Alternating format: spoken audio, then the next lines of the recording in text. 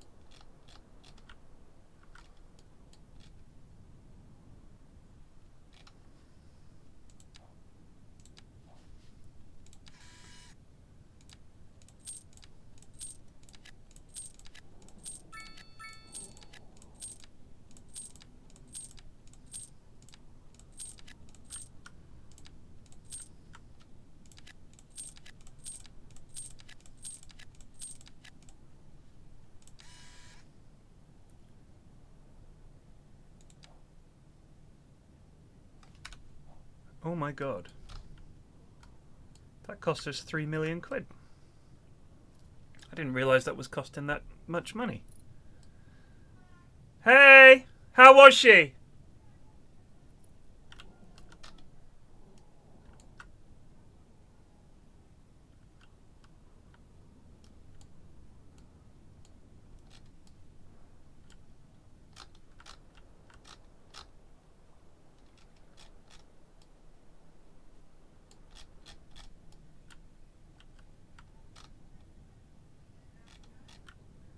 Sorry, were you talking to me?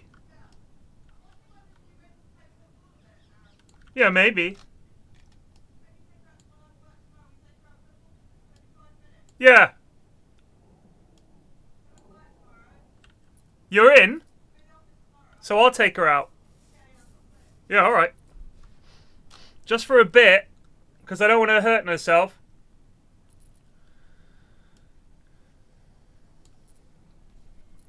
Make Madrid, but make it an absolute dive with trash everywhere. Rat does. Madrid isn't coastal though, is it? So I can't really do that.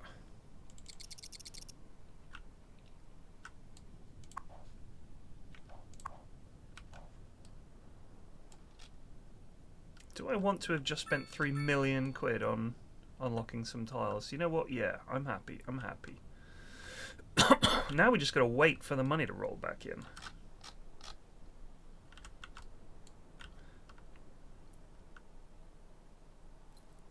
So it turns out you really shouldn't do these massive long roads with loads of houses because it just causes tons of traffic. It makes it hard for pedestrians to get around. So what we should really do is have a road through like that, so the grid is just smaller, but it seems functional enough. As every good city designer you've ever heard would say, it's working alright, it seems functional enough.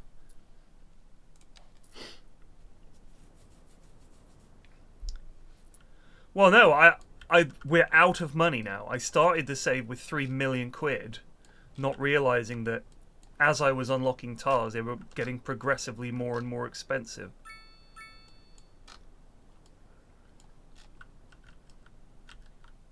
Like, it can't be a rich person thing if we are now broke. We're no longer a rich person. We're just broke like everyone else. I don't know if I want to live next to the crags of doom.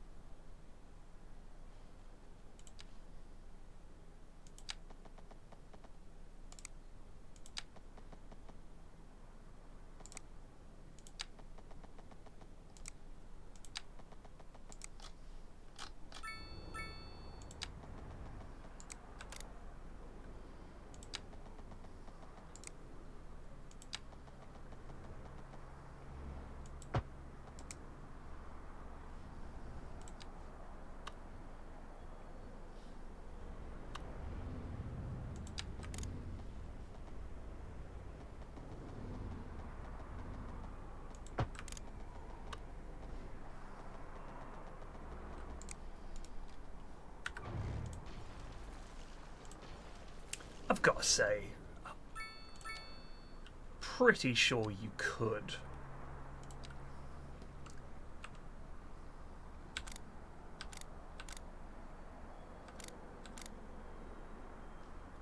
I'm pretty sure a 6-meter bridge could clear that road.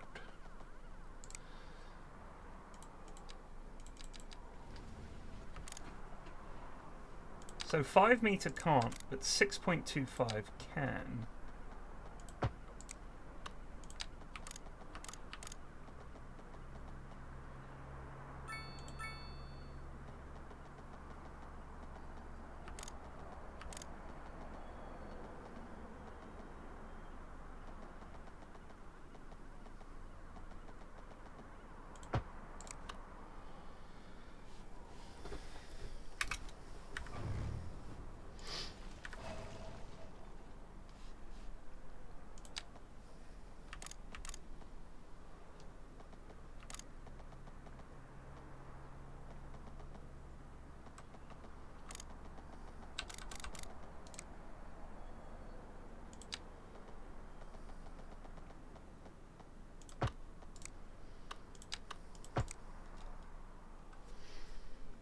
Oh my god.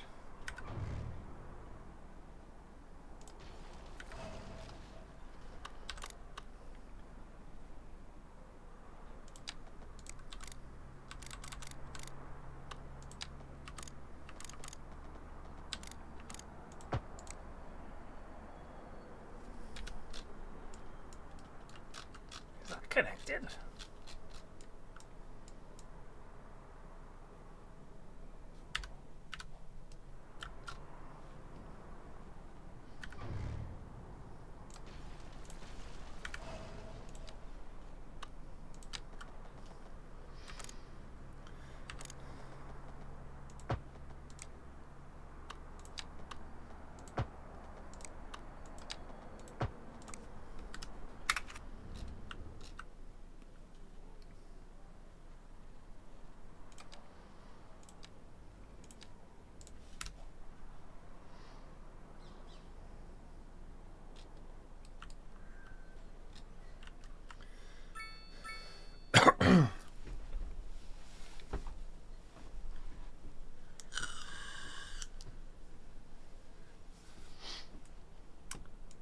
You don't place roundabouts the way you used to.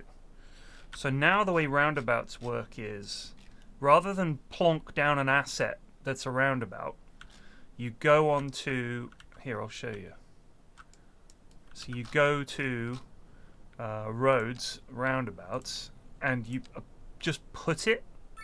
You just add it to a road, so we can just add a roundabout like that onto an existing road, but you don't plonk it as a separate asset, which is pretty groovy.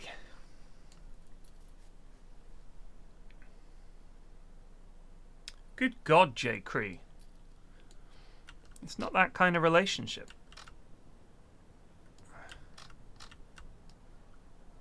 Wow. Yeah, we live in a pit. Our house is in a pit. What of it? I don't get it. What's the problem? Our house is in a pit. Next to the Great Wall of Goroth. See, that should be graffitied to fuck. That's quite nice, though, that, isn't it?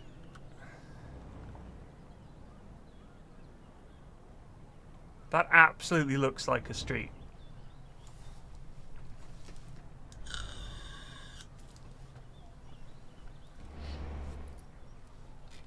So the release date for Severance Season 2 came out a few days ago. Graffitis on walls that can be seen from roads, etc. You're wrong, Ragrath. You could not be more wrong. You think people only graffiti on walls you can see from roads? You're crazy. January is when Severance Season 2 comes out. Fucking January. But it's something to look forward to.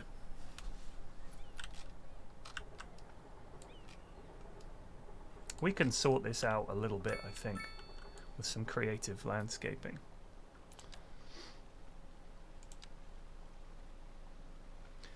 Oh, so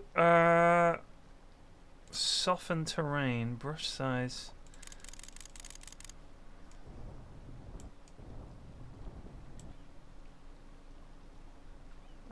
Is it slope terrain tool?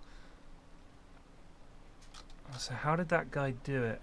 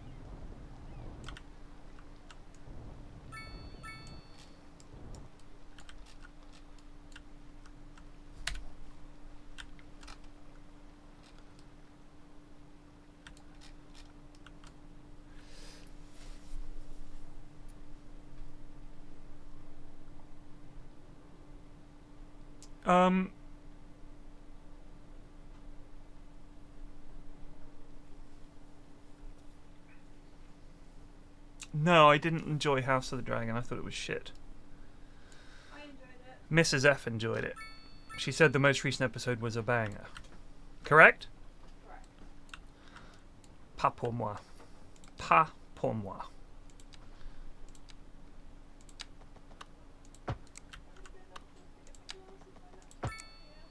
You forgot something.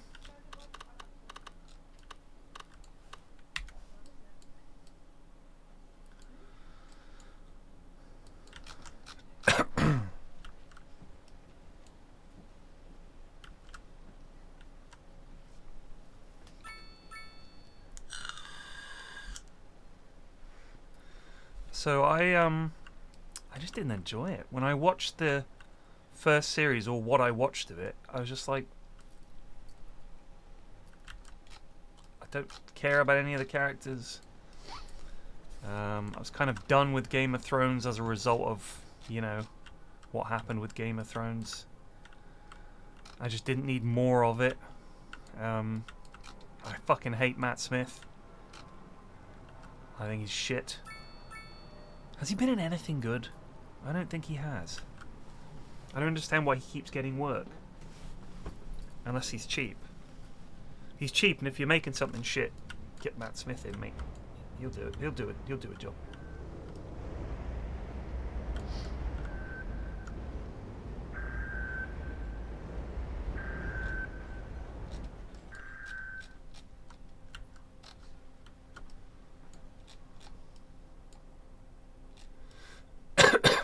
Yeah, I see it.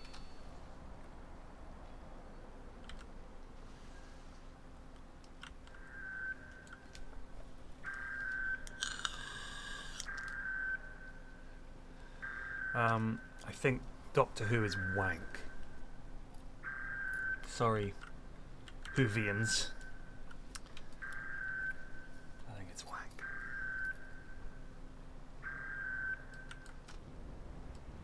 Okay, that's ridiculous.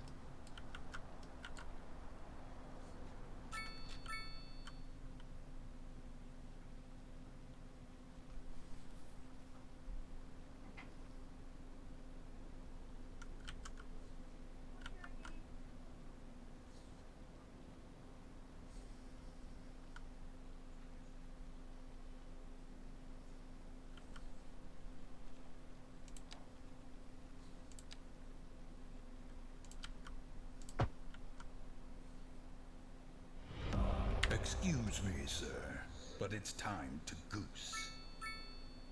Jacqueline-Ballorne just Zubed for 31 months, Neymar road after me.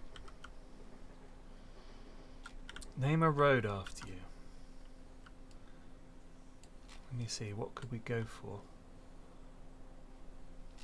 Let's find a road we're unlikely to change, so we don't have to do it again. Here, you can be this one.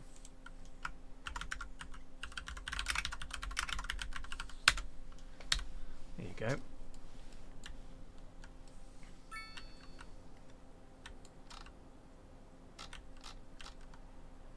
Oh dear.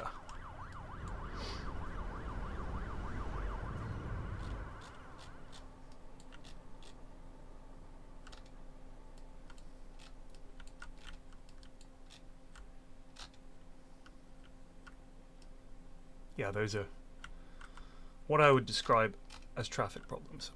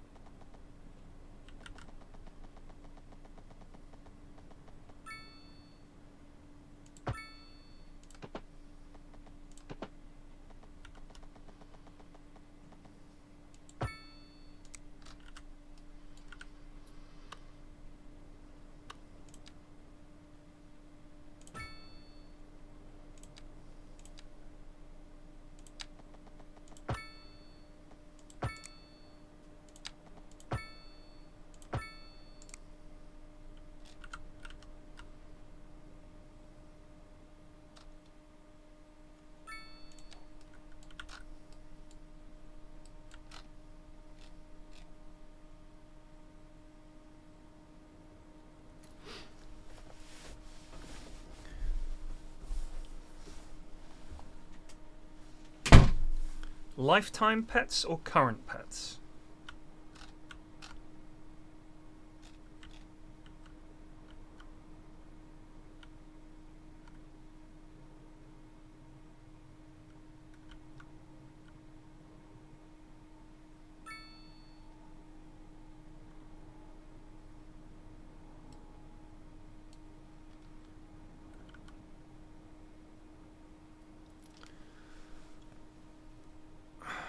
I think we had a dog called Pippa when I was too young to remember.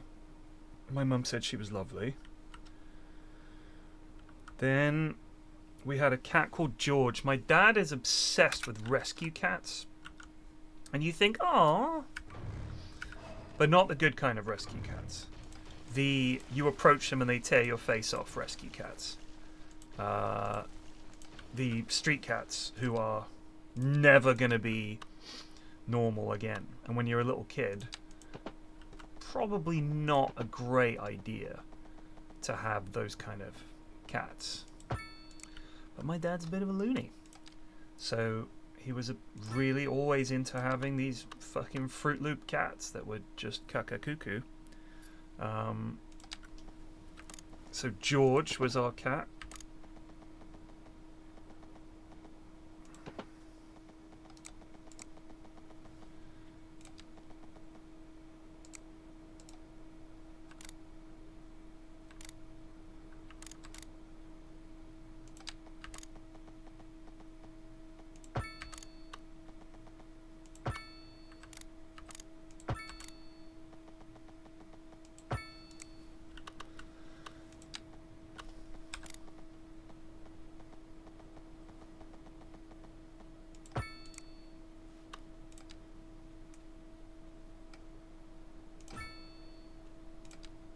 Is there any way this works?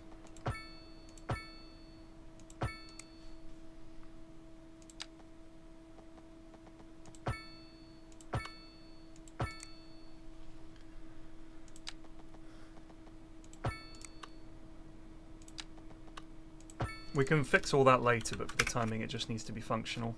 We can prettify this later.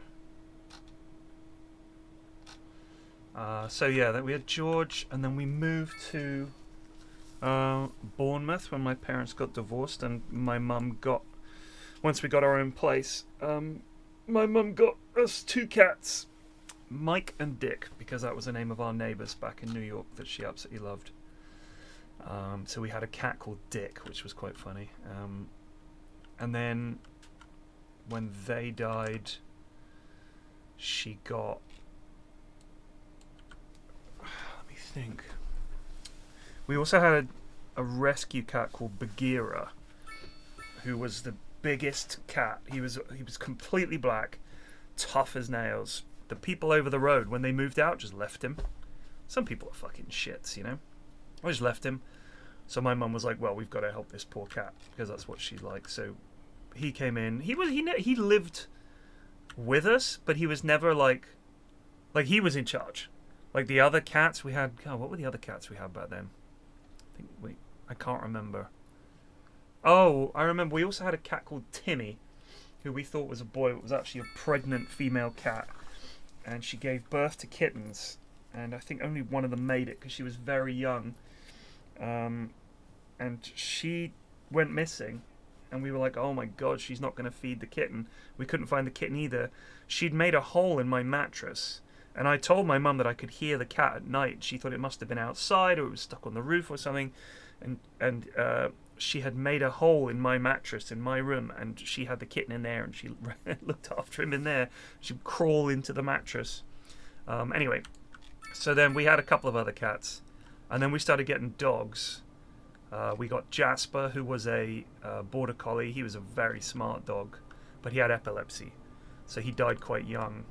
That was traumatic. We just heard this noise. Me and my mum came out of our rooms, and there was the dog like foaming at the mouth and on the floor like crazy. We were like, "Oh shit!" Like I'd never seen a dog with epilepsy before, and took him to the vet, and the vet was like, "Yeah, your dog's got epilepsy. It's just going to happen to him occasionally." But it did mean that he didn't live very long. And then we got Daisy and Bella, who were not rescue dogs, but they were Labradors, a mother and a daughter, a golden lab and a black lab. And the owner had moved from a house of her own to a rented house where you couldn't have dogs, so she gave the dogs up for adoption. And my mum took them, and this lady had not been looking after them properly. They had their collars on 24/7. So it caused these sores on their neck, because dogs aren't meant to have their collars on 24/7. She had them on 24/7. So my mum, and their coats are in a terrible state, so my mum really looked after them much better than the previous owner. And she's like, "How could you give them up? They're so wonderful." She loved those dogs. They were very, very, very sweet. And then we went to university. Me and my sister stayed home, but me and Mrs. F went off to university. All the animals died over those few years while we were away. My mum didn't get. She did get cats, but they weren't mine. They were my sister's, so I didn't really. They were shit cats as well.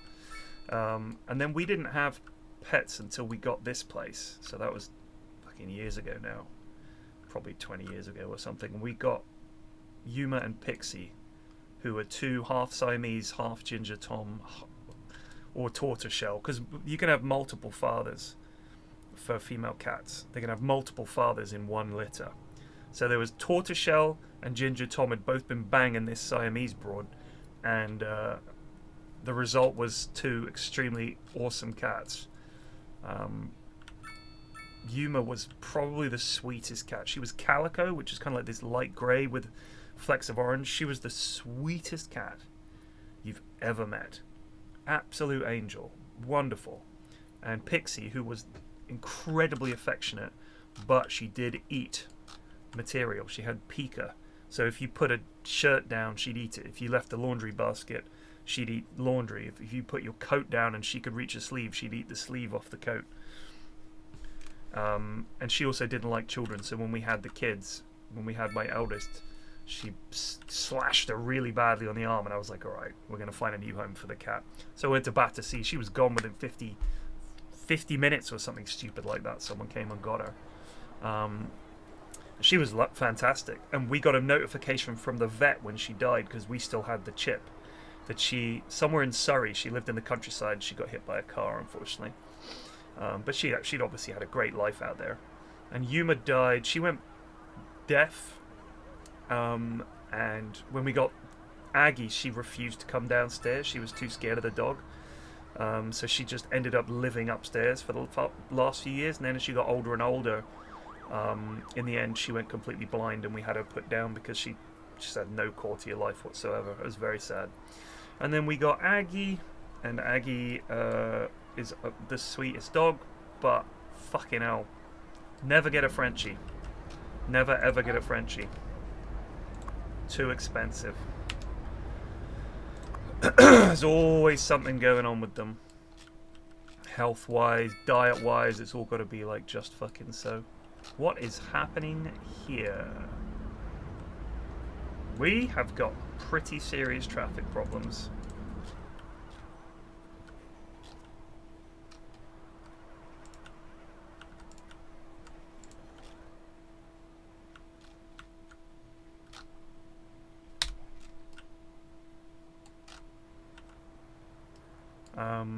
So yeah, we love Aggie, but she's insanely hard work. And then not last Christmas before, we got Bonnie, who's shit. Clearly the worst pet I've ever had. She's shit. Does nothing. She's quite sweet, I suppose, to look at. She's no trouble, really. She doesn't do anything. But she doesn't let you pet her. She doesn't lash out.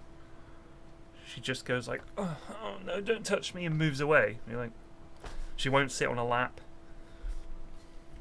She just exists in the house. You look at her. But she never causes any trouble. She doesn't catch anything. She catches flies. Bonnie is half Persian, half Ginger Tom. Completely useless.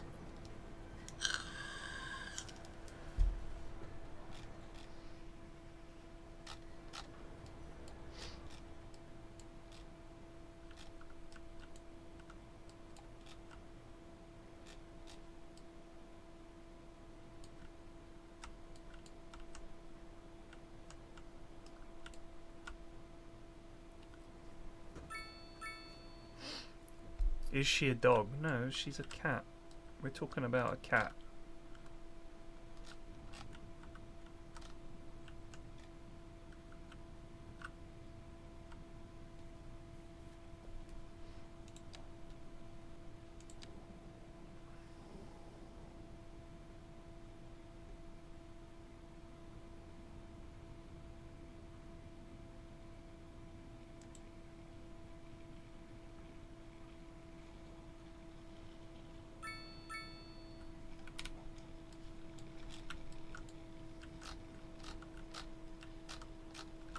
Oh my god.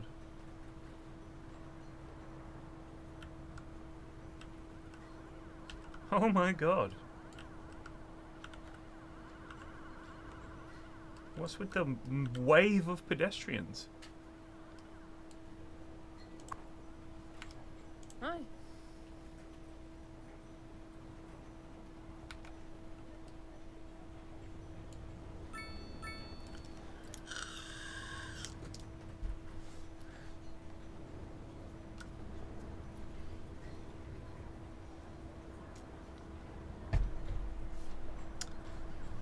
Animal hair allergy? Yeah.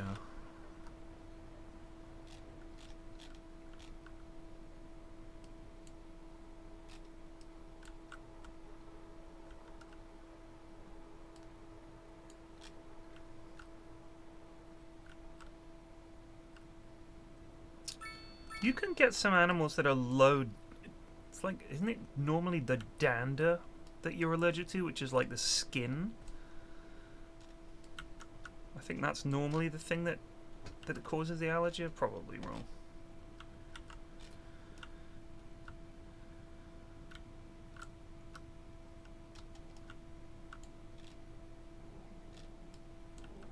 Whoa.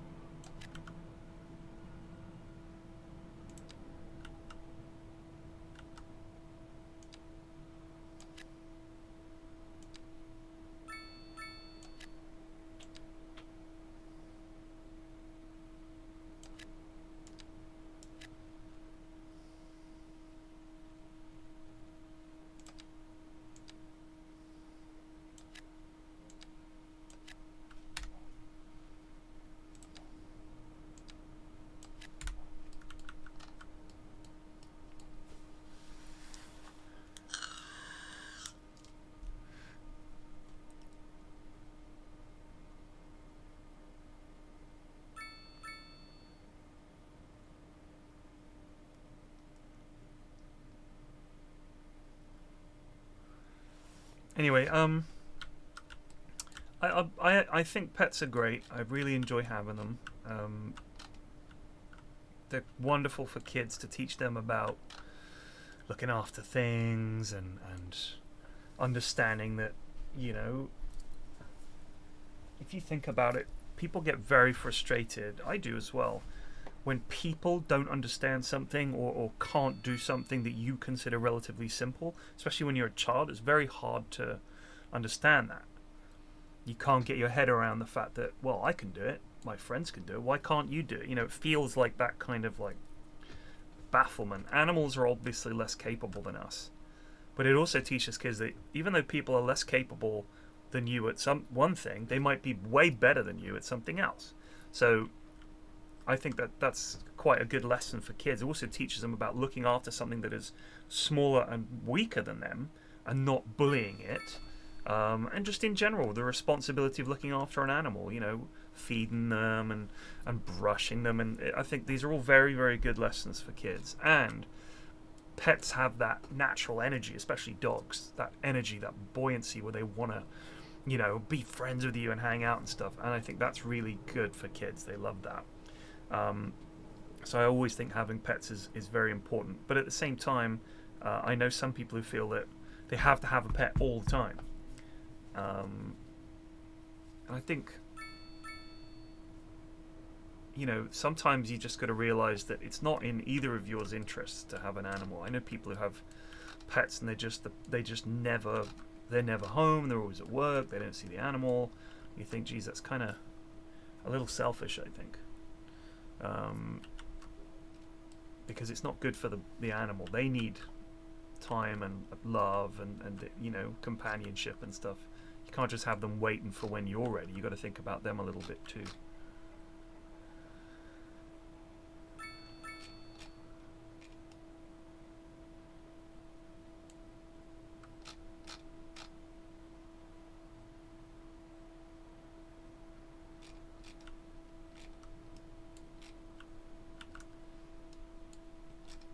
Yeah, I know there's a little traffic. It's alright. It's okay. Don't worry about it.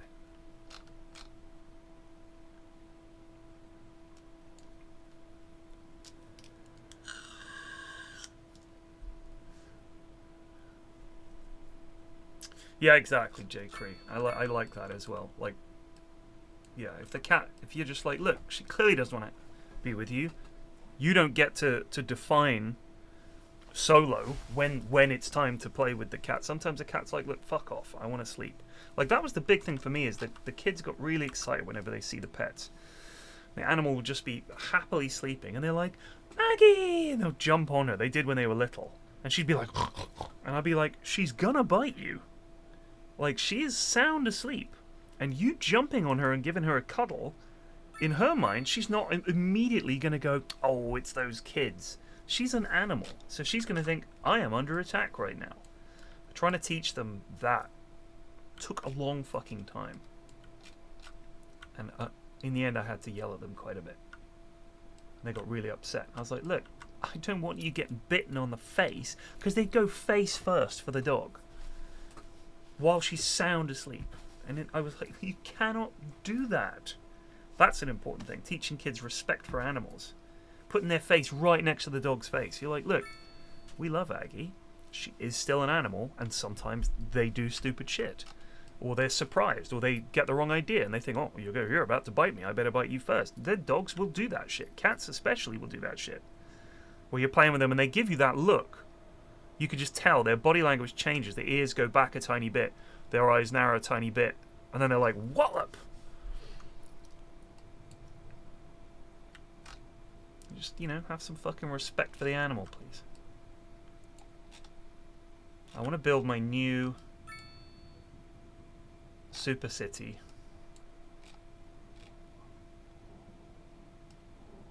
We're going to build it based around this motorway, because it's quite pretty. It's a bloody megalodon.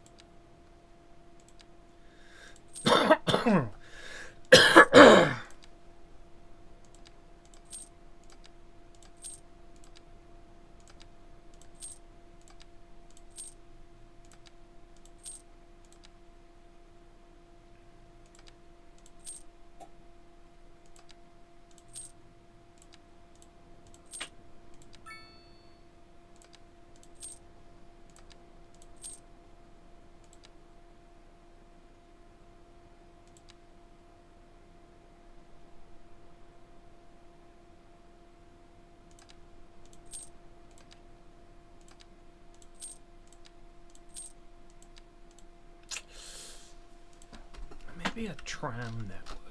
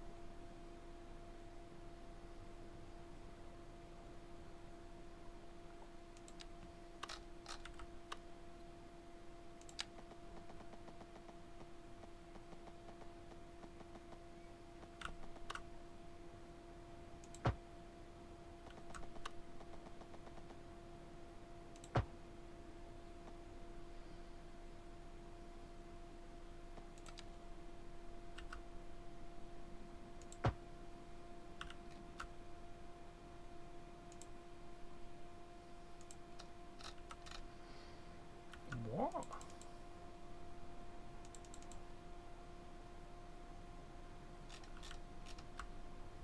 You can't have it on...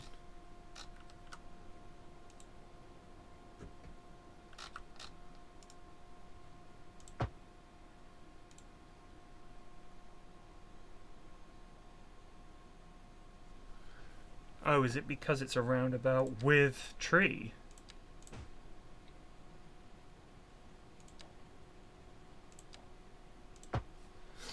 We'll have to get rid of the tree. It's a damn shame.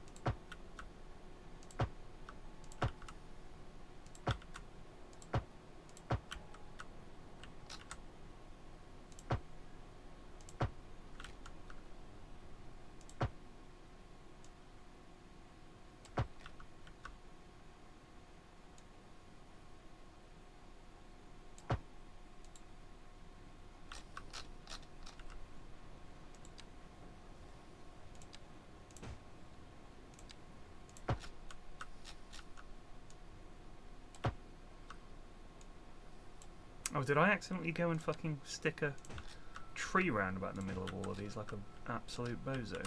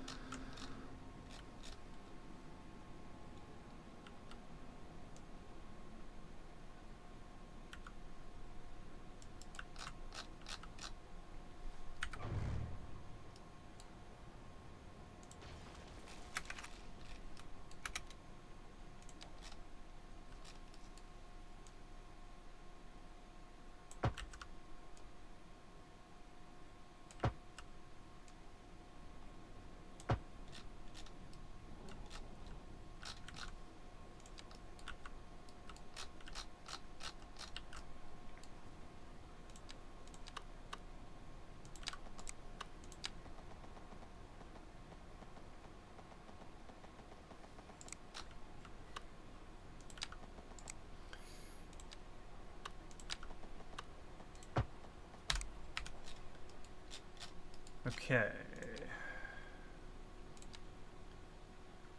Tram stops.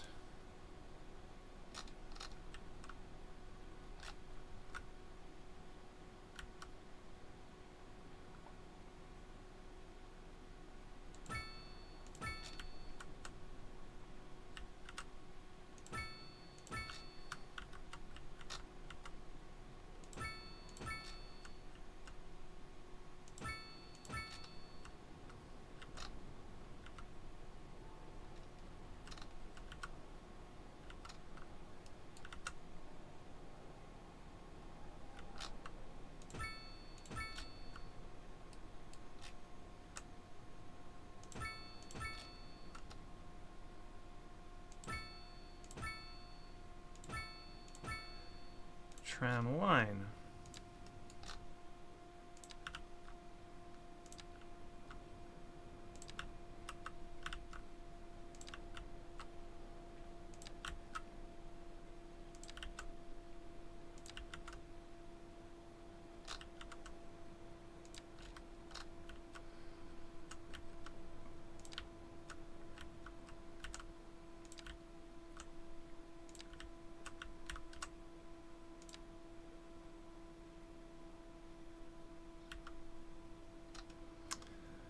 Oi.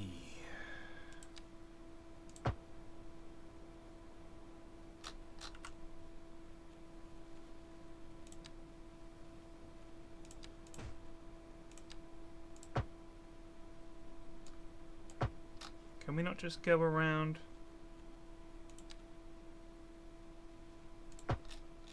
Does it need to be like a little square?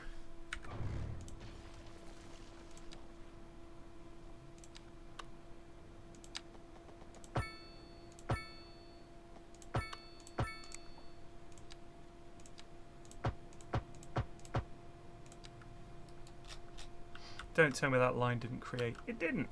That's great.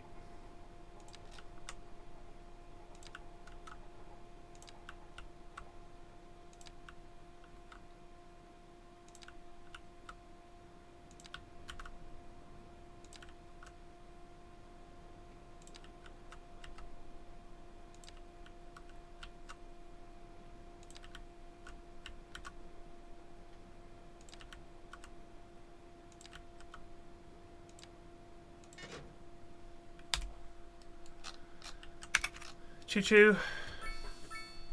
Go on, little trams. Off you go. Let's see if anybody takes this tram network. I love these lads that just bosh down here to park. Like, they just built some new roads, we could park on them. Oh my god, how do you get the car? Let's go!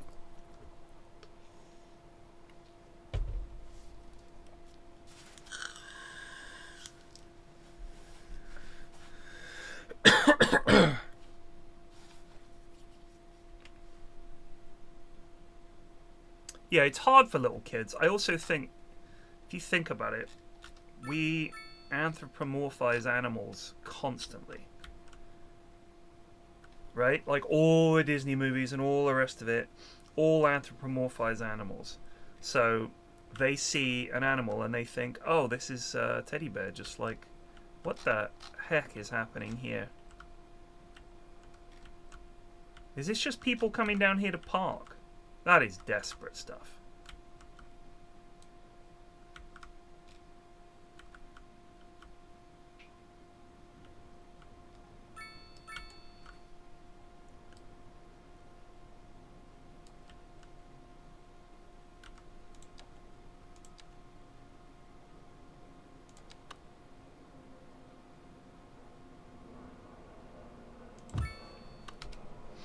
There's your parking, you sick fucks.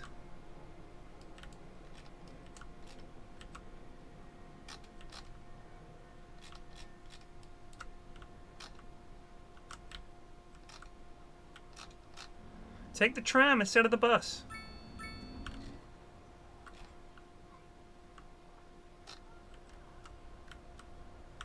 Oh my god.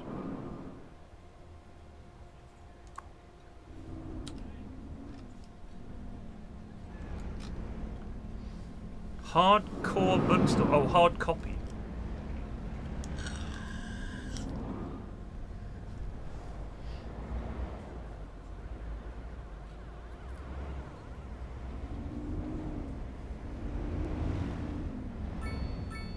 You love a good tramline? Then you're gonna hate Goroth tramline.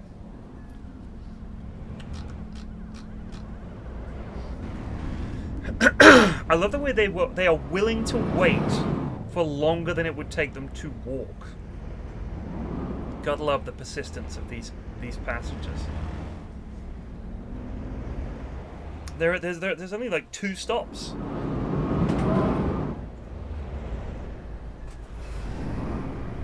Here we go.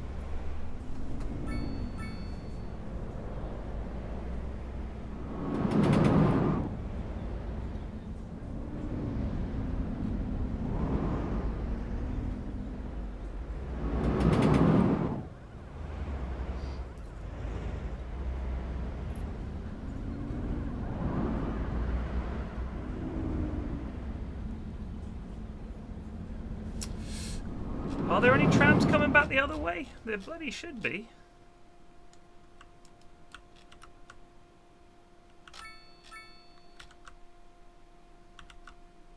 I'm a little concerned. Where are they going that they're just vanishing? Oh my good God. What is happening here?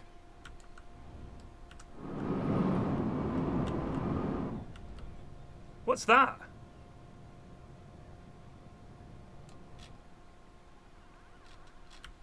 Okay.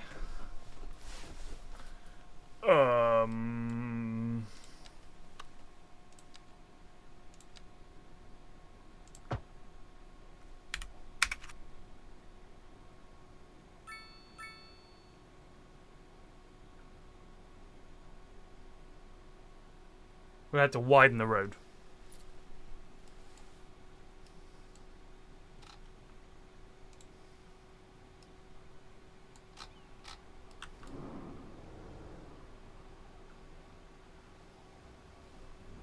It's a 50 limit along that tiny stretch.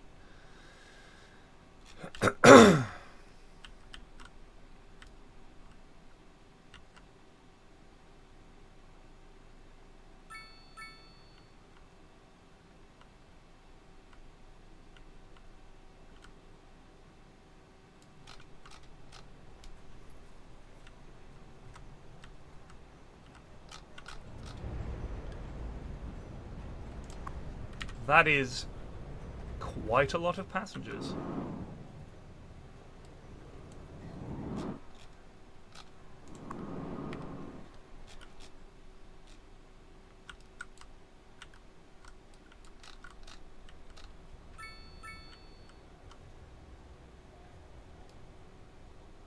They're waiting for the bus. Look at this queue for the out-of-town bus. Wowzers. Where is the bus depot? Where is the bus depot? This is the question. Is that it? No.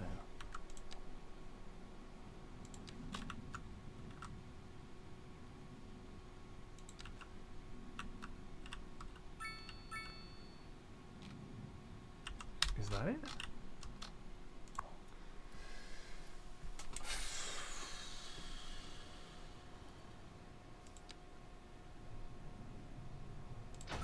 We need more buses. Just need more buses.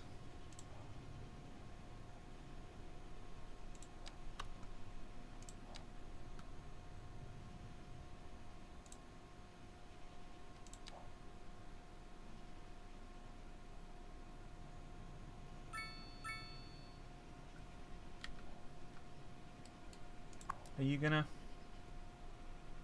Vehicles can use 17 of 35.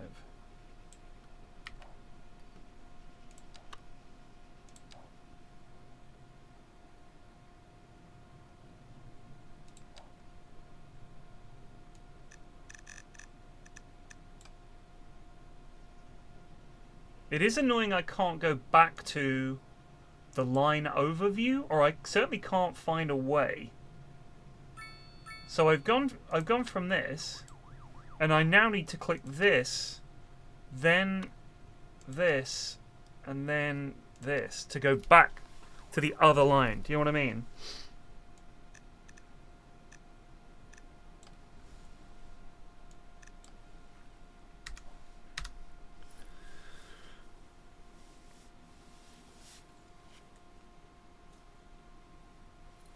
I think. Let's have a look and see how many trams are active right now. 7 out of a possible 10.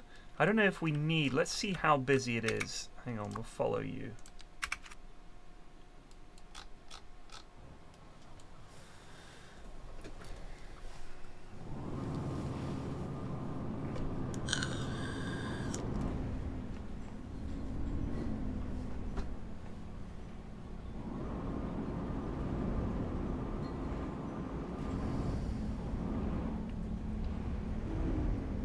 Stinking peds, move!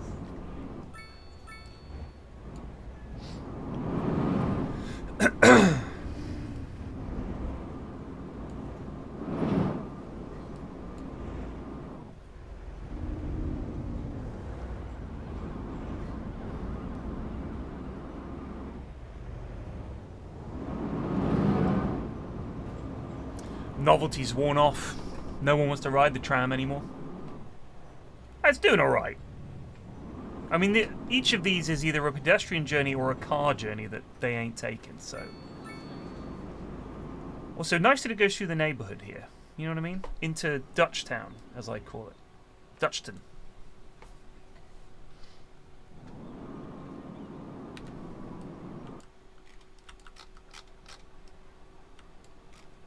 I love this. I really think that is very, very cool.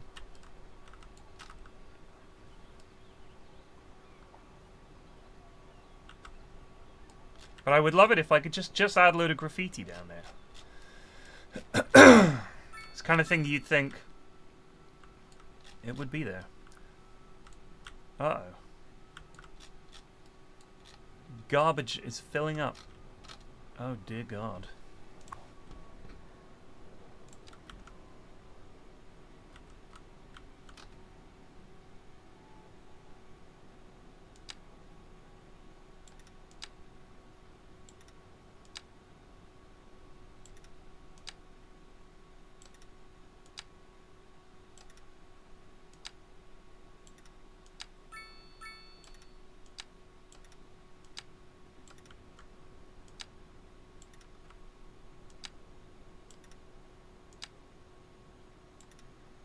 Yes.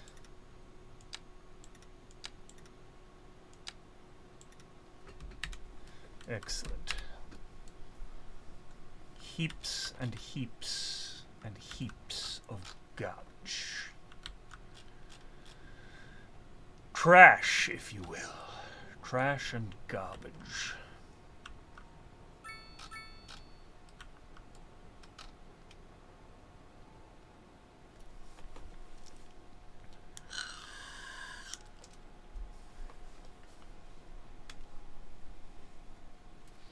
I think CS2 is really excellent, and I've been enjoying it massively.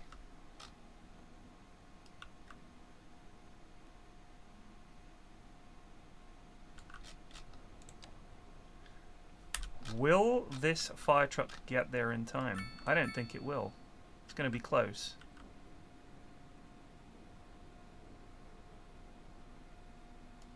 Is it me or did the fire truck just drive straight in? It did. That's impressive fire truckery. Just drive in, lads. We'll just drop all the water.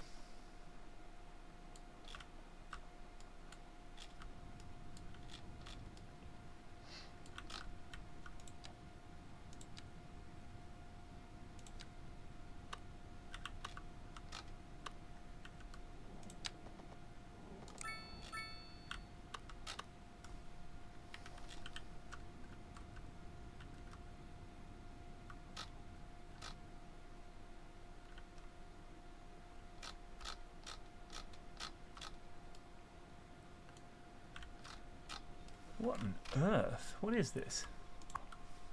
Campground. This is like the homeless have built a little bridge out of scrap. We've turned homeless off. I can't bear them. Darling, there's homeless people here. Oh!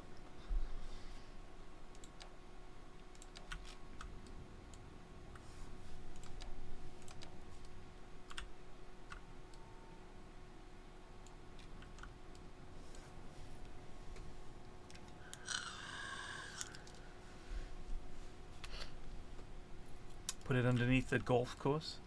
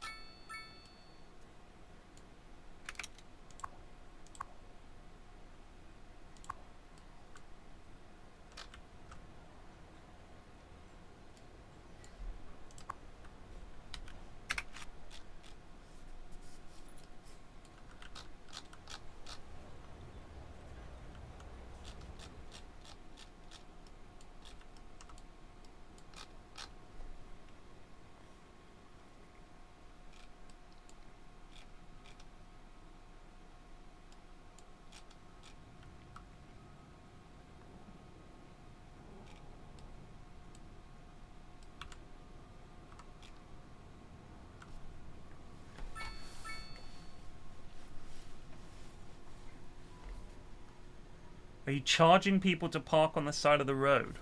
I don't think so.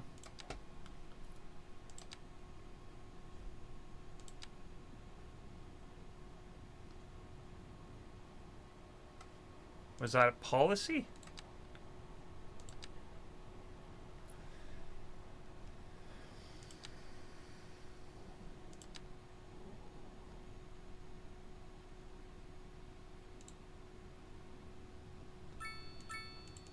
How do you do it?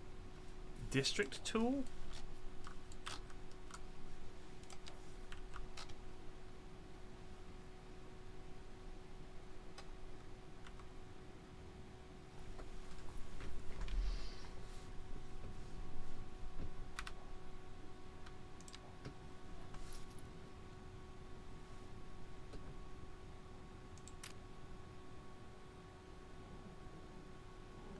It says the fee can be adjusted with the slider.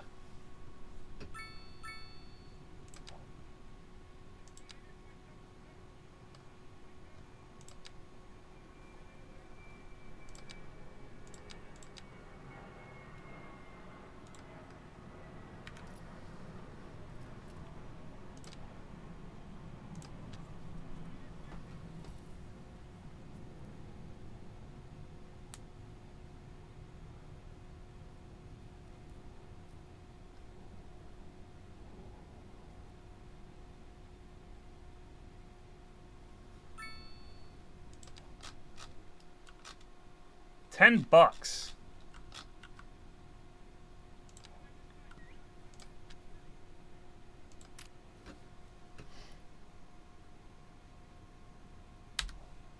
I'm guessing we make some money from that.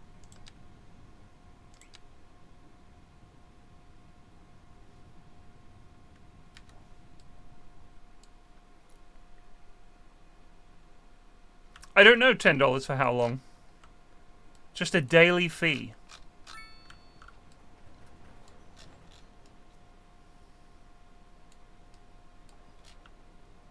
I heartily endorse this event or product.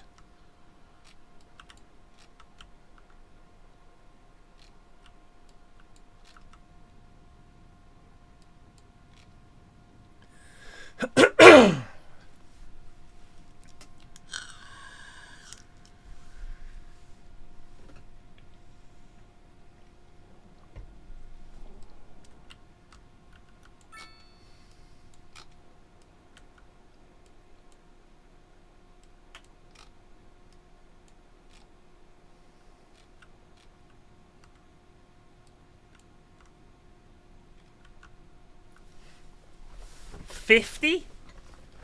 You're crazy.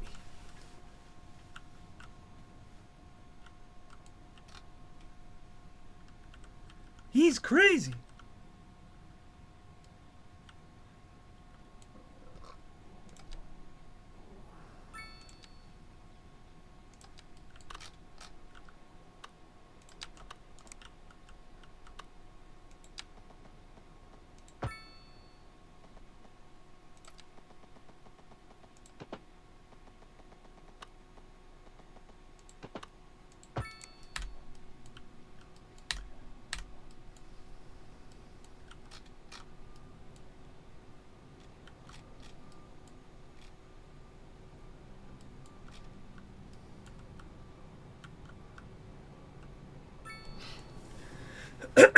What country is this city in? This is... I think this is meant to be... Oh, where was it they said the map was? Manila, was it? Something? I'm not sure. Either way, we're in the UK, so this is a brand new island. We needed a new town.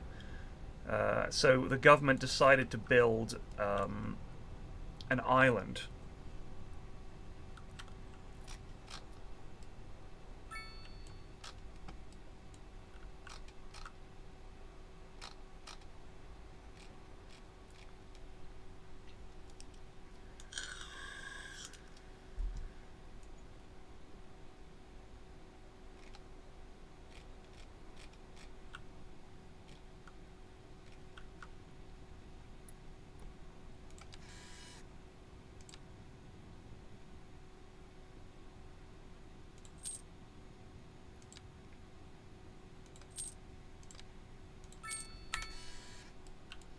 Eventually we will have enough money to have purchased enough land to build the expansion I planned for my great city. In the meantime, we sit and we accrue funds. I know it's boring, but it is what it is.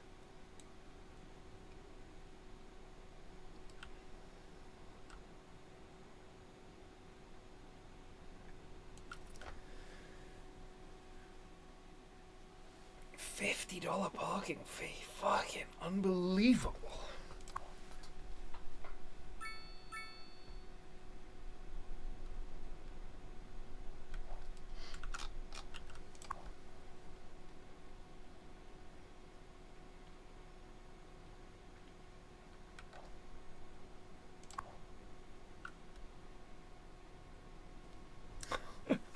Car wash services. So we almost we went shopping. We went to Kingston yesterday, and we almost thought about getting some the car washing service you get in the car parks. We almost did that because our car needed a wash, and I was like, well, fucking whatever, we'll do it. Get home, and some kids on the road, young lads on the road, are offering to wash your car for a $5. There's 4 lads. Would have been about 11 or 12. They're knocking on doors, and their mum, who lives on the road, was like, you can't knock on people's doors. So they were just walking about hoping to catch people outside. Someone on our street WhatsApp group was like, the lads washing cars did a great job, recommended. So I go outside, I flag them down. I'm like, lads, do you want to wash my car? And they were like, yeah. I said, how much? They were like, $5. I was like, £5 doesn't go 4 ways very easily, so how about a tenner? And they were like, yeah, we'll do it. And my car, we don't use it that often, so it had a little bit of moss growing on it and like cobwebs and stuff. So paid them, and these 4 lads washed the car. They did a great job, and all the moss is gone. Yeah. Don't you have your own kids? I do. They didn't want to do it. Do you have kids? Good luck making them do shit they don't want to do. Really, good luck. Let me know how you achieve it.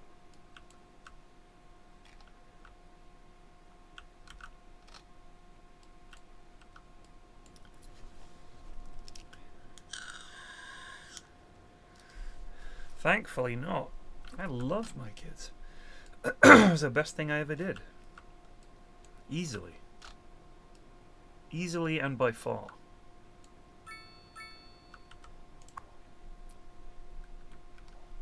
That is a level 5 building.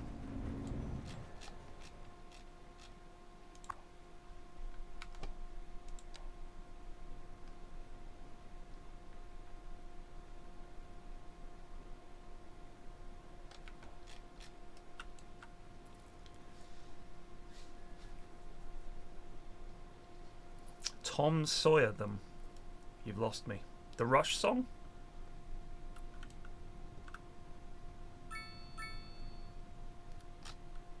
Remember, Americans, I live in the UK.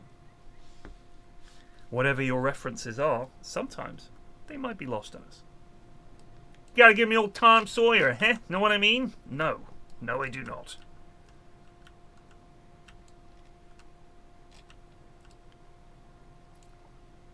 I'm an uneducated buffoon.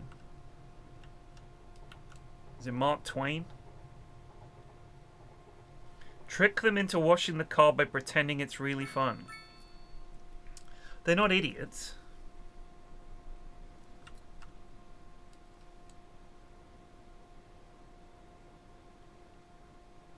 Isn't the story that he has to paint a fence and he convinces another kid to do it for him by making it sound like fun?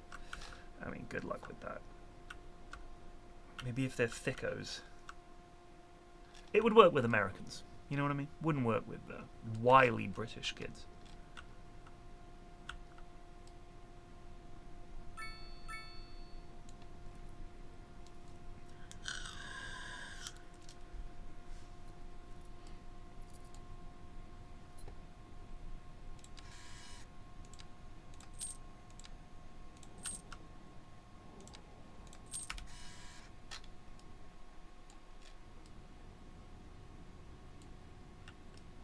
I'm really reluctant to build more because this part of the city, the sort of suburby bit, is, I would suggest, at capacity.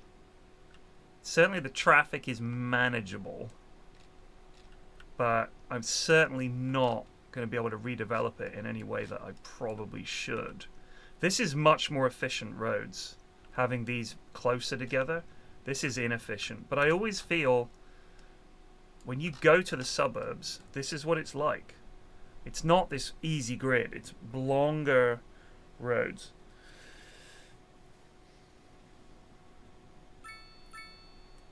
Because the traffic's lighter. It's not that same density. Lorraine, I am your density. My density? Oh. What I mean is, I am your destiny. Yikes.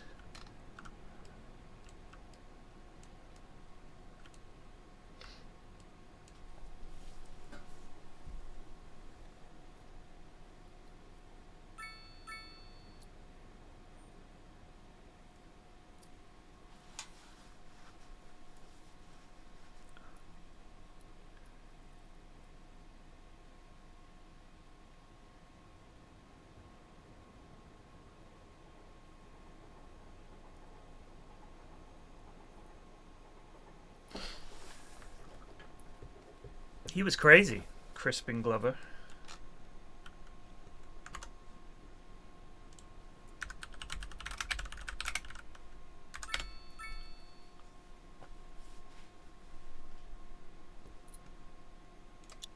Do you see he tried to kick Dave Letterman in the head? My next guest is a very talented young man. He probably best remembered as Michael J. Fox's father in a film called Back to the Future. He is now starring in a motion picture called River's Edge. Folks, please welcome Crispin Glover.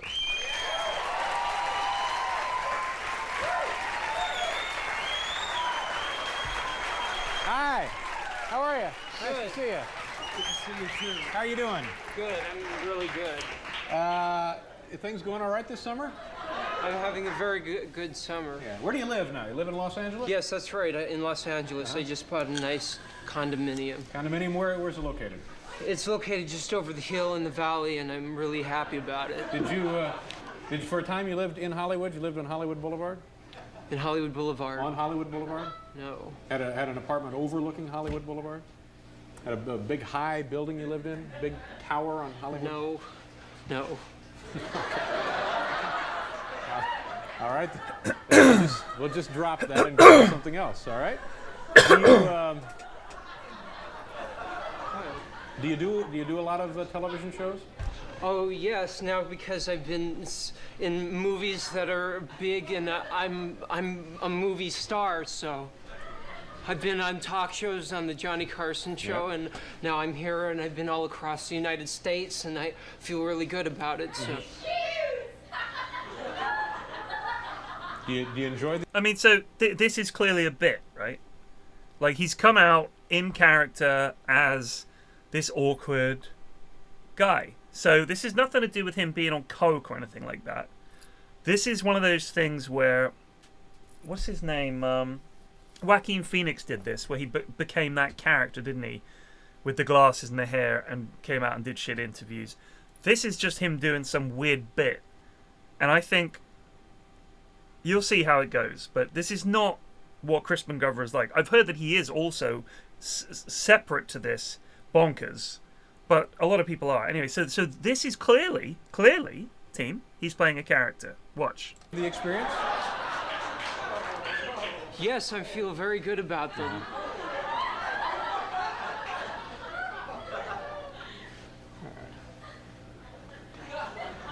I notice you have something there in the case. I knew that this was going to happen, and can I tell you, because the press, they can do things, they can twist things around, and because you're talking, I don't look. The press says things about you in the paper. This is a paper, the LA Weekly in Los Angeles, and they said about me la-di-da. It was at I went to a club, and they said that it was at a meeting, and it said Crispin Glover, who was in a frenzy. Though his bark is actually worse than his ... You get the point. Mm-hmm. And Paul, anything you'd like to add here? And then another one, they said Crispin Glover Paul, was is this the first time you've seen another guy drown? Is this the first time you've watched a guy die? Is that you're talking about you or him? Yeah, no, me. This is the other thing. They said Crispin Glover was pinstriped and greased up for the occasion, impressing the girl things who are trying to get next to him. Guess some people are turned on by Brill cream. Yeah, well, I don't know. And then I don't have these. You seem to be distraught. They don't. You seem to be distraught. People try to make me sound a lot weird, and yeah. I'm strong, you know? I'm strong. I can arm wrestle. Do you want to arm wrestle? No. I've been taking, I've taken part. These aren't mine. I can kick. Okay. I'm going to go check on the top 10. No, I'm sorry. I'll be back. So, Welcome back to the David Letterman clearly did not enjoy that, right?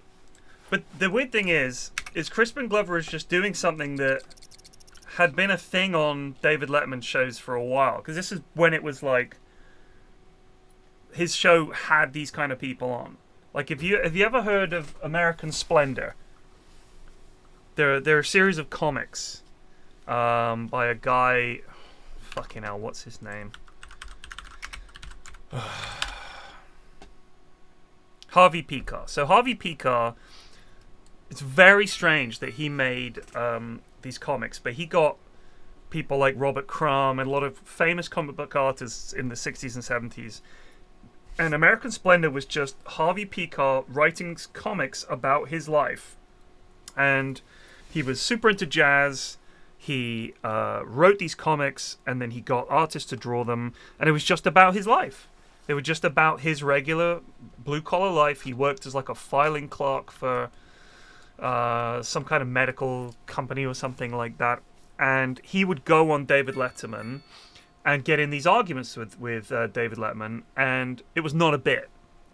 It was just Harvey Pekar was just a very irascible, kind of argumentative guy. And him and Dave didn't get along, and they'd literally have arguments on air. And that was the kind of stuff that there was a film. Paul Giamatti plays Harvey Pekar. He does a good job. I have a bunch of American Splendor comics. I'll see if I can find one, actually. Where did I file them? They might be in my boxes, actually.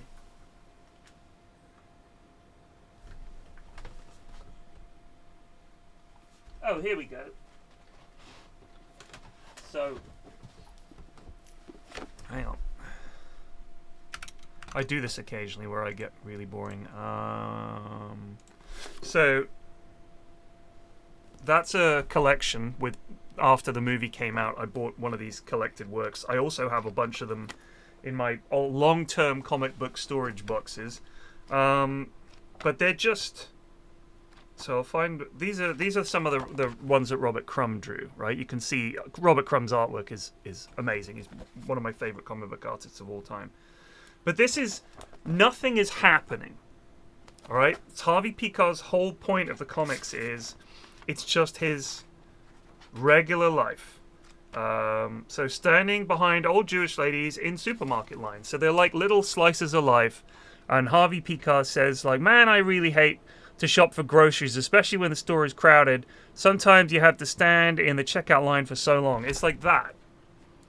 And yeah, Harvey Picar is in the film as himself, correcting Paul Giamatti on some stuff. And he's like, man, that never happened, or I wouldn't have said that. Or like, it's very meta. So David Letterman used to have guests like that all the time that were like a little bit out there. Like he didn't just get famous guy, famous woman, famous guy, famous woman, music act, or whatever. He would have kind of, because it was a New York show, right? Like the David Letterman show was like a New York show, I think. And certainly when it started off, it was more like this crazy late night show where really random people would come on. And a lot of sort of, I think, after Kaufman's performance on Letterman, find the Kaufman slap Letterman. So this is one of the most famous. On April 5th, 1982, one of the most in famous, Memphis, Tennessee, Andy Kaufman, the actor, comedian, and intergender wrestling champion, had his first wrestling match most with famous a member Lettermans. of his own sex. The opponent was a very serious wrestling favorite named Jerry Lawler. Tonight, for the first time on network television, they meet face to face. Here are Andy Kaufman and Jerry Lawler.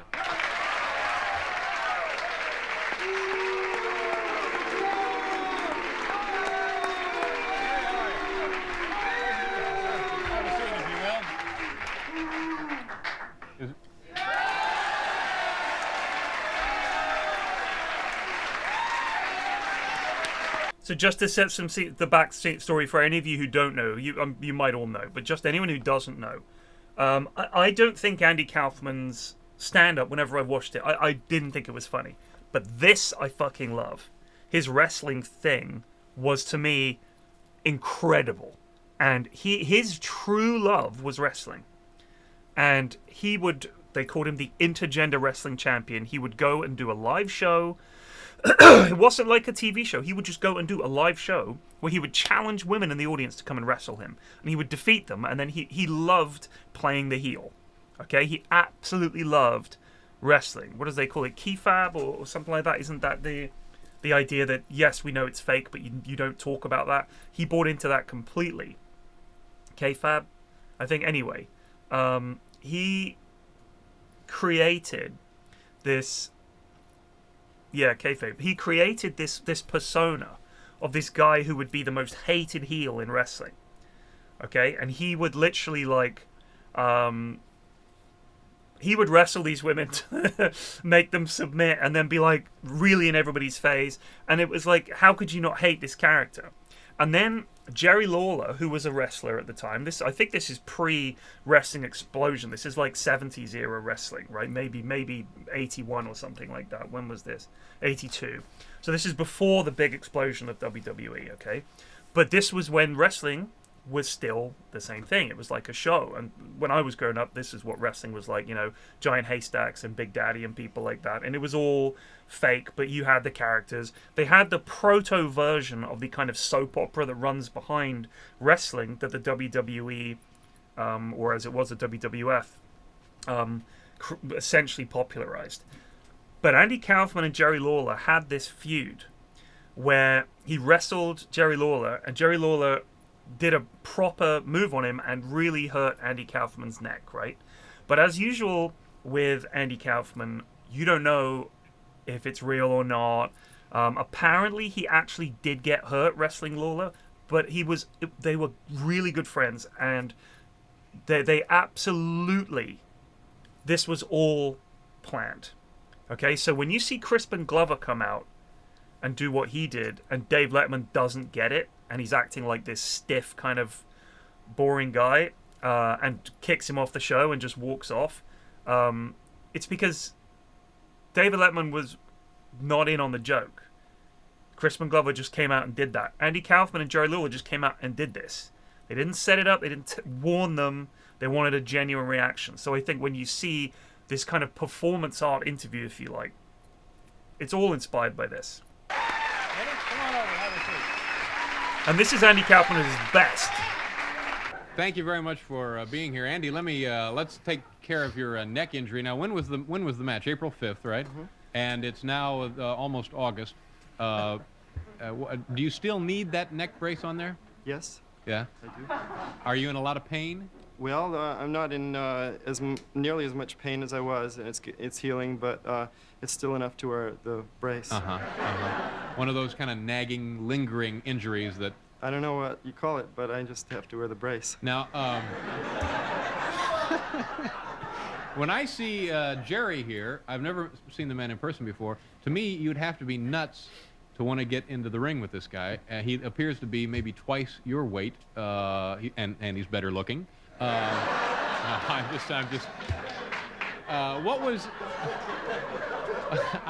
just teasing there, you know. But what was your motivation for wanting to fight him? Well, I had so many matches with women, and I always won, and I started really believing that I was a good wrestler. Mm-hmm. So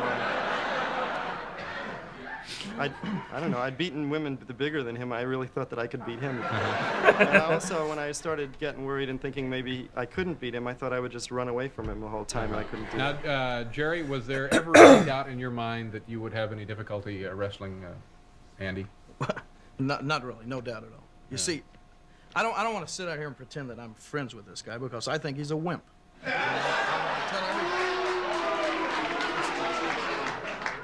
You see, I think when Andy was born, his father wanted a boy and his mother wanted a girl, and they were both satisfied.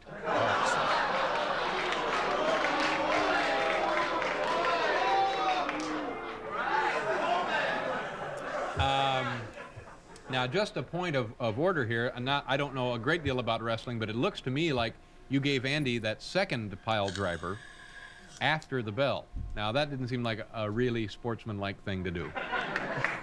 Well, you see, I noticed a small smattering of boos from the audience and everything, and I think that the people have gotten the wrong impression from all of this. You say that wasn't a sportsmanlike thing to do, but everybody that sees Andy Kaufman the way he is now, you know, Mr. Nice Guy, very lovable, the Latka character and everything, this is not the Andy Kaufman that I saw, because he sent a lot of interviews and clips into Memphis insulting me. As I recall, Andy, you kind of just egged him into this, didn't you? I was just teasing and fun. Just teasing and fun.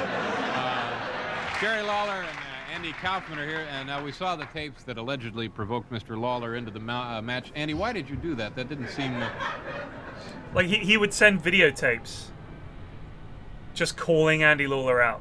Like, just calling him the worst and a fake and a phony and a terrible wrestler. It was really funny. Seemed like a very nice thing to do. You know, he says it was all a big joke. I never had to hurt. I was always very gentle with everybody I wrestled. You know, it's something that I take very seriously. It's the way I make my living, and he comes in making a joke of it. He did it all for publicity. That's why he's still wearing, I don't know if it's a neck brace or a flea collar. I mean, you know, I'm sure it would hurt, but you don't need it this long. I was in the hospital. This long. I was in the hospital. He's milking it for every bit of publicity he can get. That's all he's doing. I had to spend 3 days in the hospital in traction, and I was given this neck brace in the hospital. It's a very real neck brace. It's a real thing, and it's something. It's been 5 months ago. Yeah, it seems a little... People have been in car wrecks that now, you know. I just don't think that there was any. It wasn't really called for to do. I could have been killed, and I could have had my neck broken. But on the other hand, I mean, nobody actually forced you into the ring, you know. That's right. I don't come out here and try to do stand-up comedy or anything like that. You know, I'm a wrestler. You're always talking about being a sportsman and how you're such. I never say anything about being a sportsman. Let me. Well, I thought you're an professional athlete. You're always talking about sportsmanship. Yeah, clear up one guy's really joke, a big fix, or what? Exactly what I would like to do to everybody that thinks that way. You're lucky I didn't sue you. It was a chance to show them exactly what it's really like. If there were, would you? Because let me tell you something. My father said, my manager said, they all said that I had a right. I could have gotten a lawyer and I could have sued you for what you did, and I didn't. And all I want is an apology. Even you asked me last time I was on your show if I was going to have a lawsuit, and I could have sued you. I could have sued you for everything. We're going to pause here for station identification and get the hoses out here. No. I am sick and tired of this. Hi there. Hi there, and welcome back to the show, ladies and gentlemen. As you can tell, Andy Kaufman is here, sort of, and Jerry Lawler is also here. And there's some nights I wish Tom were here, but that's not the case. Is Andy? Are you coming? I think you can use some of those words on. So obviously Jerry Lawler is in on all of this, right? And people were so confused. They were like, "Is it real? Is it real?" It's crazy. And I think when people... I saw the Jim Carrey movie. Jim Carrey fucking loves Andy Kaufman, right? Because Andy Kaufman is much smarter than Jim Carrey is when it comes to his comedy. Jim Carrey's just a clown. But Andy Kaufman is genuinely brilliant. At times. I didn't like the Latka character. I didn't like all his... He was anti-comedy, which was very clever, where he would just come out, and if the crowd hated it, brilliant. Right? Like, if the crowd were booing, that was exactly what he wanted. But his real love was wrestling.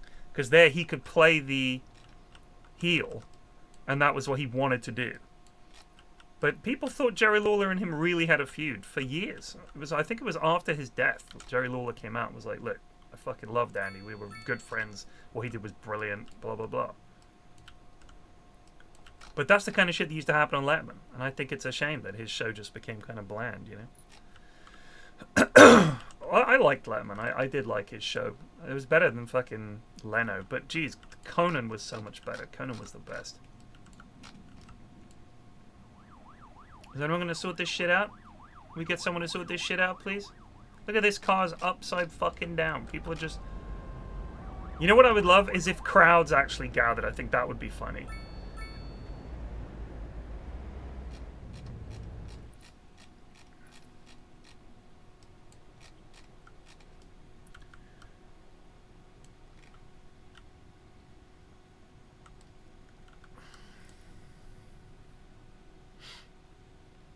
Yeah, he's brilliant. He's absolutely brilliant.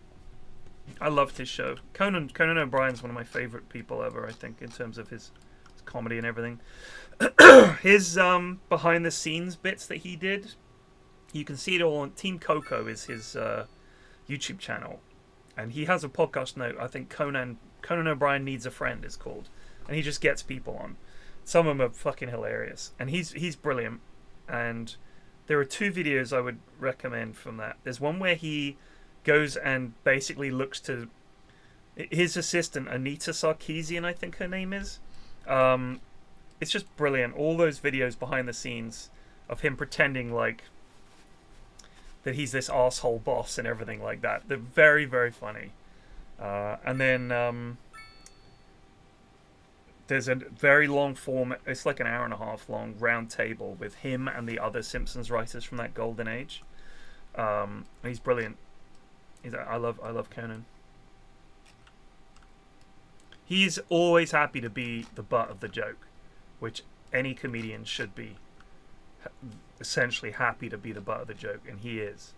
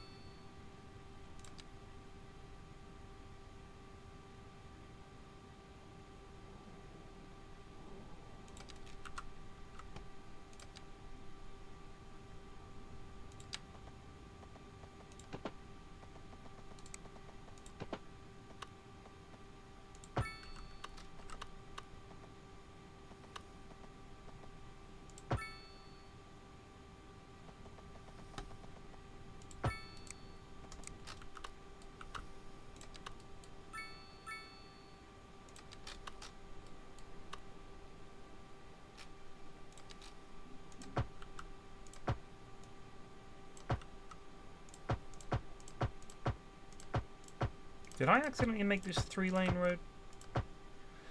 I don't think so.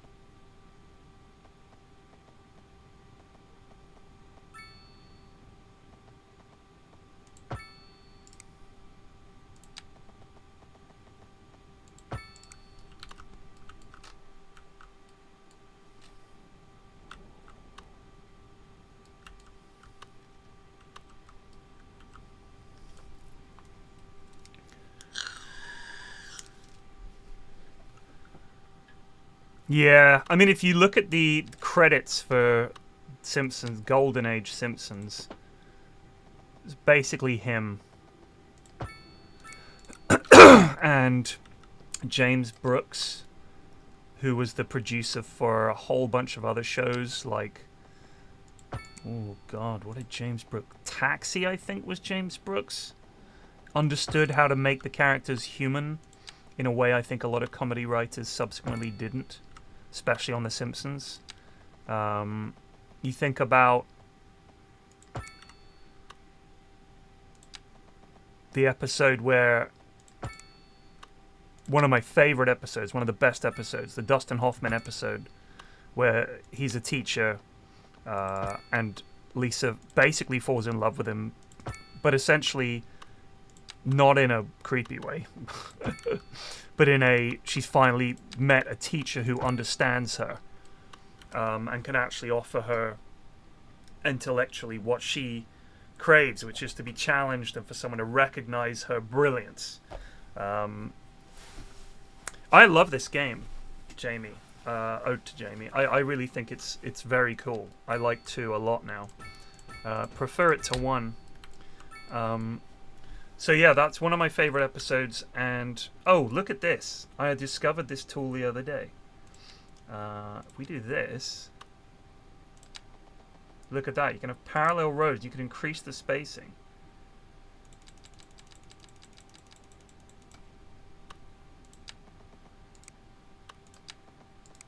How cool is that? You can't increase it by more than that. That's a shame.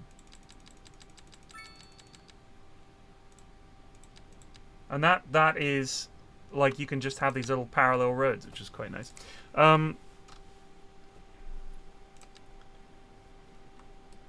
Yeah, I think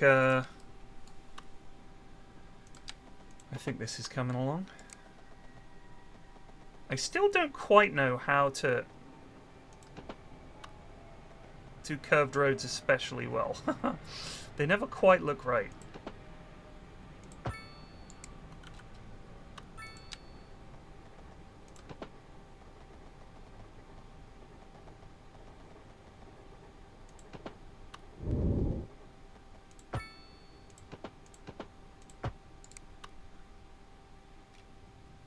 But I quite like that. That's fine.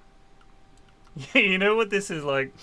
When you watch me play this and you watch someone good at it play it, you're like, "Aw, bless him. He's trying his best, isn't he?"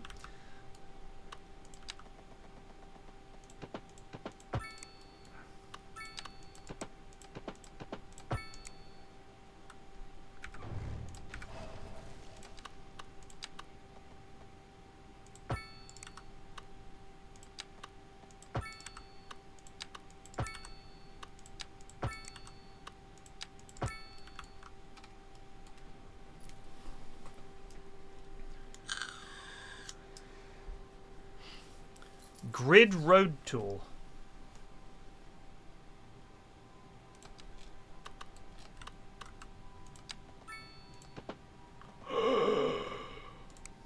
God, that's amazing. I want to have a bit of character. This is certainly character. Wow, that's awesome.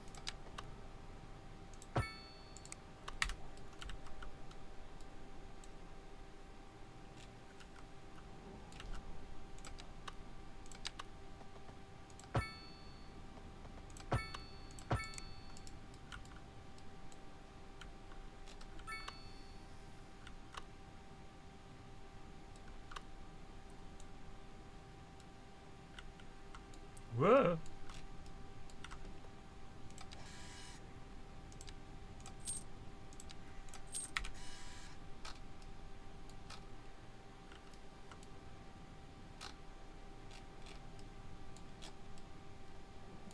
I don't think that highway goes anywhere. It goes up around there.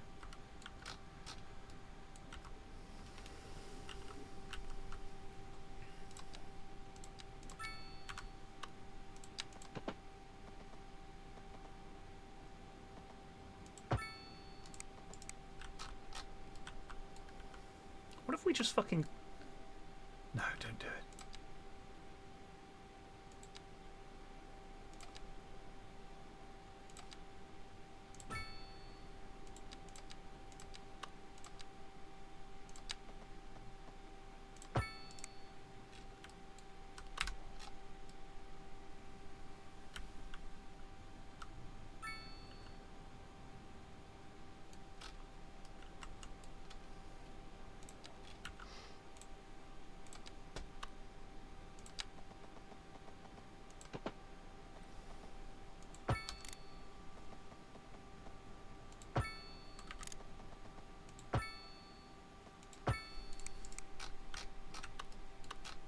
Ugh.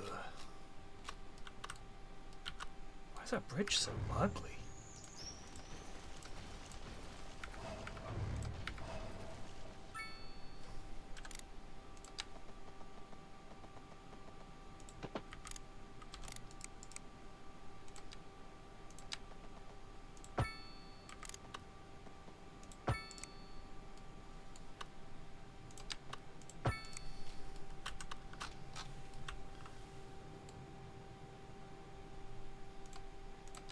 Oh man, the that guy, I keep talking about him because I fucking love how he does stuff.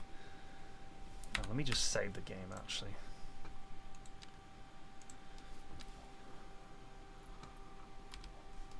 It's not really a highway. That's not a highway. That's an A road. I mean, it says highway, but look. This is highway. That's more of a dual carriageway.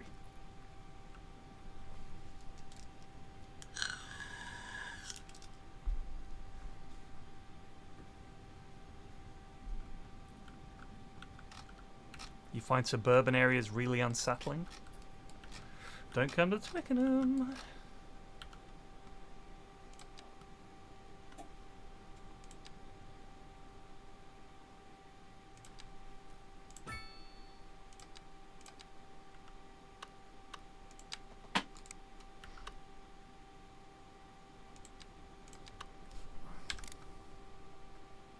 We'll build the patented flax square about.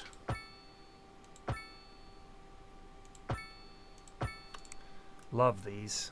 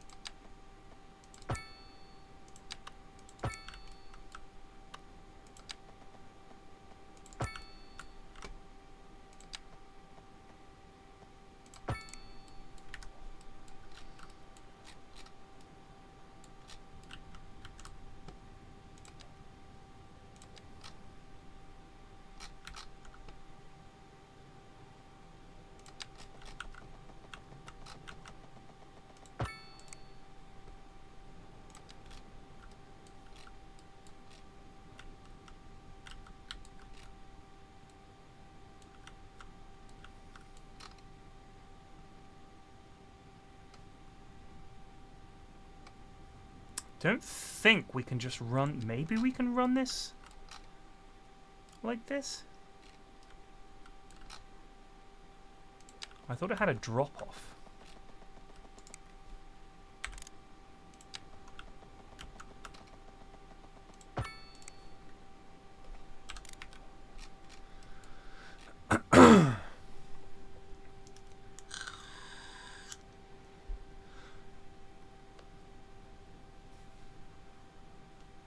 What looks sick?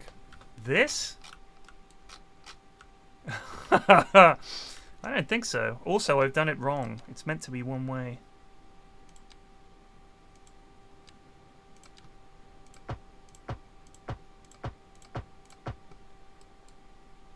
Oh my god, I think I've just realized one of the boo-boos. Oh no, we did it correctly over here. Alright, sweet.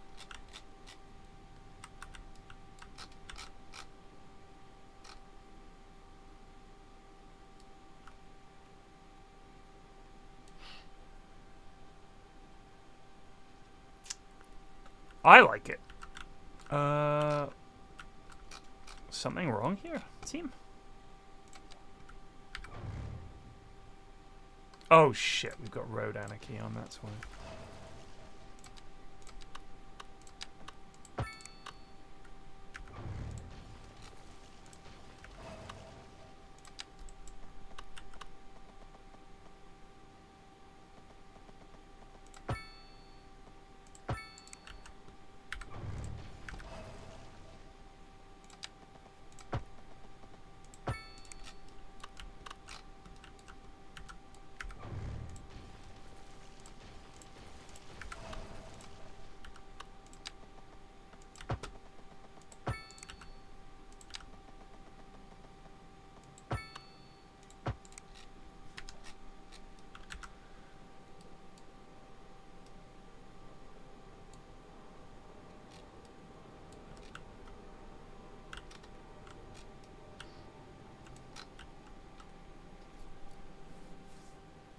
Second ramp is backwards.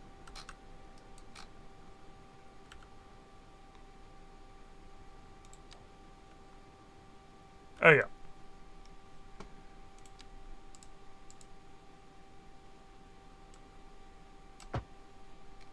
Thank you.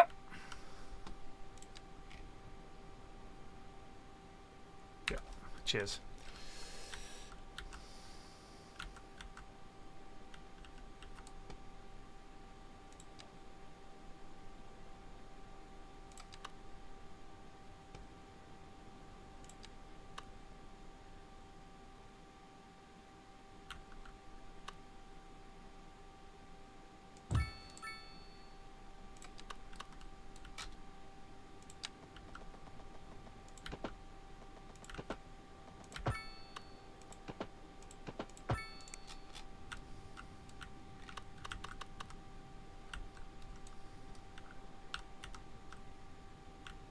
That's quite pretty, isn't it? I'd love to expand over there someday.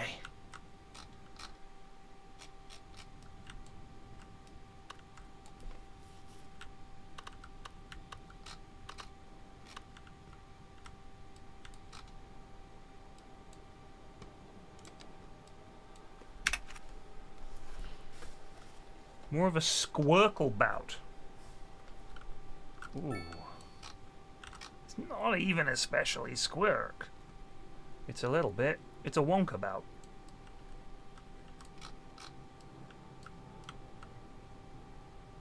Oh no, how did that guy do it? He did this really nice thing. Slope.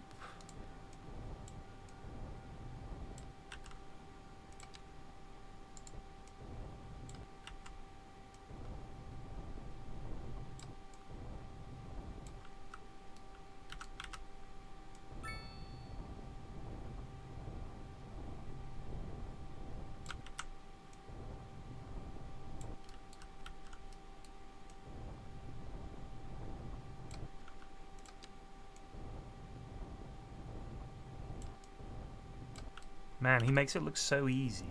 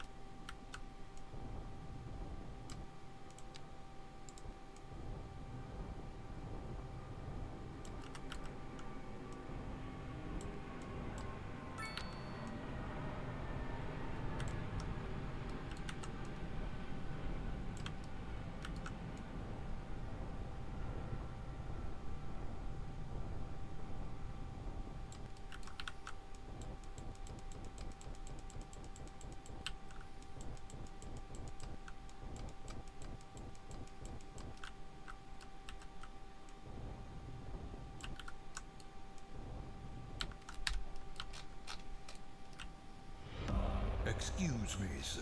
Well, we've made an attempt. Goose. T'es library indicate just Zubed for 87 months. Should you feed your baby or renew your month sub? Asking for a friend. I think I'm still subscribed to Munt and Ashwin.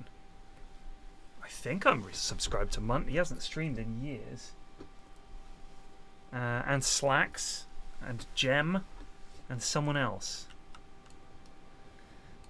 Always renew. Always.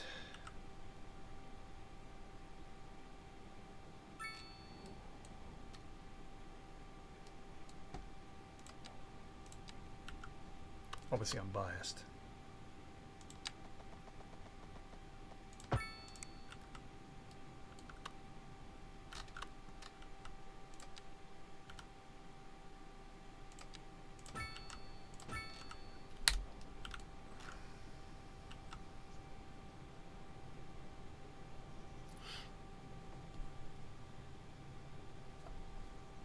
I have not seen a month stream in a while. I miss them.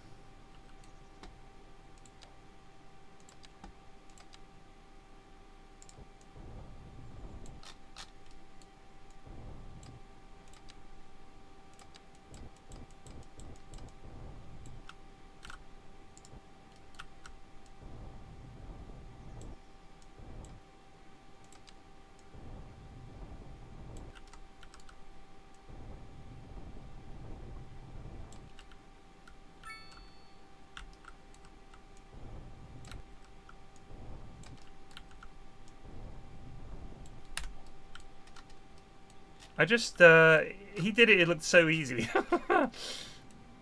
But if you see those bridges, the land is built up next to it, right? Aussie pubs. What are we talking about? Aussie pubs. I've not been to Australia. The only Aussie pub I know is Walkabout, which I don't think counts. And they're shit. I don't think any Australian would consider those authentic Aussie pubs. I also can't imagine that Aussie pubs are really that different from English pubs. I mean, we all want the same thing.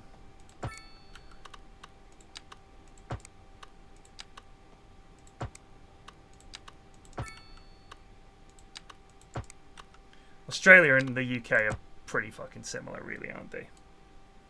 Oh, I said Wonkabout. Yes, yes, yes, I see.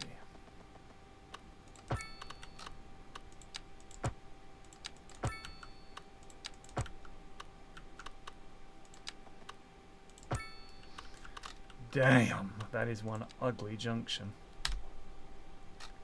Is that lovable? I don't think that's lovable. It doesn't give me joy. I wish there was a way. So can anyone let me know if this is a thing? When I delete, I don't want to delete the whole section. I just want to delete a little bit.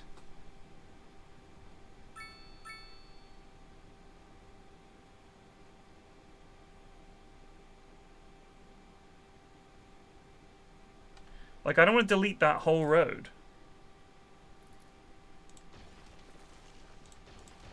But I guess we have to.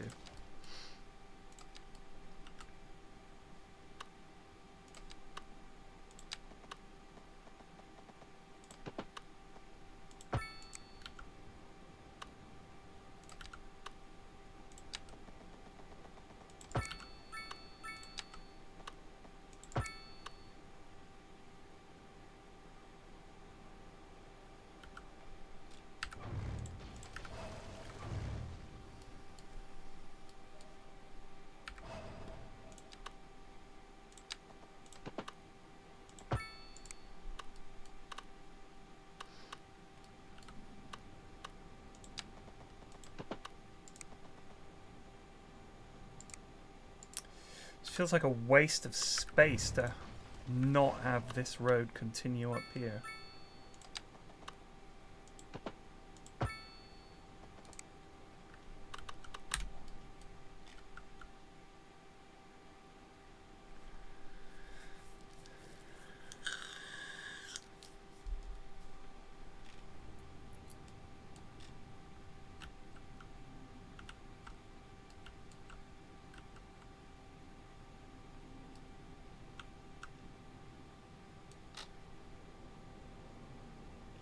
See, if I build a road connecting this area up to here, which is what I was thinking, that road will become the busiest thing in the universe.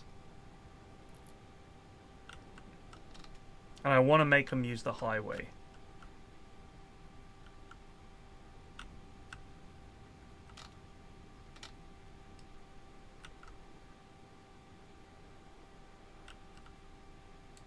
I'm also aware of the fact that we may want to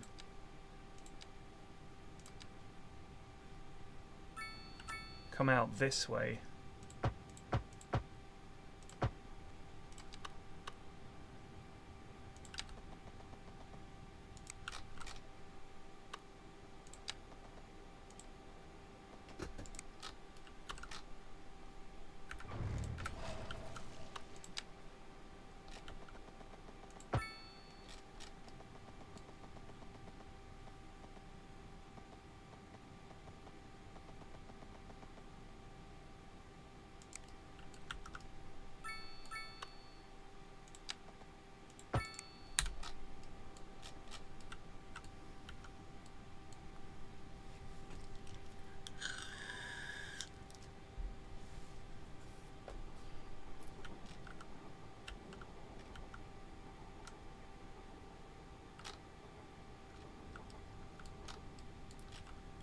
I want to try this grid tool.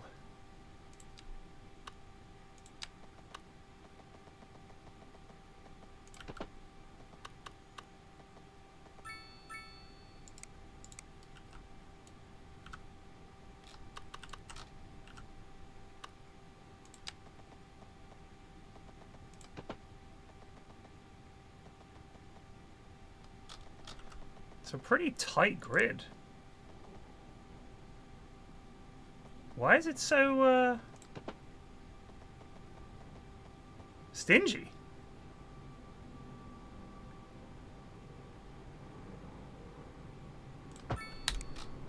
That's pretty close.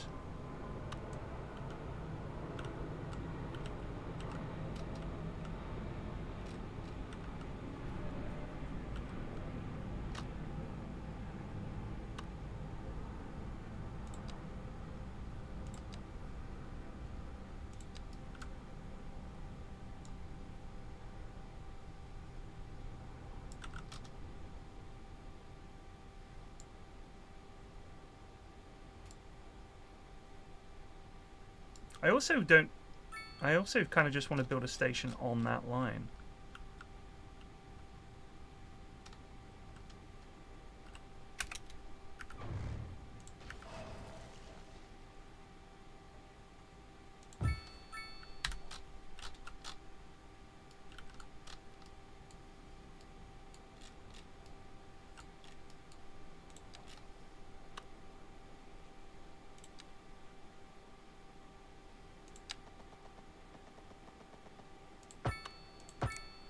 Good.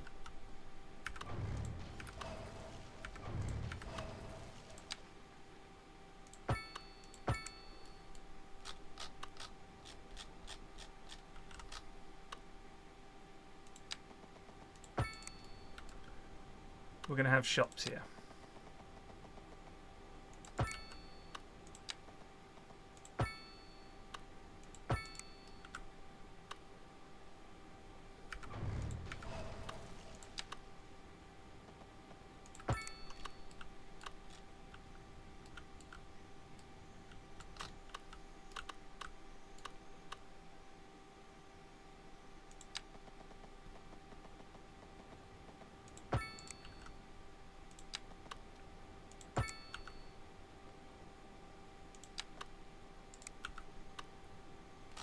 Oh my goodness.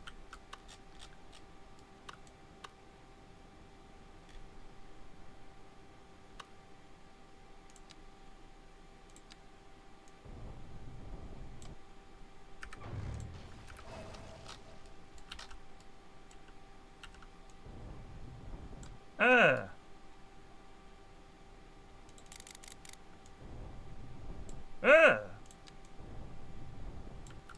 Oh.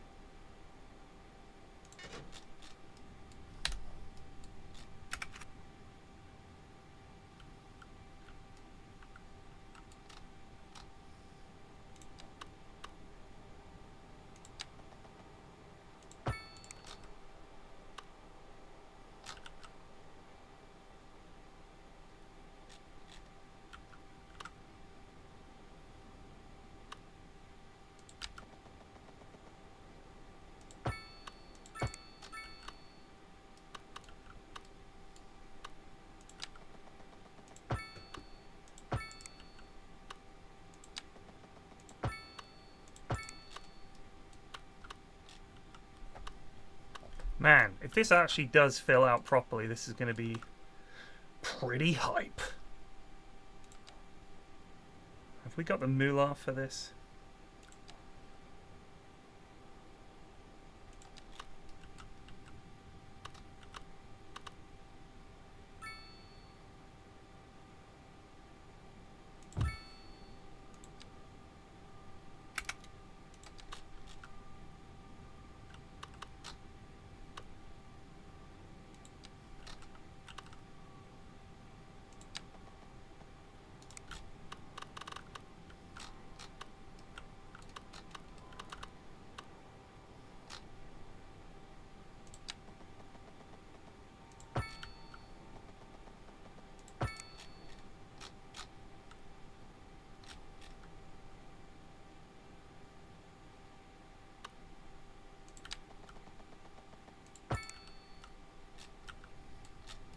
Oh man, that's such a lovely bit of land though. I don't want to put landfill there.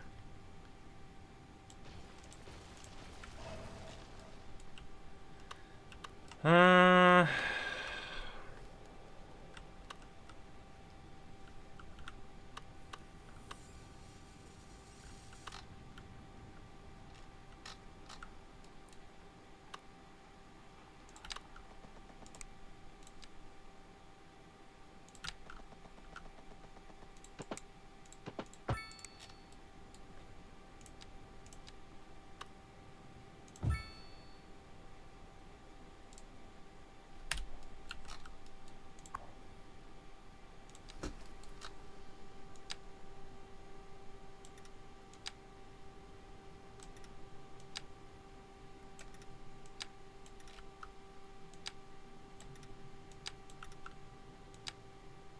Is there music in this game?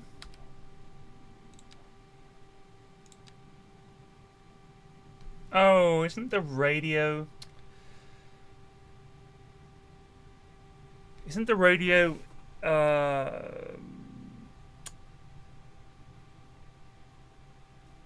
not copyright free or whatever it is? Yeah, DMCA.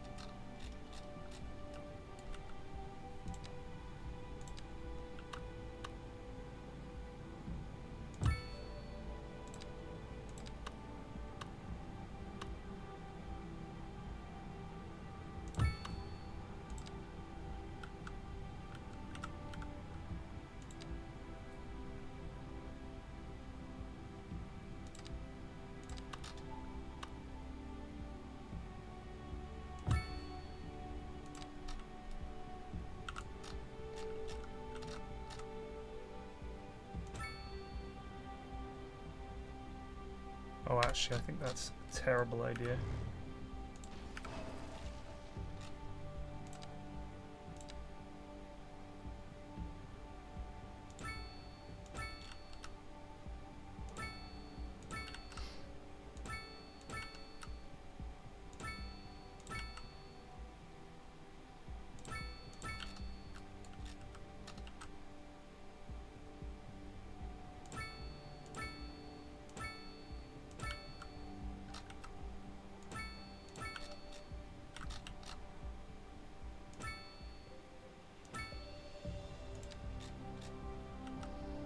So, bus route that goes...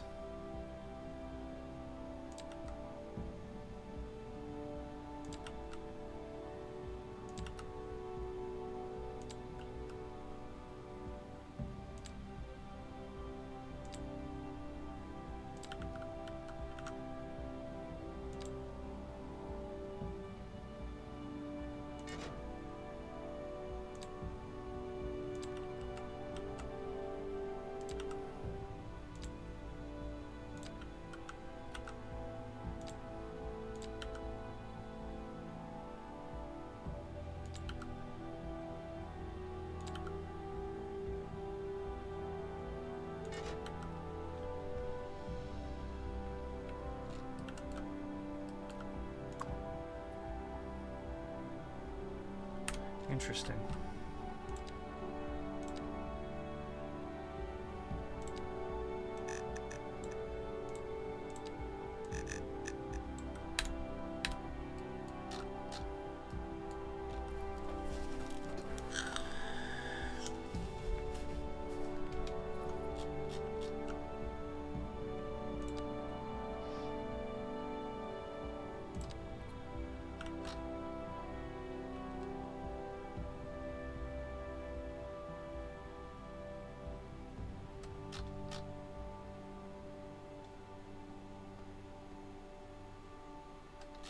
Drag route to insert new waypoint. No, we want to do...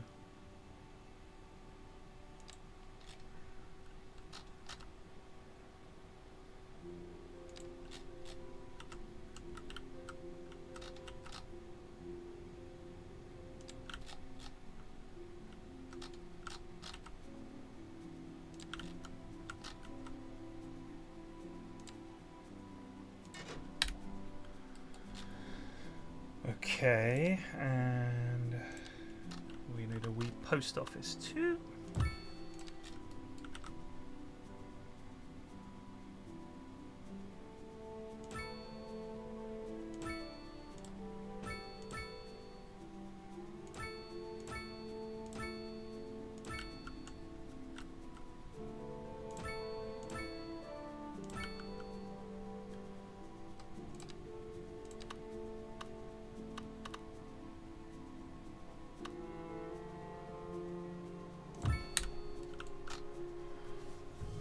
Parks. It's a bit louder than I like. I'm really funny about background music in games being loud. Apologies.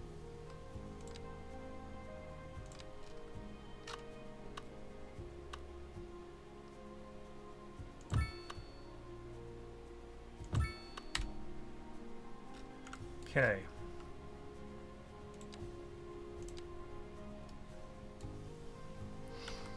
So,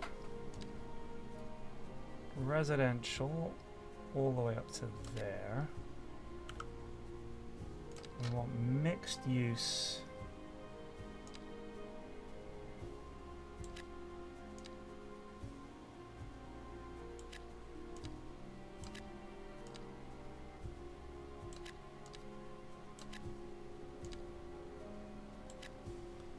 Think that's right?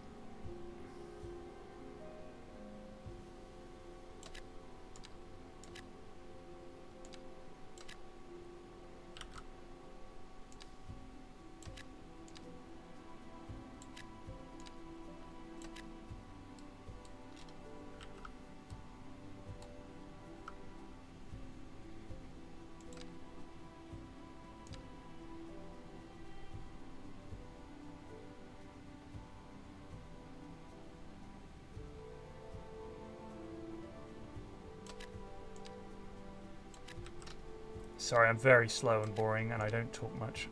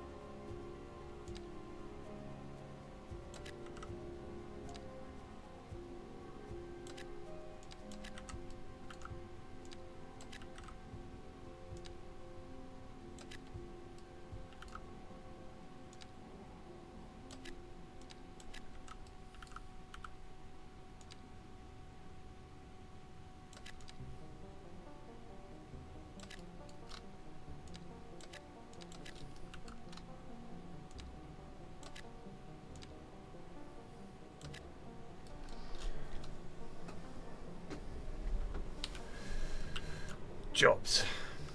The people need jobs. Shoes, Colonel. The boy was off trying to get himself some shoes.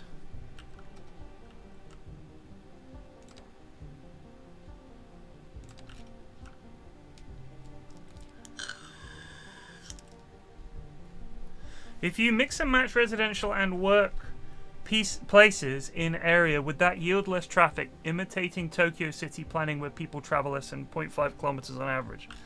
Yeah, probably, but you can't really put industry in that kind of area. Long term, I'd love to have more office workers and stuff. But I think you just need a better educated populace, and we're not there yet. We haven't got the money to build a university and all that kind of stuff yet. Still early days.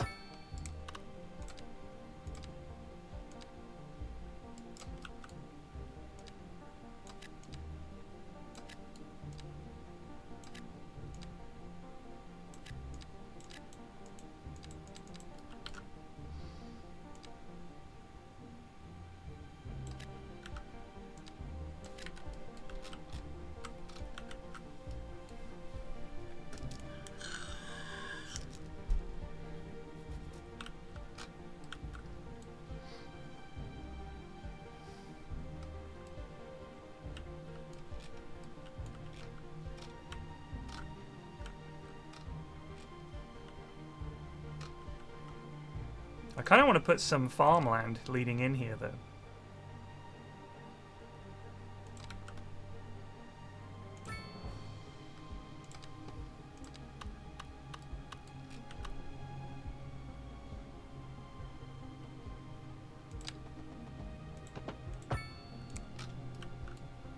Think we can have farmland here? Yeah.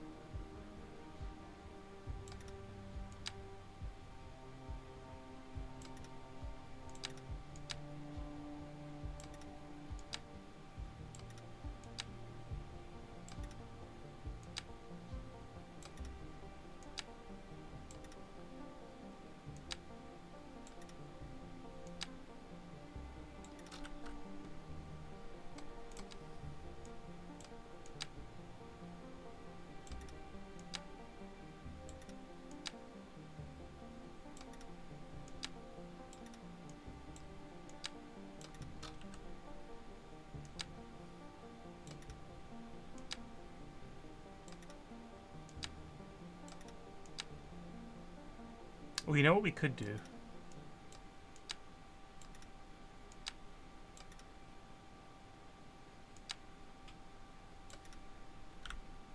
A driving advisory has been issued for the immediate area due to poor road conditions.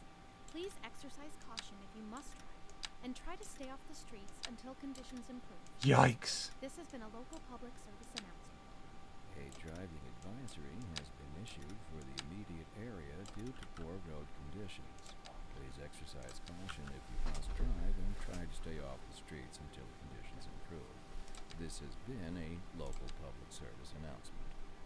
You're listening to Second Moon Radio with J. Thomas Hornbuckle, and we're pervading some of the finest classical music on the air. Keep that dial right here. Industry in the region is on the rise, and when business is doing well, that floats our boat. There's no sinking this boat, Glenda. We're live, and we're getting reports about a traffic accident somewhere in the city. Road maintenance services have already been dispatched, and traffic flow should return to normal. But if you're planning a quick trip out, you might want to wait a little while until everything clears up. If you're in it, you You already know about it. No use reminding you. Meanwhile, expect delays and drive safe.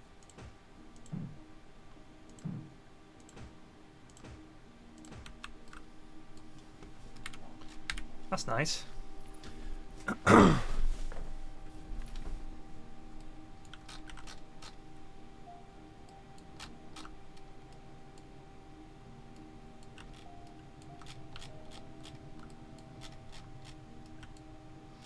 What have I forgotten? Oh, we're going to need more power. What can we afford?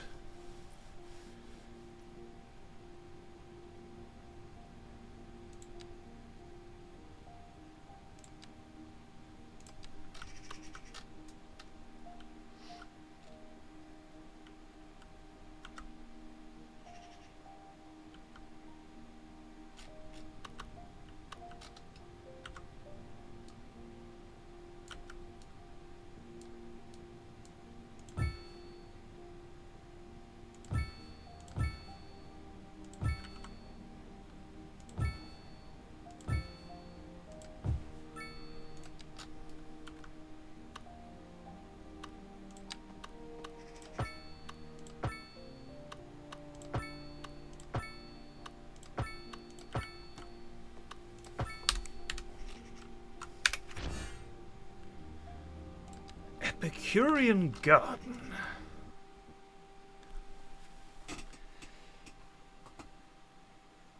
Oh, shit.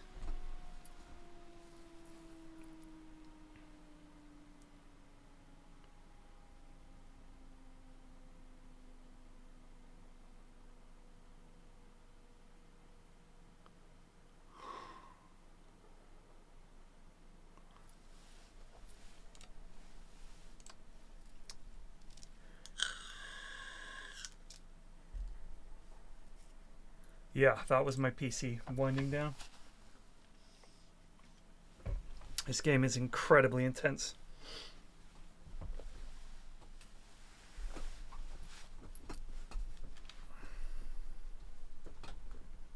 I wonder how much we've lost. I've got it to autosave every 5 minutes, so we haven't lost a huge amount.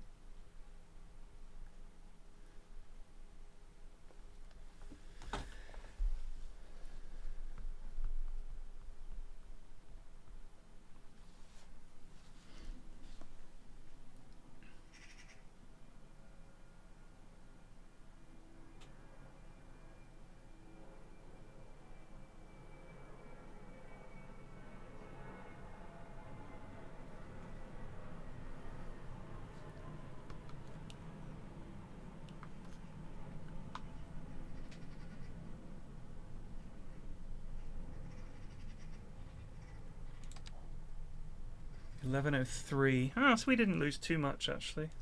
I think we just lost a little bit of connecting up the power lines.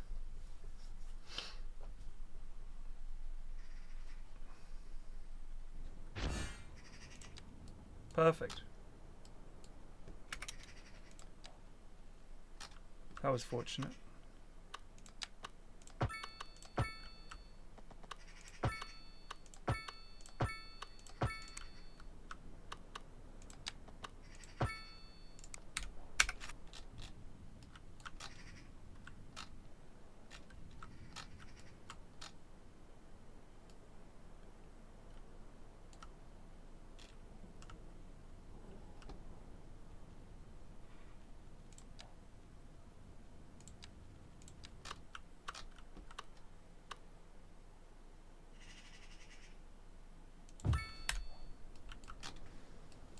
The Epicurean Gardens. Delightful. So we need to do...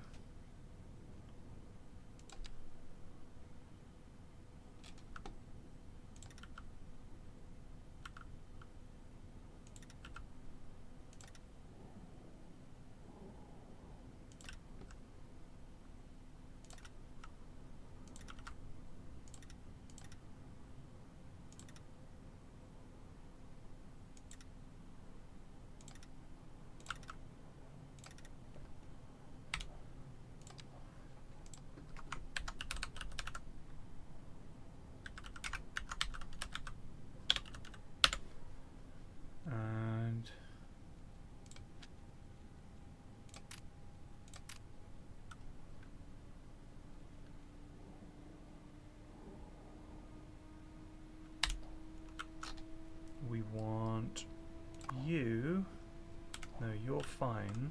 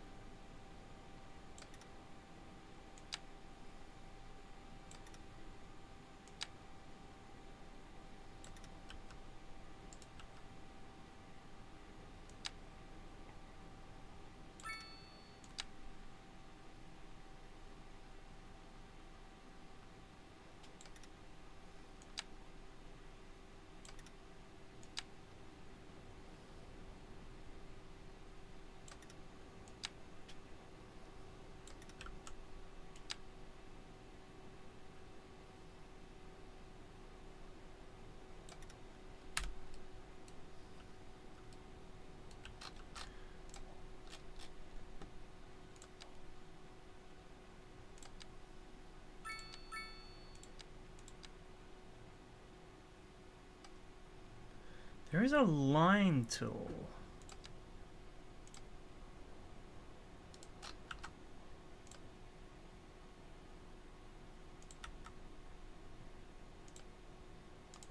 What is the overlapping item there?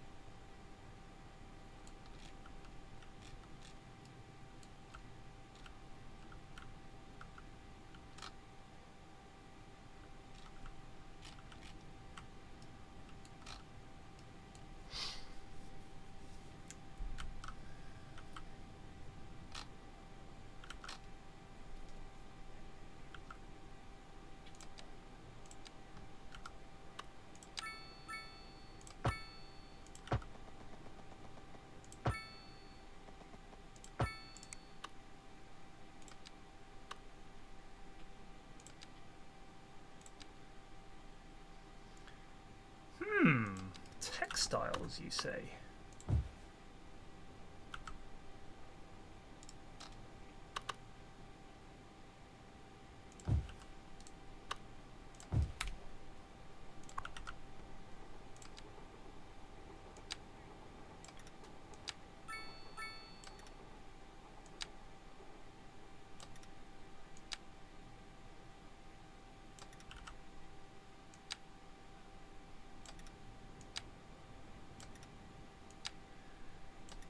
Who's seen the film In the Heat of the Night with Rod Steiger and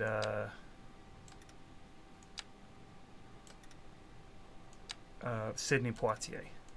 It's one of my favorite films. If you haven't seen it, look it up and watch it. It's perfect. It is a perfect film.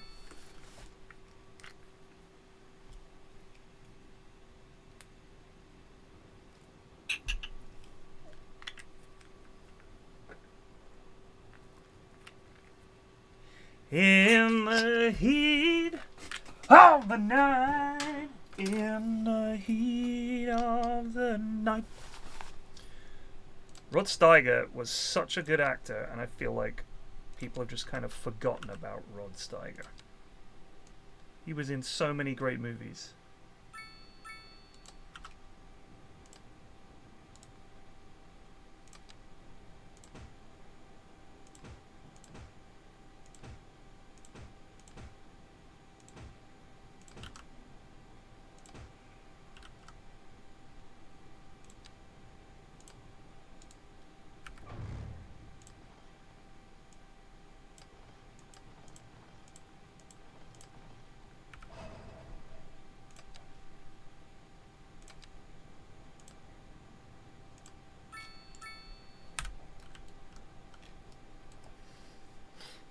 Do you ever question reality? As in, you know, the classic, is anything real? That kind of questioning of reality? I think that's perfectly natural and fine. Yeah, sure. You gotta wonder, haven't you?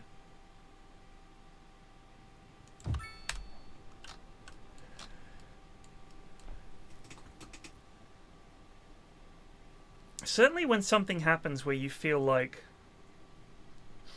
that's so bonkers and so unlikely, and how did it just happen the way I thought it would, and exactly, do you know what I mean? Like sometimes it just, I understand you can look at reality and think that almost doesn't seem real. Either something was so perfect or so unlike, oh shit, alright, that's an issue. I don't know what to do about that. We got trains disappearing on us, folks. Maybe we need a bigger station.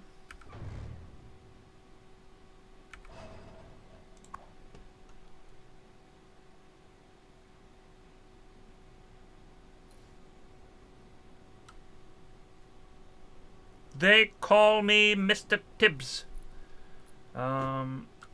So we're getting trains vanishing. It's not good.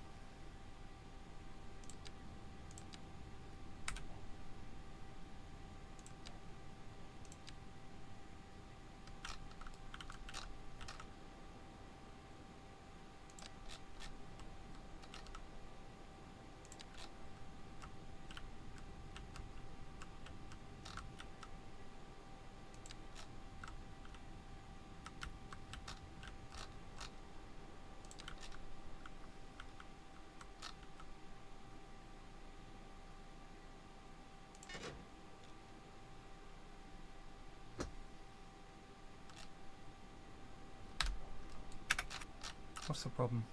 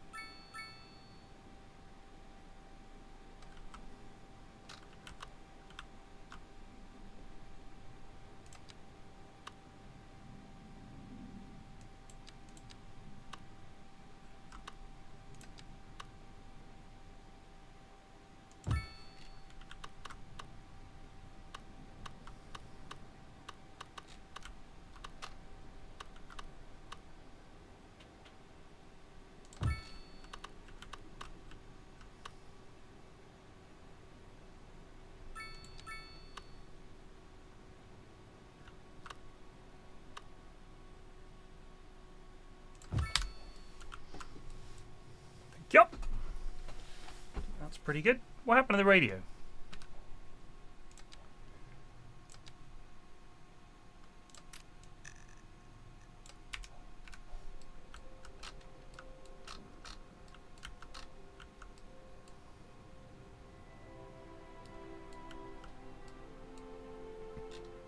Cape Garth, a place of hope and wonderment for citizens of Garth.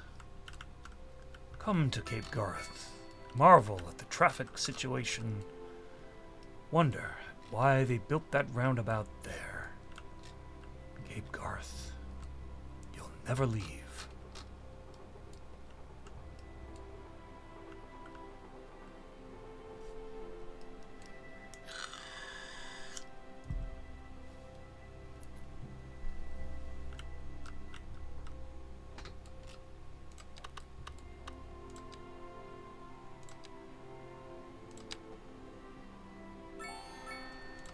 Wunderbar.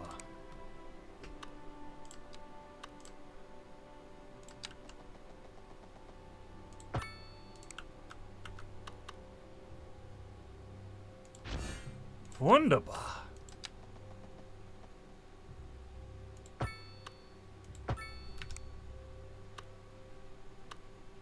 Pourquoi?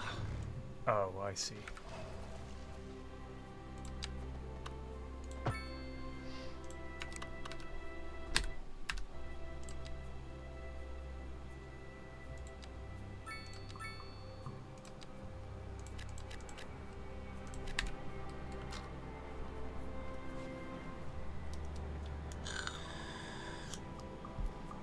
You can change the channel?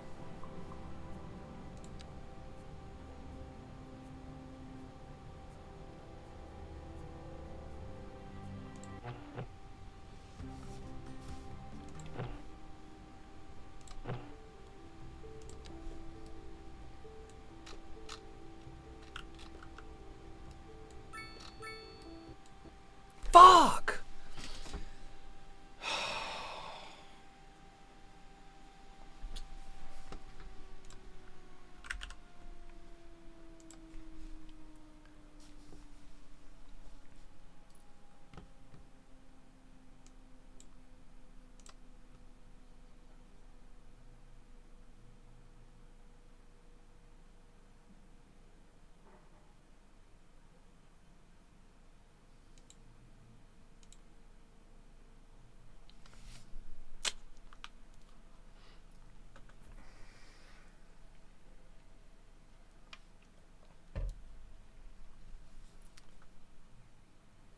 It's the zoning tool shot?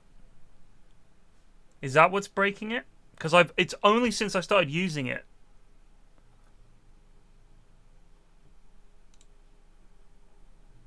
Skylines II, max frame rate 60.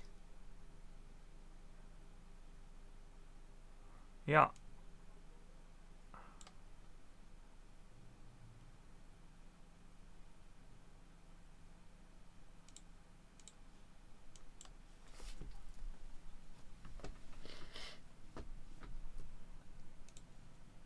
Shit. What happens if I load a city that had it? I'll just remove it when we load in, I guess. Hadn't really used it up to this point. I'll just turn it off now. It is really useful.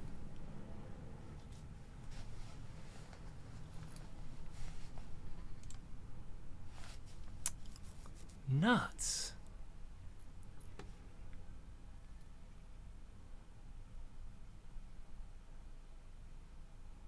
I guess it's trying to zone houses on that side of the road, and when it can't, it just falls over or something.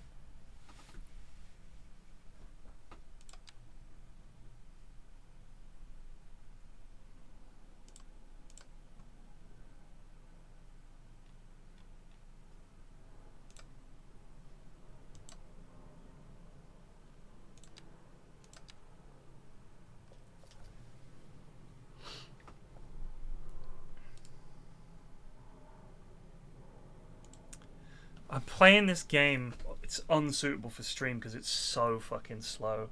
It's called Combat Mission Battle for Normandy. It's a real... I thought they might have updated the engine. It's the same engine as when I played the game in the early 2000s. Unchanged. It's incredibly badly made. Very expensive because it's only old grognards like me that buy it. And it's like... You can do it as a real-time game or where you can pause, or you can do it as a turn-based game. So you set the orders for all your lads and then click go and watch and see what happens. It's World War II. It is punishing. It is incredibly slow, brutally unfair, and essentially a complete waste of time.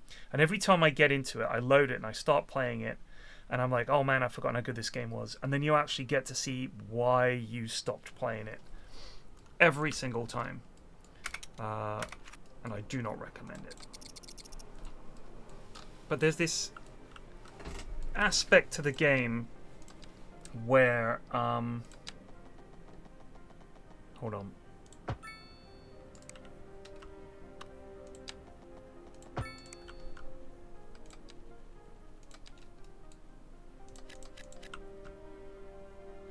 There's a lot of sort of very slowly moving your lads around and creeping up on the enemy. Yogscast rated with 238 viewers. Thank you. But the way it calculates like hits and combat is really fucking frustrating. So you'll be creeping and spotting. So you'll have like 100 lads on a hedgerow and they can't see anything. No enemies. And you like send 2 scouts forward to see what's happening, and they get gunned down instantly from some hidden enemy. And then you're like, alright, we'll pin them down with suppressing fire and send a couple of squads to attack the hedgerow. You've got 2 machine guns, you've got mortars, everybody's pew pew pew at the hedgerow area where you saw the enemies. You can't see them, but you know they're there. Your lads start running forward, instantly gunned down. Sometimes you can suppress people, but then they'll be pinned and they'll suddenly get up and go bang, bang, bang, bang, and kill your entire squad. It's really, really shit. And you can't say to the lads, can you guys just crawl forward until you see enemies and then just engage them? And then we'll keep doing that. It's like, no, we have to just charge towards them. It's so shit. It's really shit. So yeah, Combat Mission Battle for Normandy, do not purchase.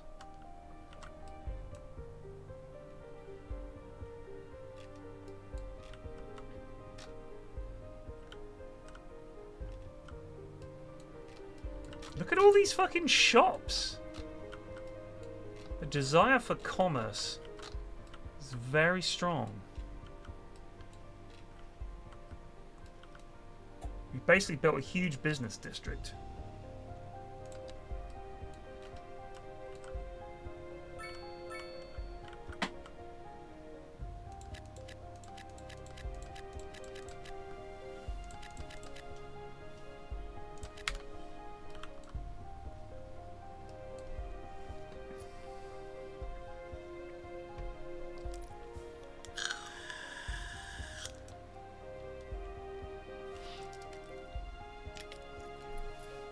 Call to arms, I know, I found it, it's also very hard.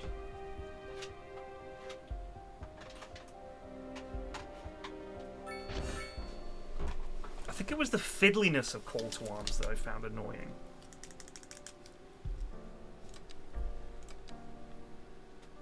Constellation Apartments. Where can we tuck you?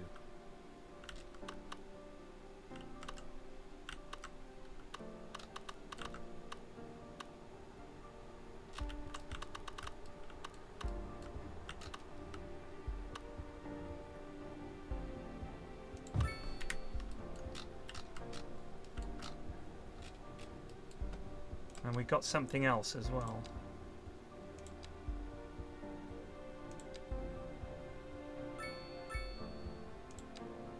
I thought we got something else. Did I miss something?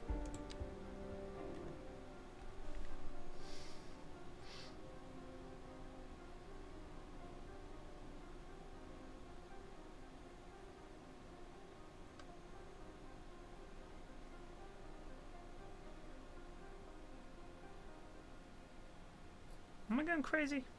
I could have sworn we saw another pop up.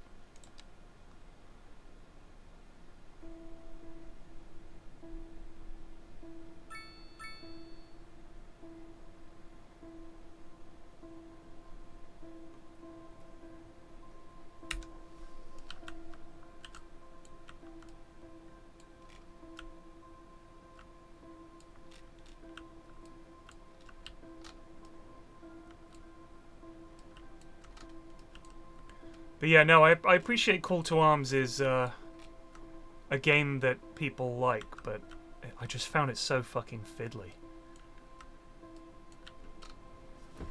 Like issuing all the commands to just like...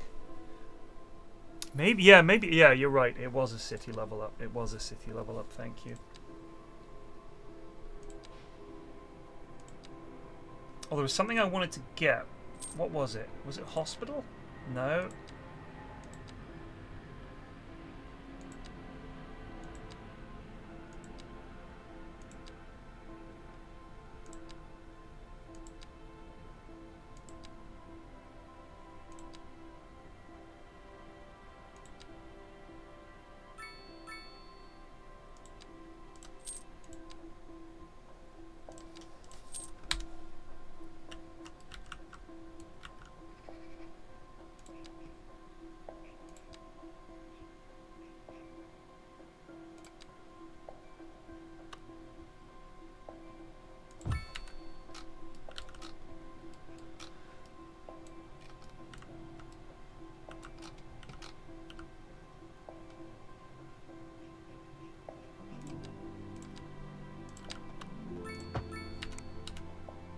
Good.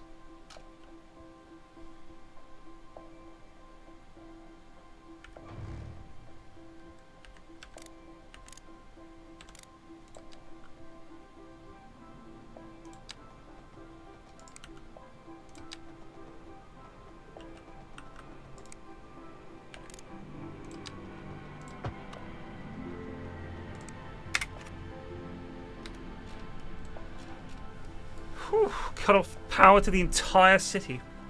Have I played The Last Train Home? No.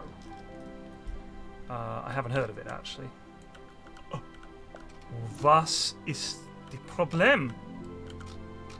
Traffic lights?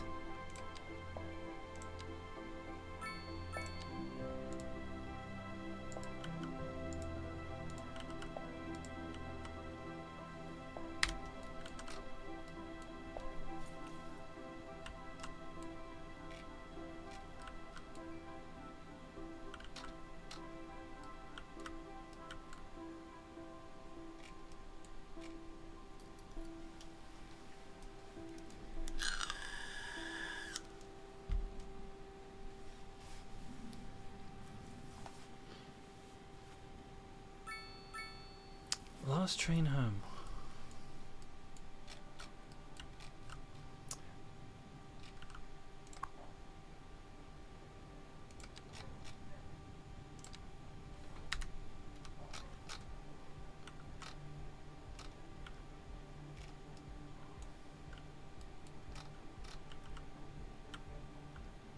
This will work its way through, fear not.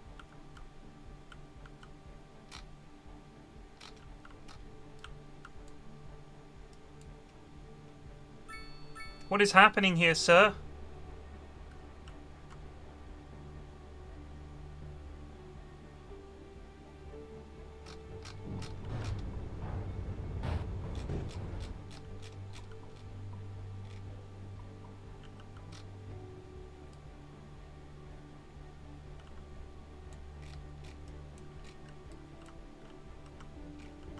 Just use this road.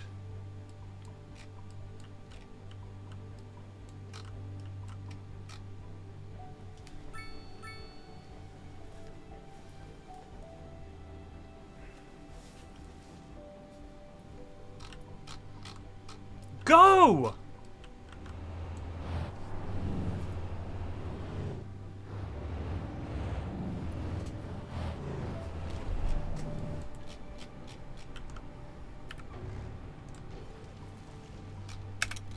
Hang on, that looks bad.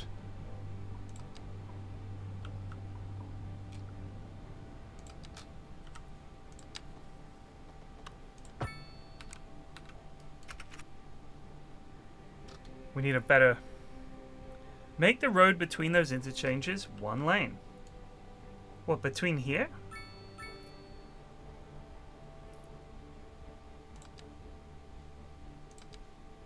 You serious?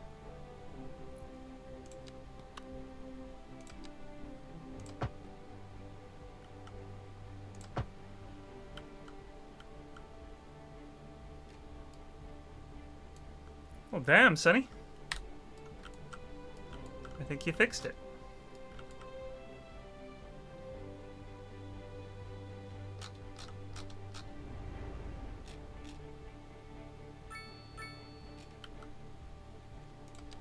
Good shit.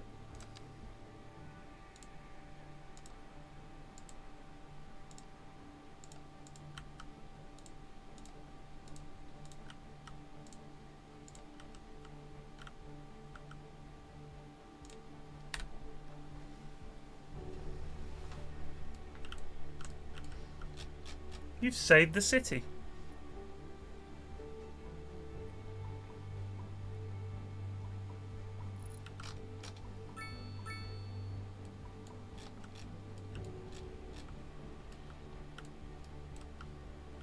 Please sign this piece of paper indicating you did not save the city.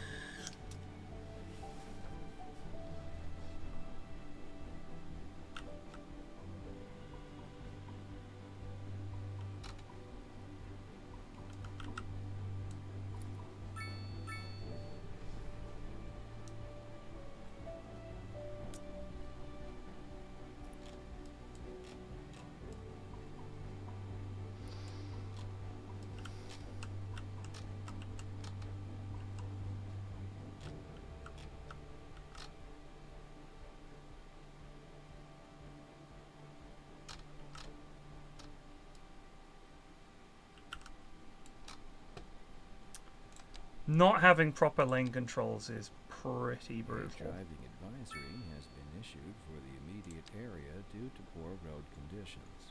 Please exercise caution if you must drive and try to stay off the streets until conditions improve.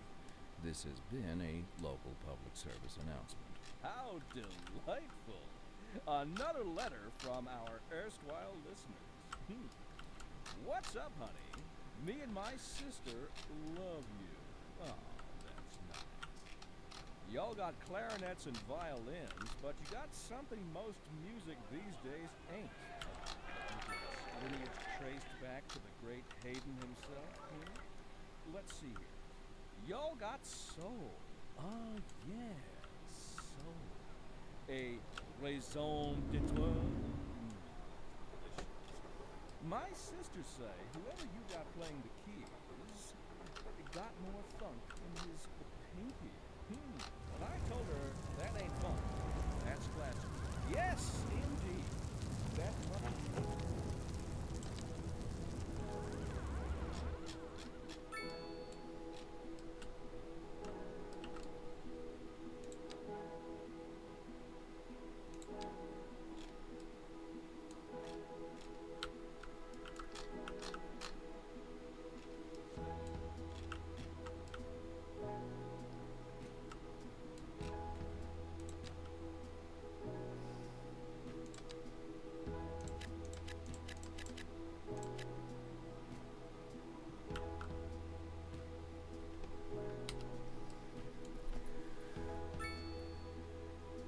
Need a road maintenance depot.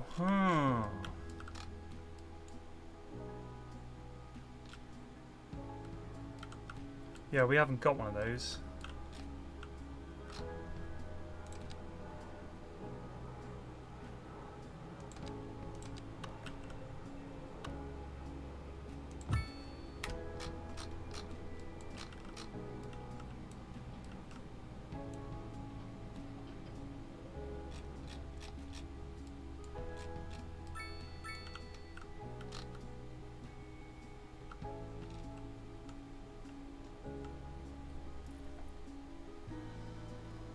Does CS allow for decent public transport infrastructure to be built? Absolutely.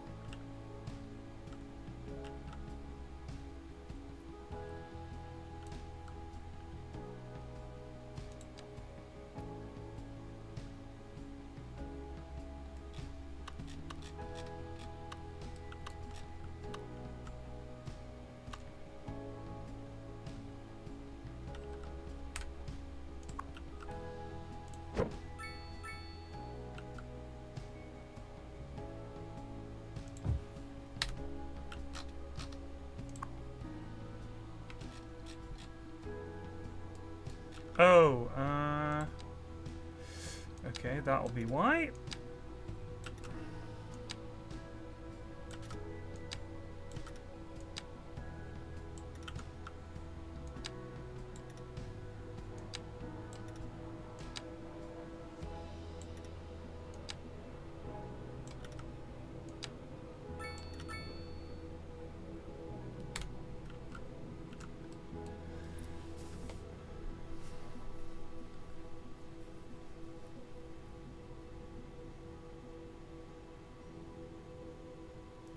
You can absolutely build transport infrastructure in this game. I mean, certainly there were mods that you could get in CS1. I'm sure they'll come to CS2. You could have these. It might even. I don't think it's in the game yet, but it might be an expansion. You could have a like tram, train, metro exchange, which is one huge station that has an underground metro line, train line, and access for trams. And you could combine that. And there was like metro, tram, bus. There was like bus, train, metro, like all of these different. So you could have one big interchange building, and people get the metro there, get straight on the bus, and they're away. You can do that. The problem with CS is the people that I played CS with, Bob, Munt, Ashwin, Plague, Cinny, Greg, people from chat, the problem was that we would be playing Dota as a stack. Like Hoz, you know, we'd play Dota as a stack, and then we'd be like, let's play some CS. We'd finish at like 10. We've just lost a really hard game of Dota. We'd be like, let's play some CS.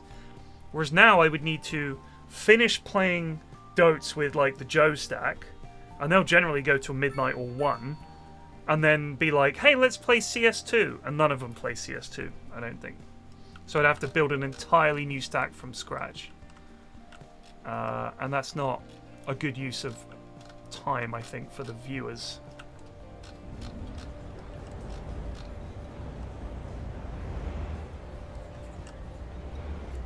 Cheap and random.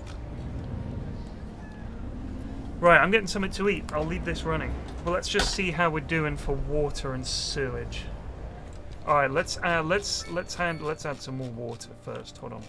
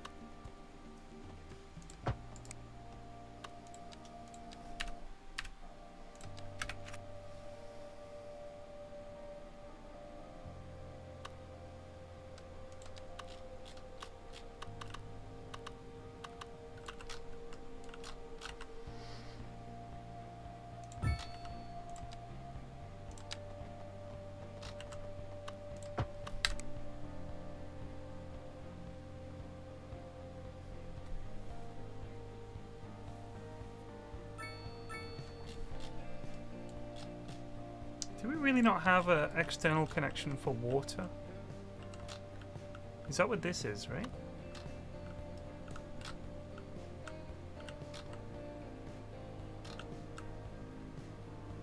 Are we not connected to that?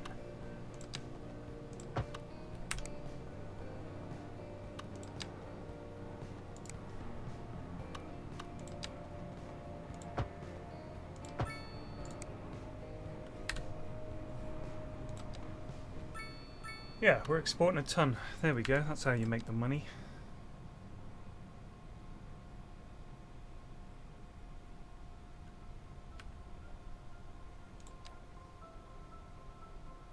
You can export your sewage too.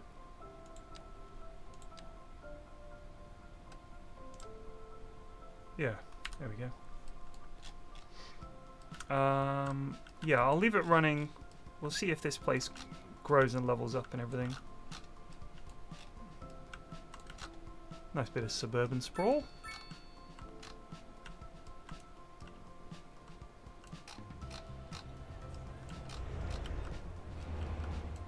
I'll go get something to eat.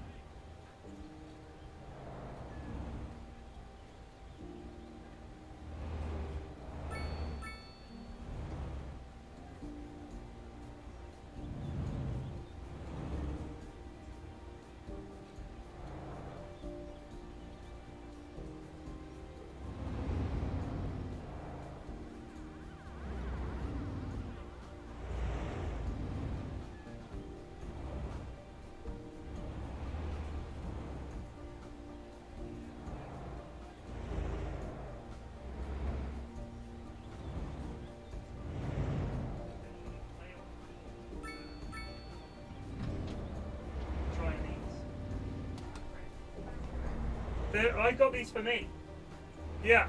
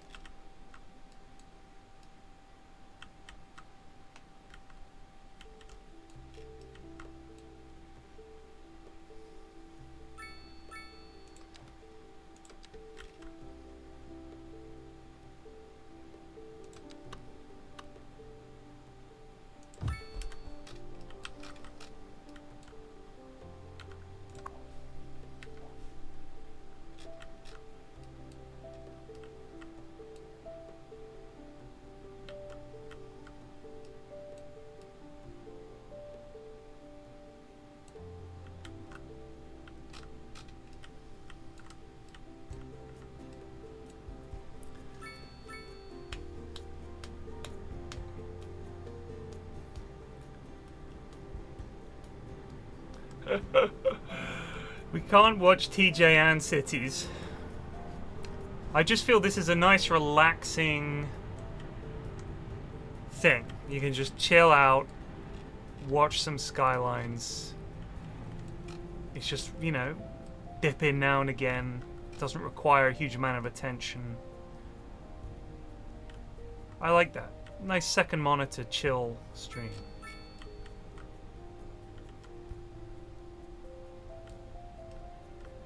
TJ Hooker requires full attention, as everybody knows.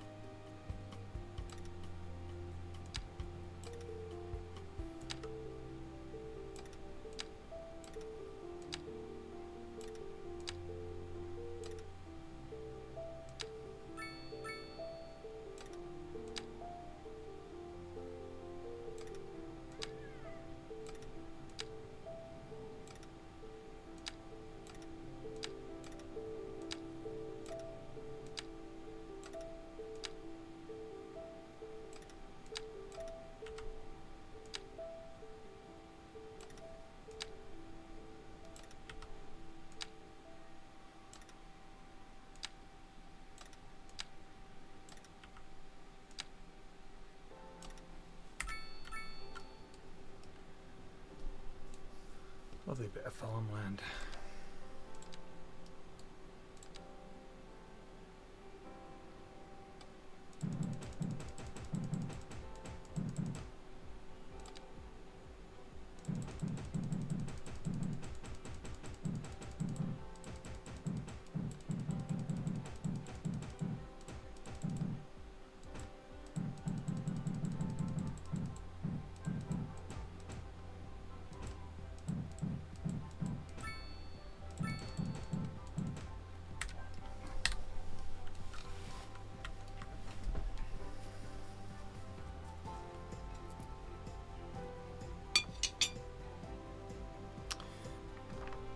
I would play Tarkov if I could play it single player against a computer and never have to see another player again as long as I live. I would absolutely play that.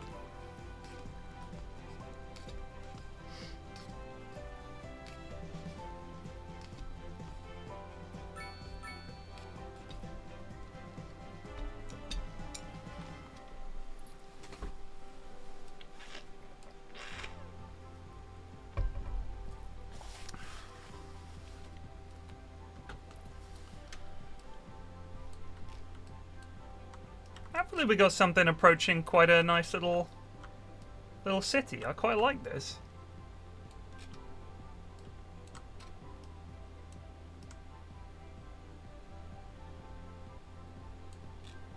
Ruh-roh. Garbage is beginning to pile up.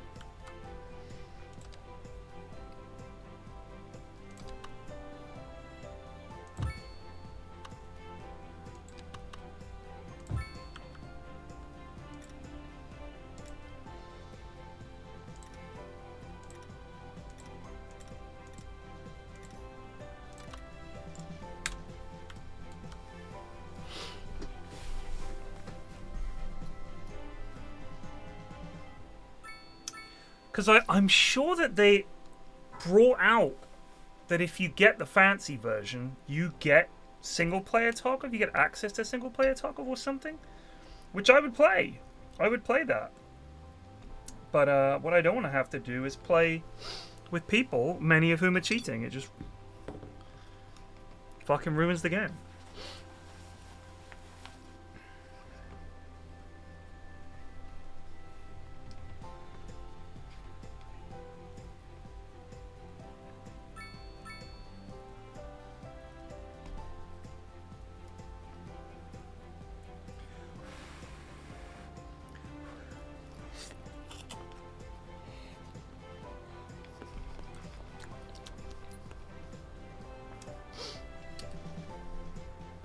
Not especially spicy.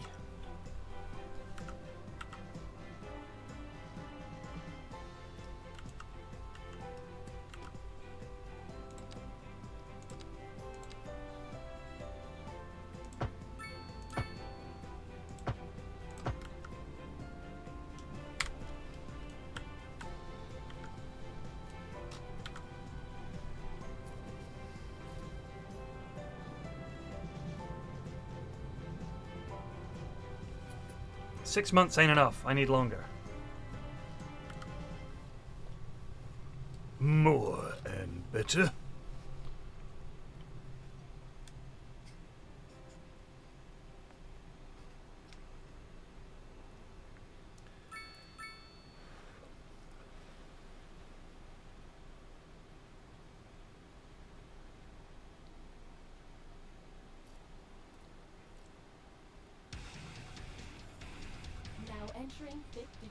So, Scotty Cool, you can't stream it. The modded you can't do modded Tarkov on stream.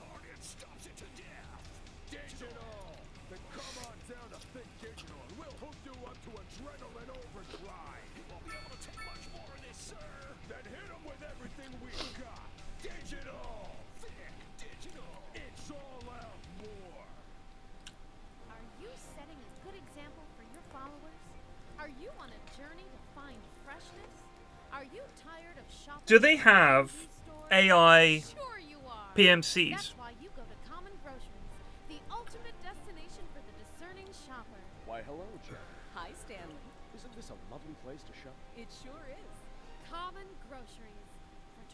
price, it's twice as nice.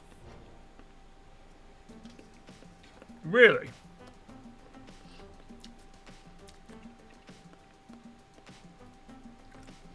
Why'd they nerf the loot?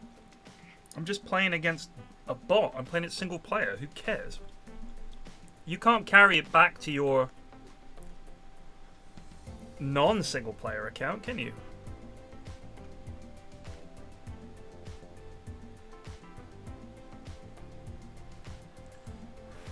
Well, Clean is a huge Tarkov streamer, so I'm not. There's no way I could compete with that.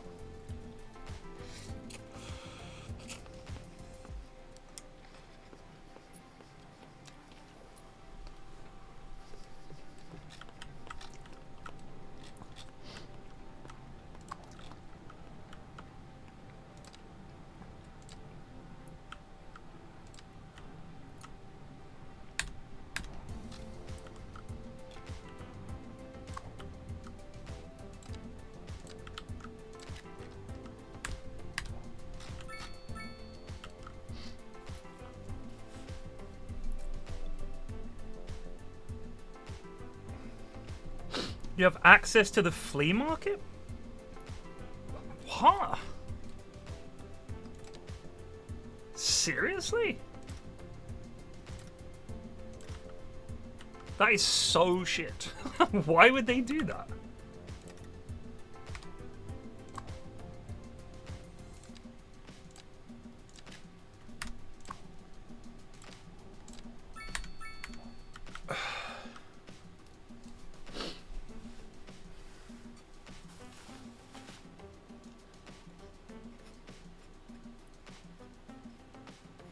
Because of the tasks? That's fucking ridiculous. Here's what you do. Here's what you do, okay? You give people access to the flea market, but all you're doing is replicating the things on the flea market. They're not actually looking at the actual flea market. Anything that they buy, it deducts the money from your account. It removes it from the market for you, but you don't actually give any money to another player. It still stays on the flea market for non-PvE players. Like you're literally buying a token that you've got that item. How hard would that be to do? Because if you're giving PvE players access to the market, it's going to destroy the market for PvP players.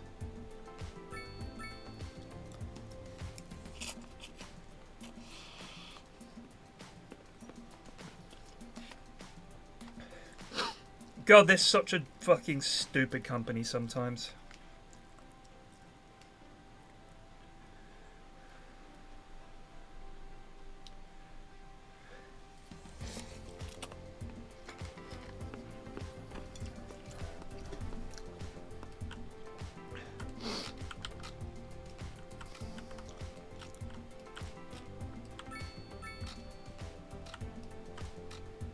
Heavens.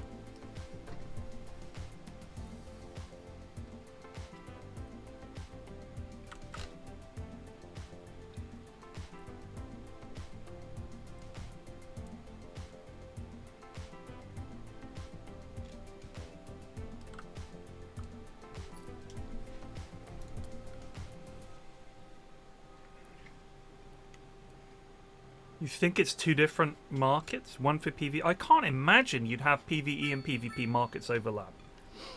Because it would just make it... I mean, for one thing, the money that you'd get from players doing PvP, you could only use for PvE. But also, it's much easier to compete for fancy loot on a PvE. You could just go and get all the lead X's you want, not ever coming up against Chad or cheats. It'd be much easier. Run labs. Yeah, you've got the rogues, but they're not the same as the fucking lads you bump into on labs.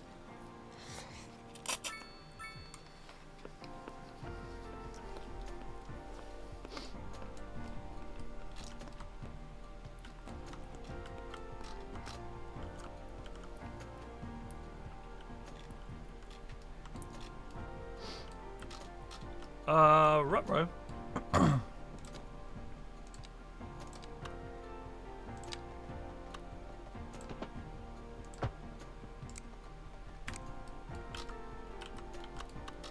Oh, I can't remember.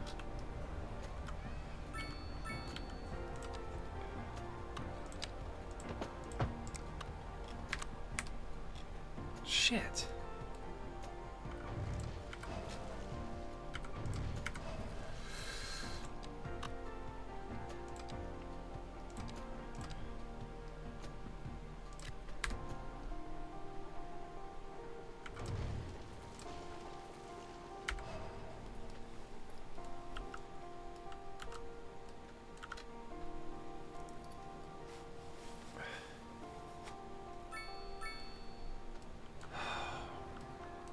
What does it want? Does it want an alleyway along the back or something? Like here?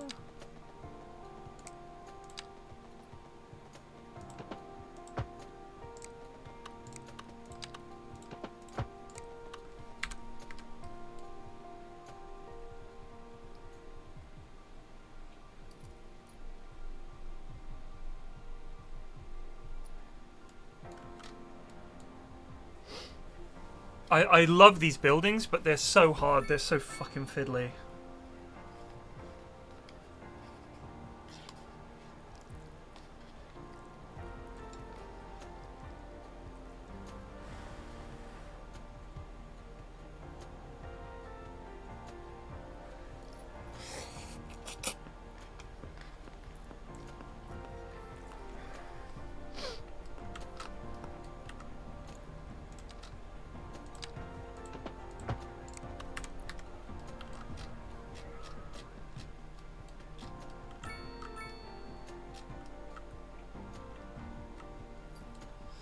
Dave, aren't you on holiday?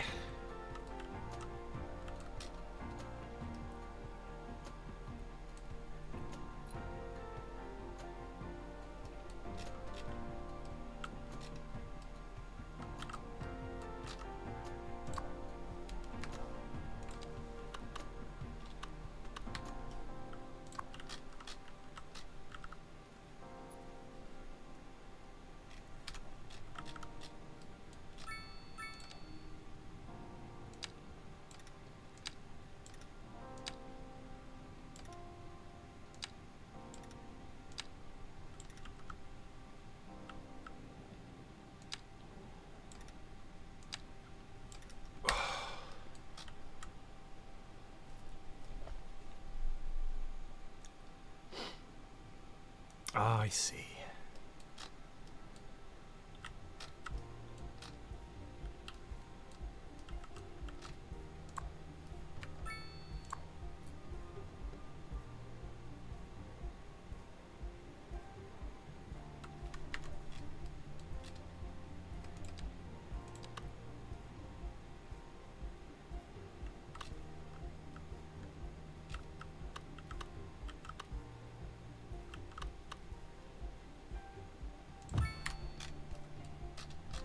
Good. Ah.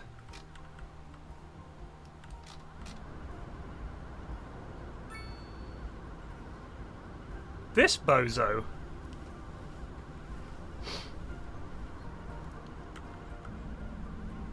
People? I hate this.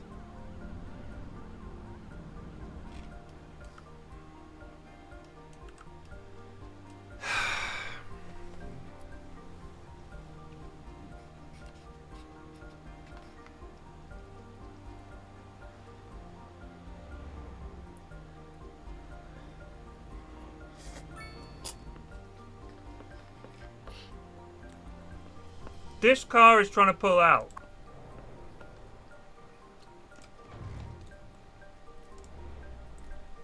And unfortunately, it's blocking this bus.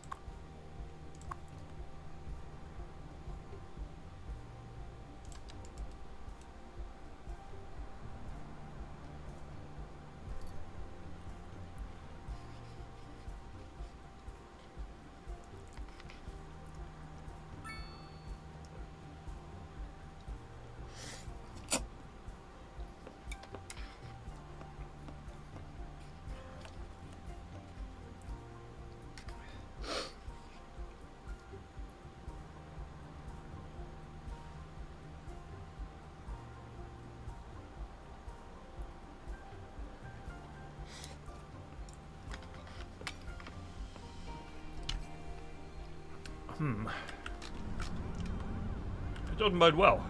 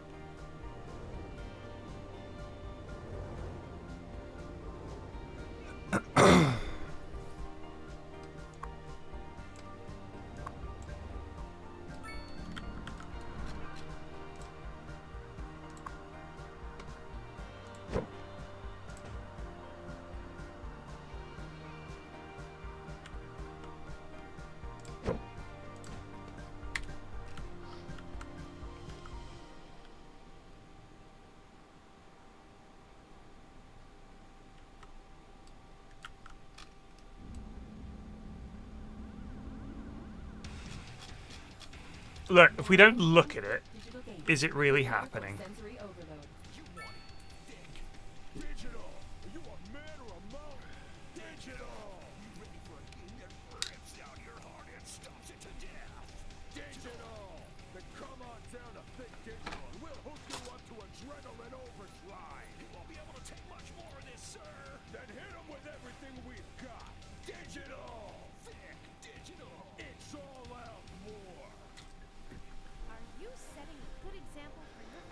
Ban parking there?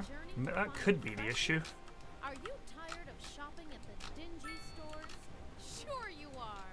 That's why you go to Common Groceries, the ultimate destination for the discerning shopper. Why, hello, Janet. Hi, Stanley. Isn't this a lovely place to shop? It sure is. Common Groceries. For twice the price, it's twice as nice.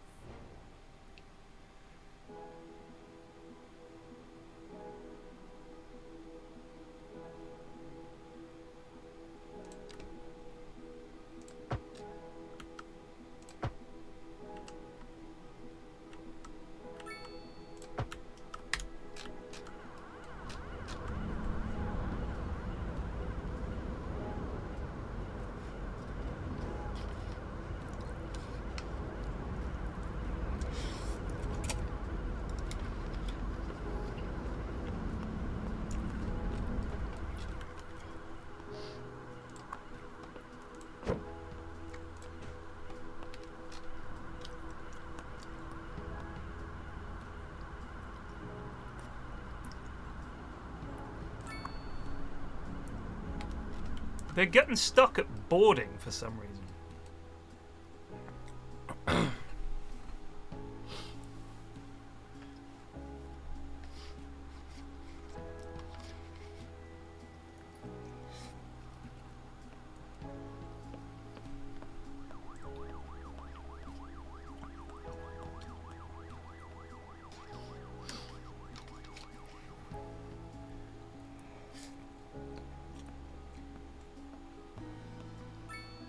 Good God.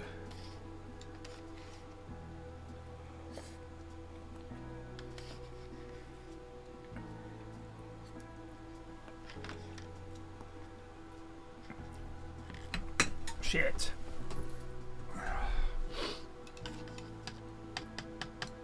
What's going on there? That is a good question.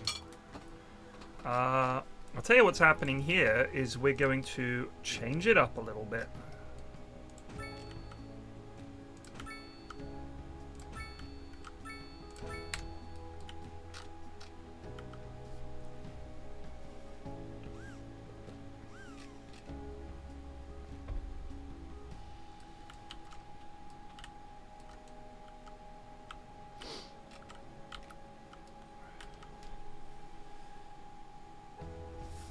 Yes, the pedestrian crossings are a problem. Sadly, there's nothing you can do about it. People do live in the city. Praise Garth.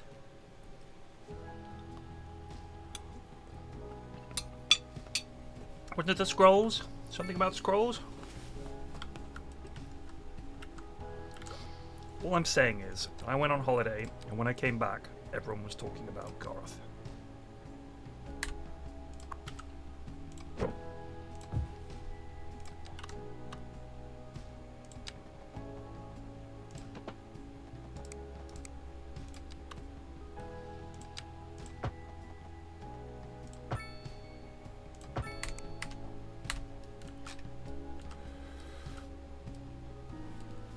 Whew. These are nowhere near as spicy as I was promised.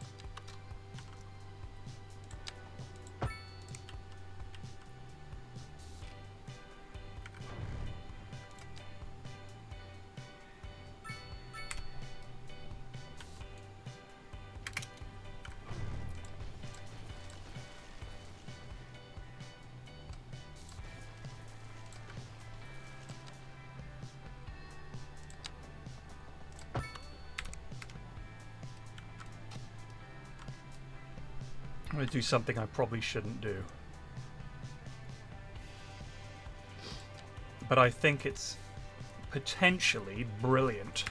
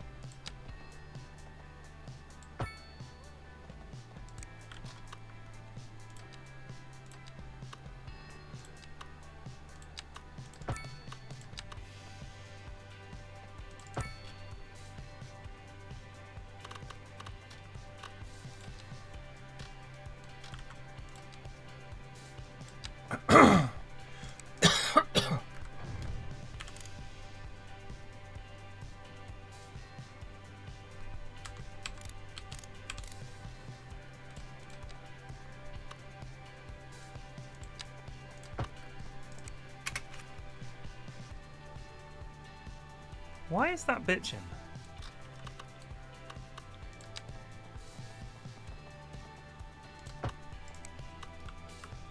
God, the fucking power tools in this are super frustrating. As far as I can tell, there's no way to bloody remove them either. Like, I go to bulldoze, and when I go underground, it's like they're impossible to see.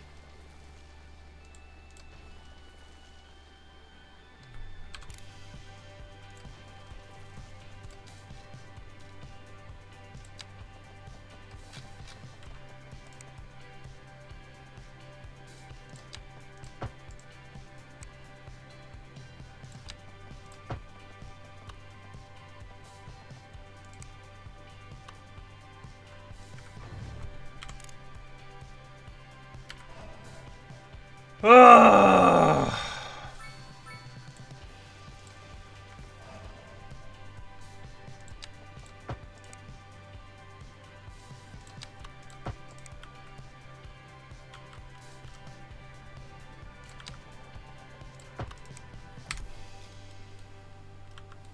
How is that not fucking connecting? God damn it.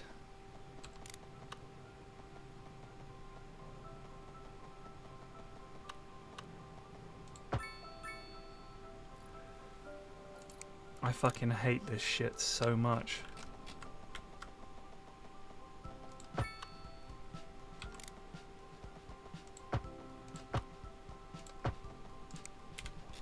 What a load of wank.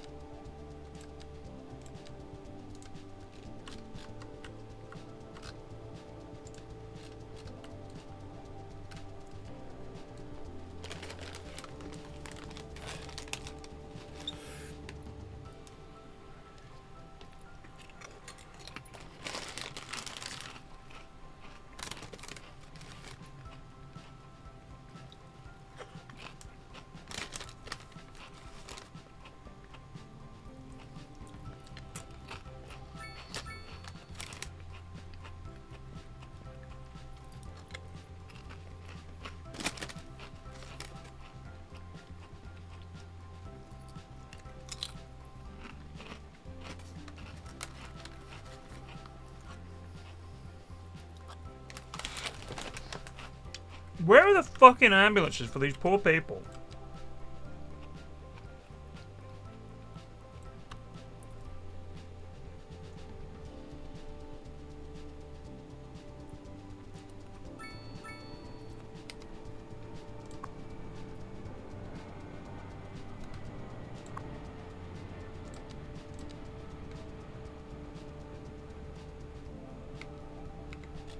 We need a fucking hospital.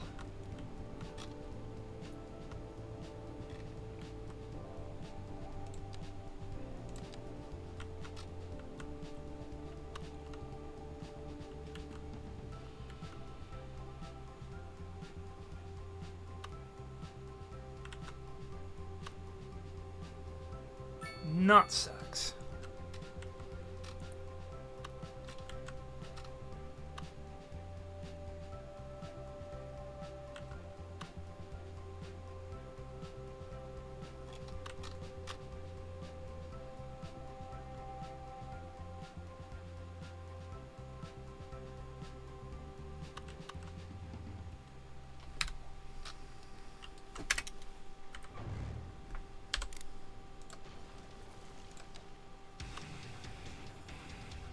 Entering fifth digital phase. Prepare for sensory overload.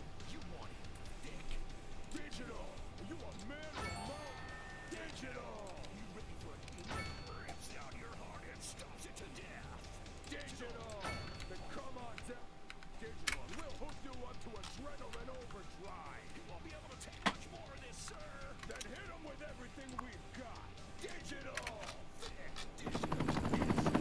Coming in hot in the LZ. Take a little fire from the ground. Give him a burst from the 60. How can you kill women and children? You just don't lead them so much.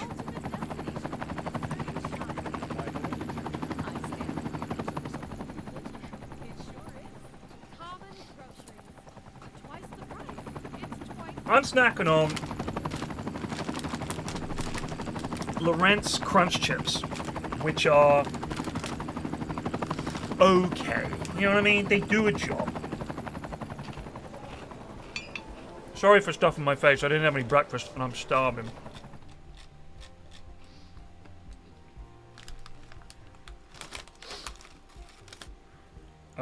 Hold on.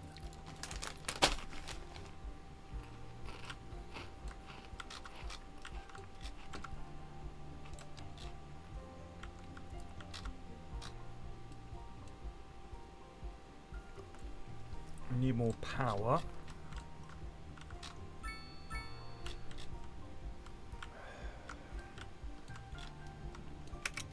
Yo! What is that symbol?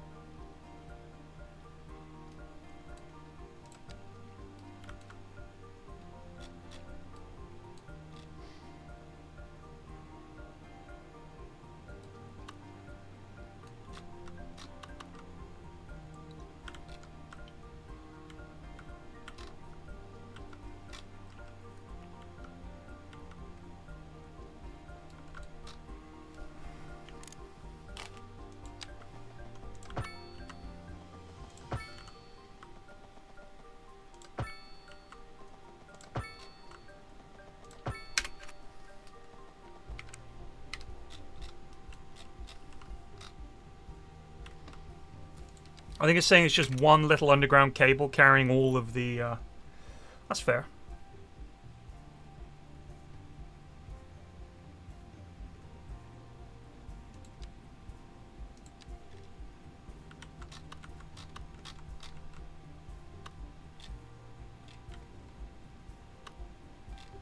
Oh, we can't build that there.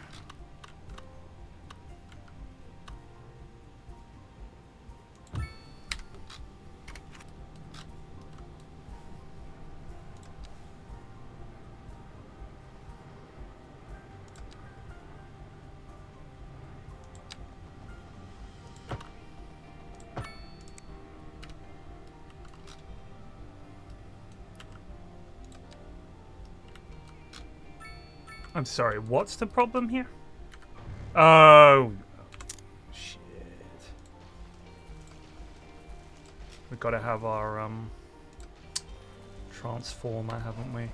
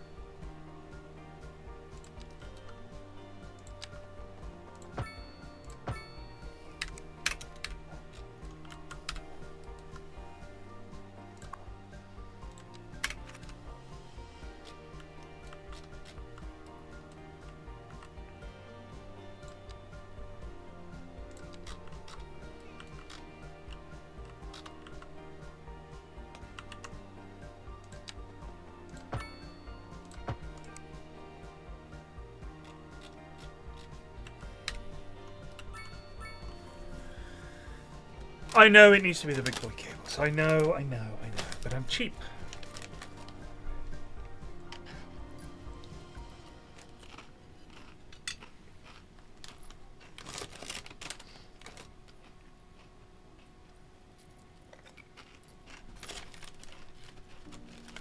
It's raining again. What's the point? What's the point?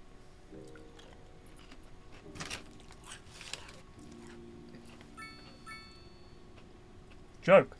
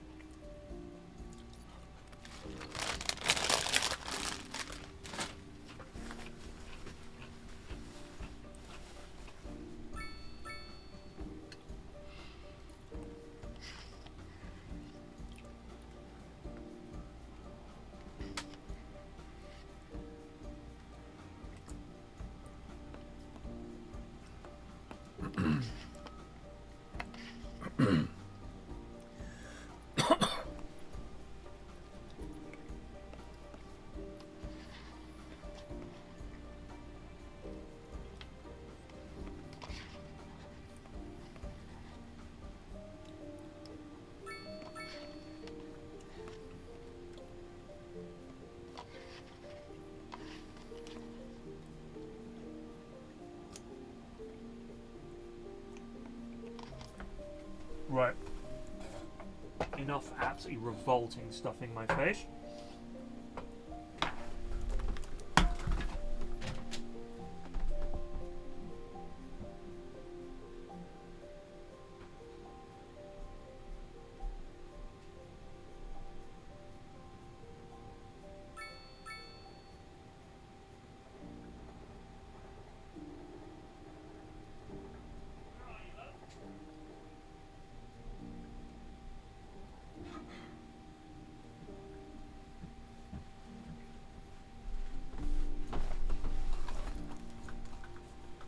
Yeah, there's nuclear power. Right there. It's huge. It is huge. Ooh.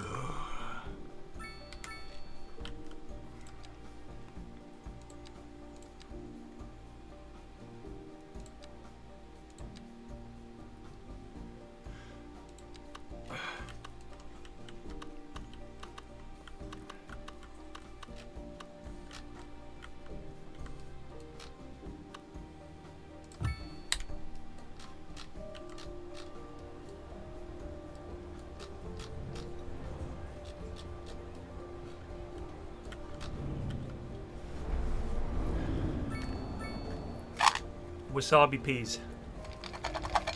Love them. Have you noticed something about traffic on this side of the city?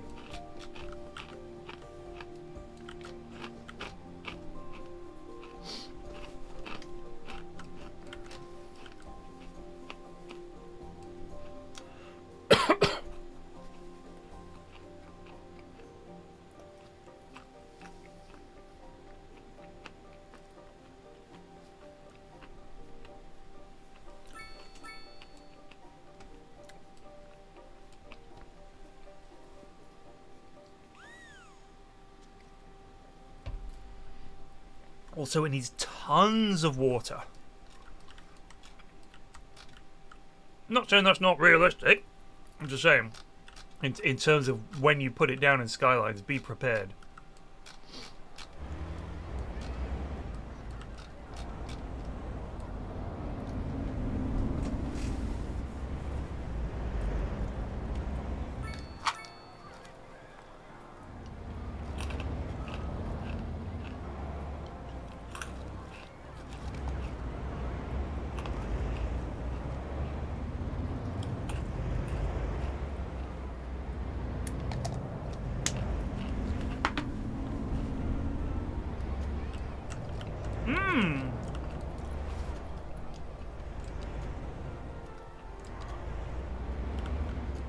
Prime opportunity.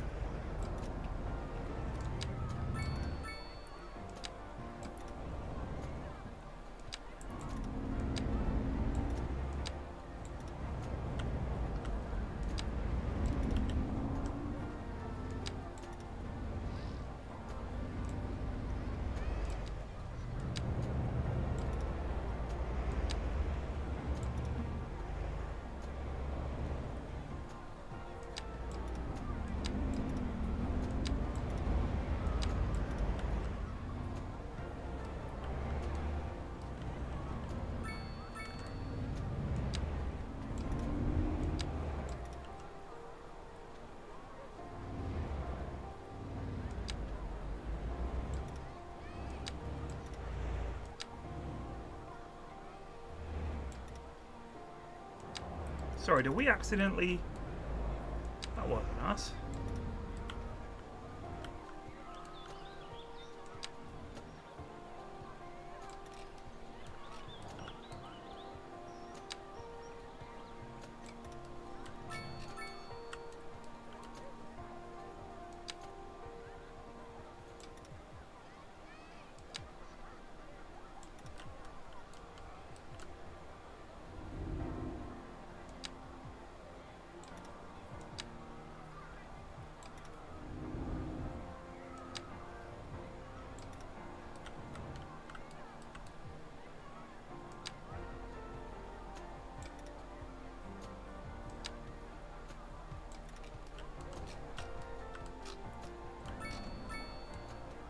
That's much better, isn't it? That you can just like fart around with the...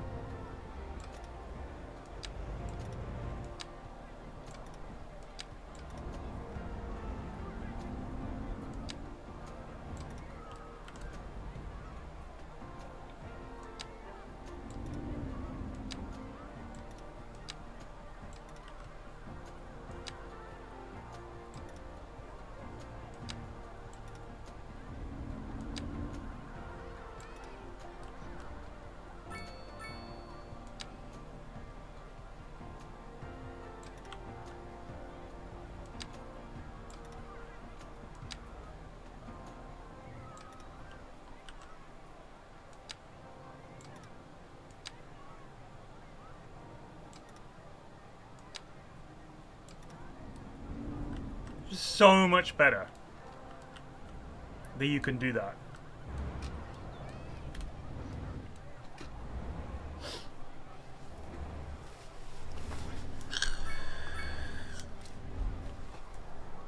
Because it's super annoying when you have like just this random blob of grass and you're like, why wouldn't they just expand the paving out to the road? Like there, that just looks bad, right? But you can just...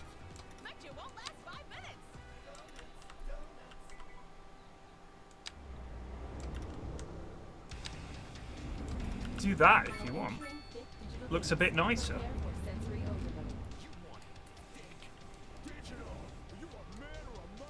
And you can also do the surface tool.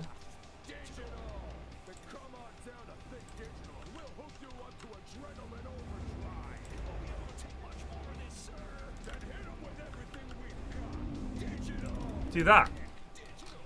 Pave that up, and then I think we can adjust it if we want.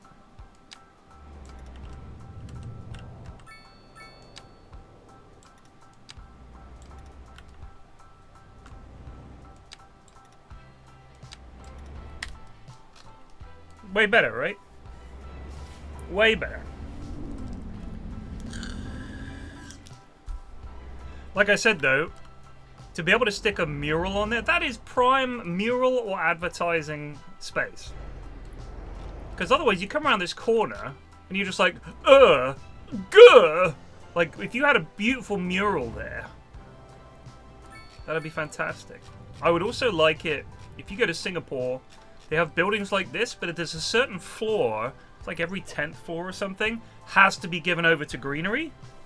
So you look at these sky rises and it goes like building, building, building, building, jungle, building, building, building, jungle, and there'll be like fucking birds living in there and animals and stuff. Fuck Banksy. I don't want a fucking Banksy artwork anywhere near my bloody city. Thank you very much. Probably the least intelligent, successful, oh he's so clever artist of all time. Fucking awful. Oh wow, oh that's so clever. It's not! His stuff is like the first thing he thought of. It's just basic.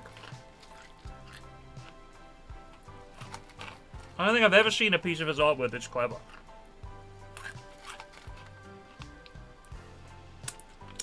I did, Graham.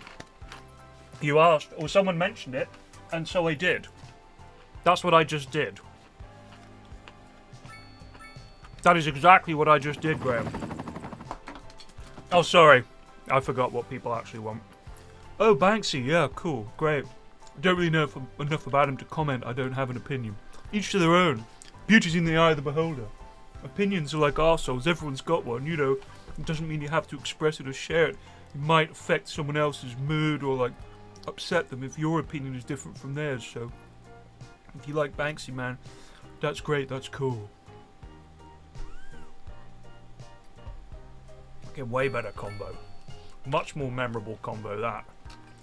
Bit more of that, please. Just never say shit. Don't say shit.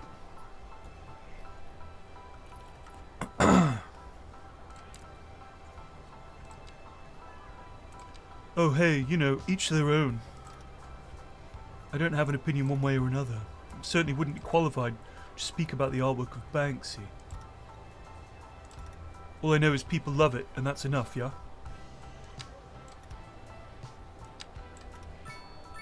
Much like, say, Love Island.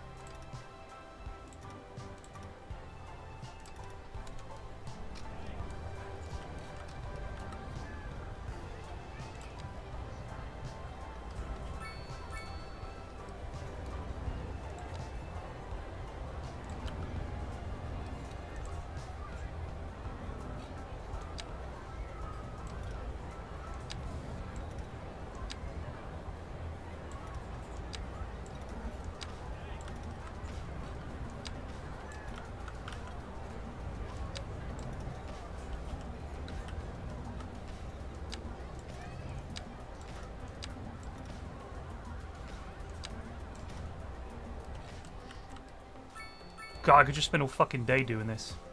Gotta be careful I don't.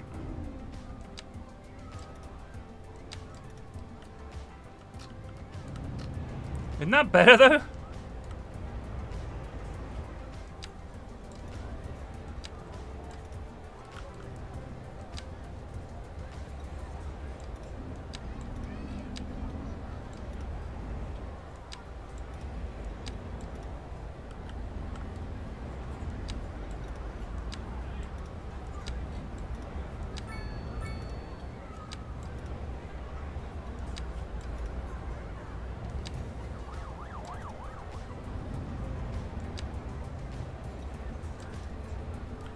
Ooh.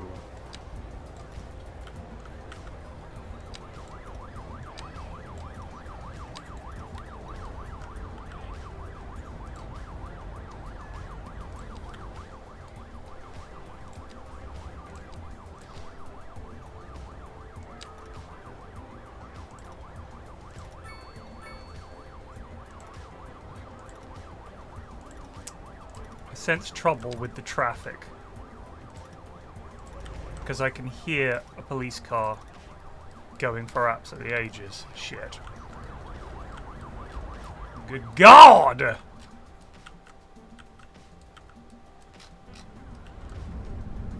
Oh my God, someone's been crushed under that car!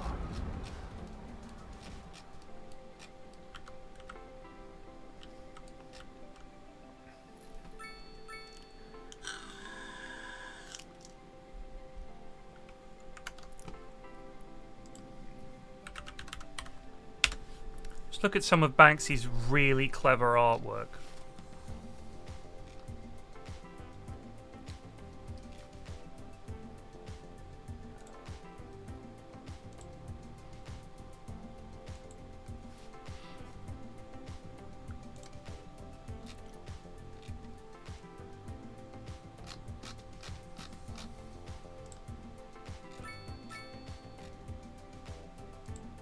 Do we have to go on Insta for this?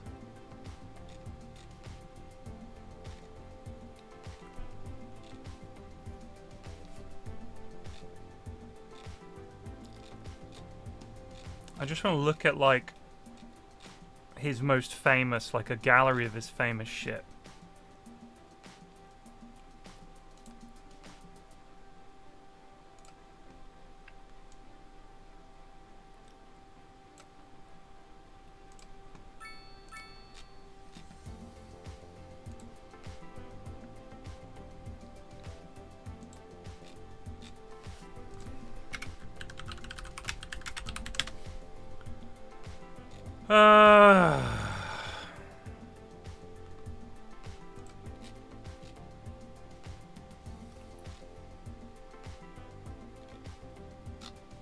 Here we go. This is a decent example of why I think his stuff is massively overrated. Oh gosh, that's so clever.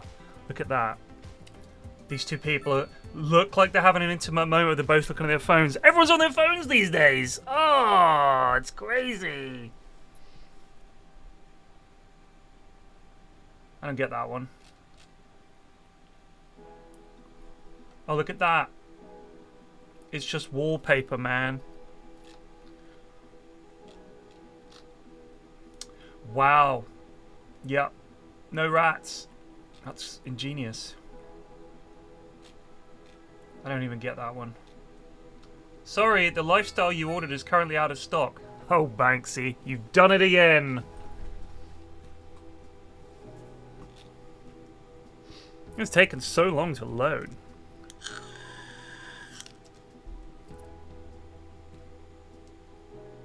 Oh, look at that. It's Pulp Fiction, but instead of holding guns, they're holding bananas. Do you get it? Me neither. Me neither.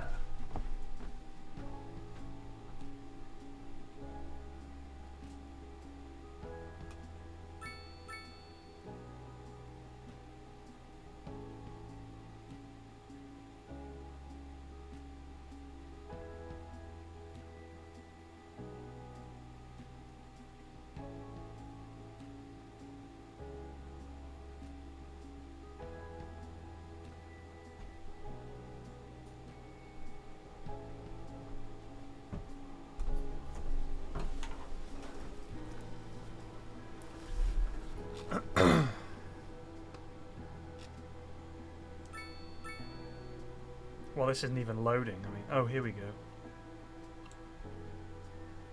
Wow, so clever. Just a picture of a fucking rat. Can you believe it? Police officers can be gay in Banksy's world. Not in my world. I'm too normal. Thank goodness he's opened my eyes. Fuck off. Just absolute wank. It's the opposite of clever art. It's like the Hallmark cards of art.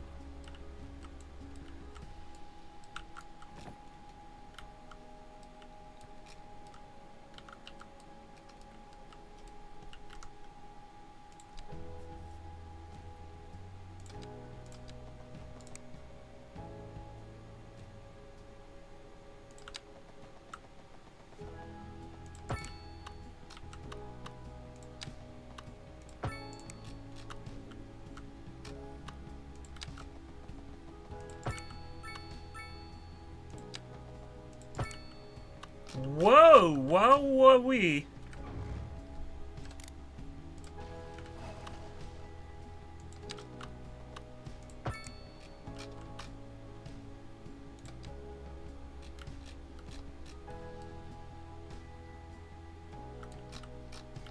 Sorry, what is happening here?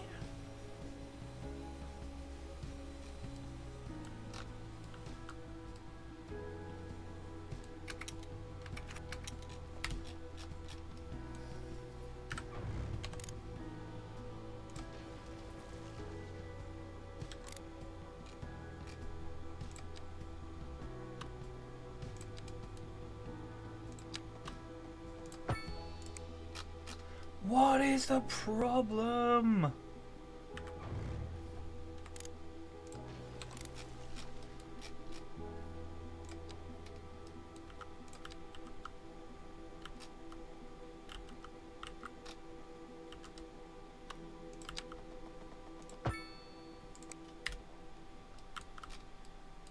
Cool.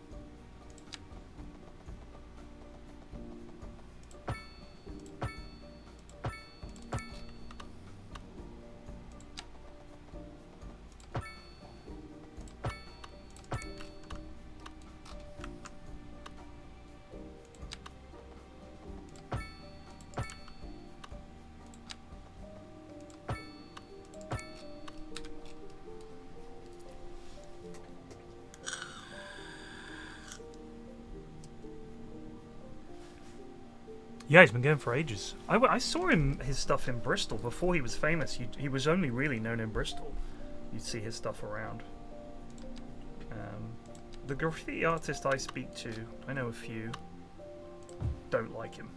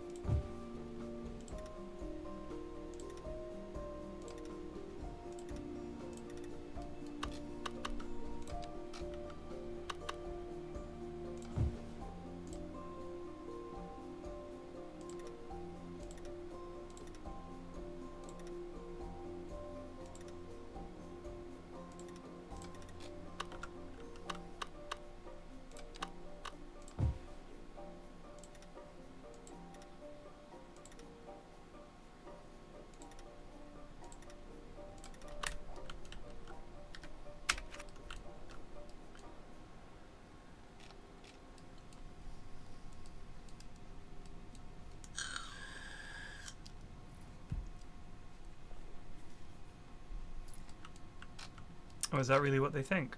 Interesting.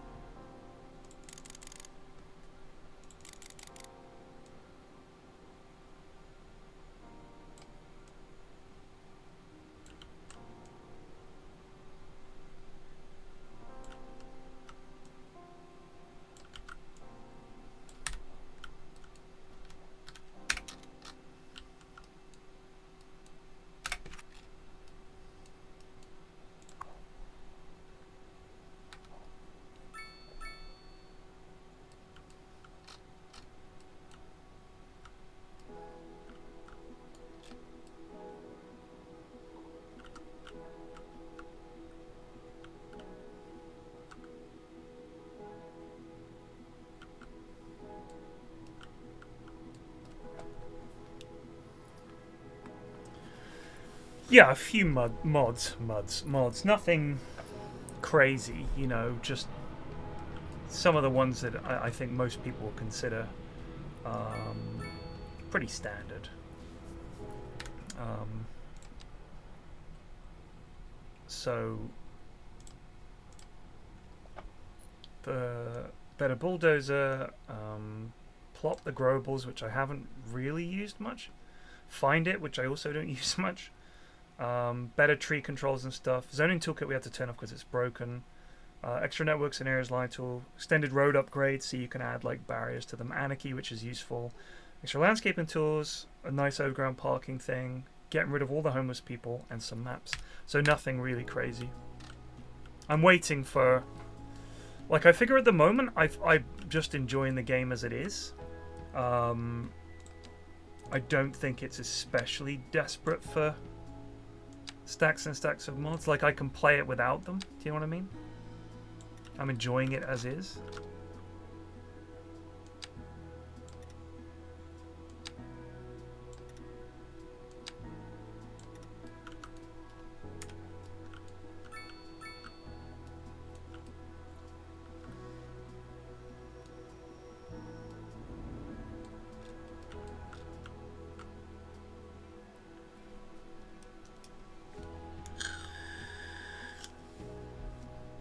Yeah, there are some things that I did. I went into NVIDIA control panel, and this is at the advice of, I can't remember his name, a chap in chat.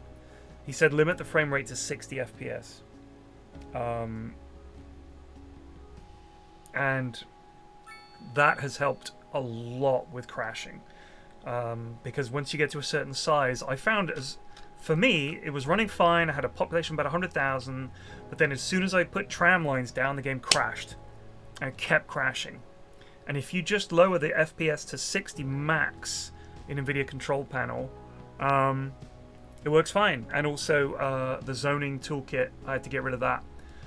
It was handy because it lets you say, I'm going to place this road, only zone on the left-hand side.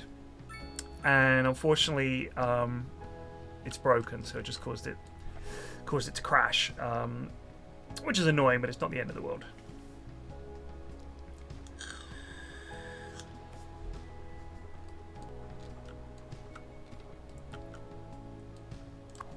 Well, there's 2,000 people go to this university, but I can't see any of them.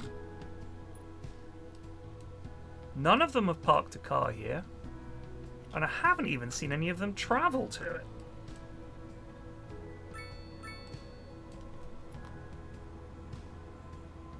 Make all the buildings anime girls? Education isn't simulated currently? Oh.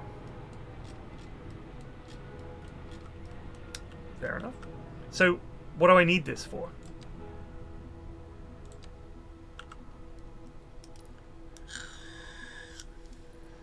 It's been there for, I mean...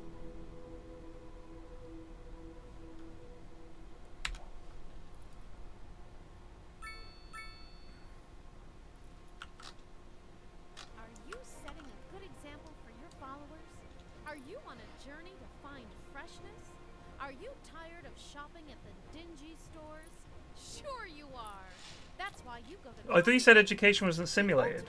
Or do you mean, so it simulates education level? Hi, Stanley. Isn't this a lovely place to shop? So apparently our capacity is way too low for everything. We need 15,000 elementary school places.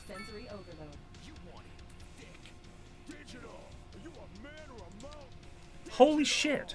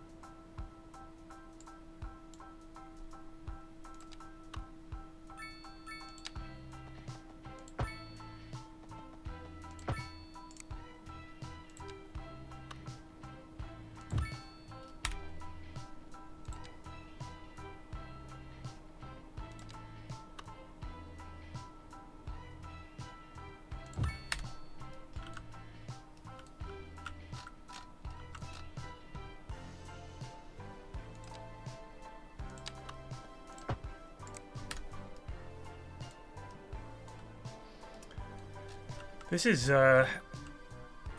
Brainiac Way.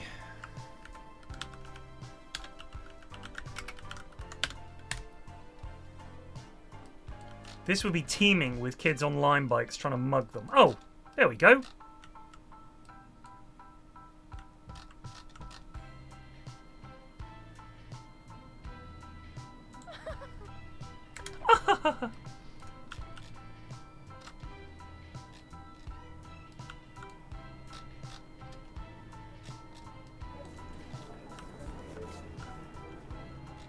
There's people.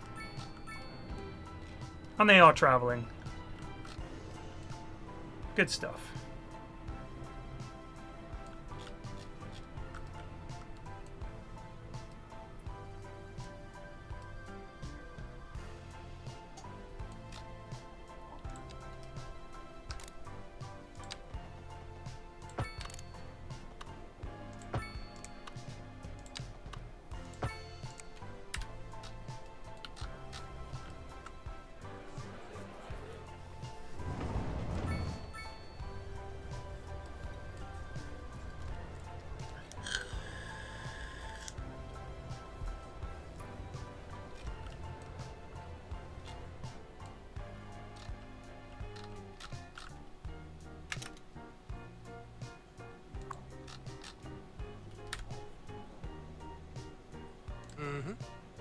He is studying.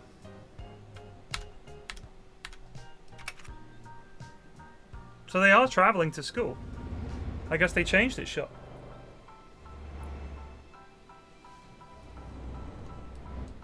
So everyone's saying, oh, they're service animals. 2? You need 2? Or are you saying that they have 1 service animal and then they also have a dog they take with them everywhere? Come on. That is a lot of people waiting for the train. Holy macaroni.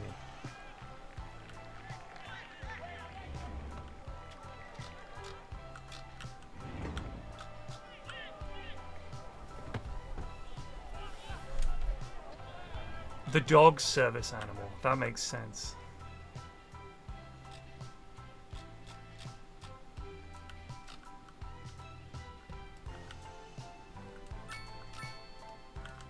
I've had a bit of an accident.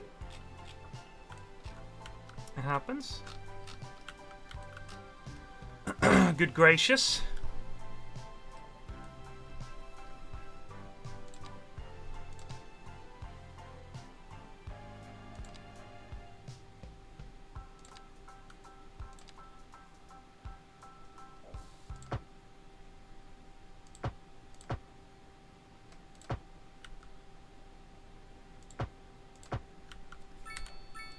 Yeah, fuck 'em.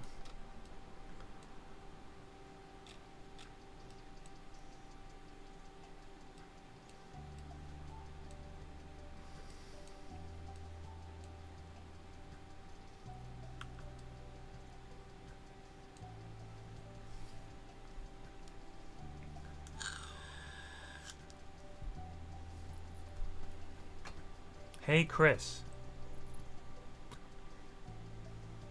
Trying to think what the setup is here. If I said, who's Chris? Who's Chris? Who's Chris? No? Hey, Chris. Was that the name of the person that I clicked on in the university?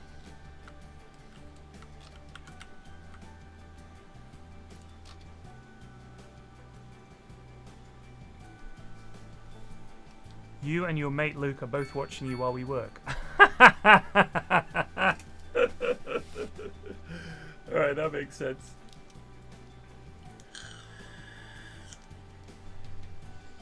I was very confused.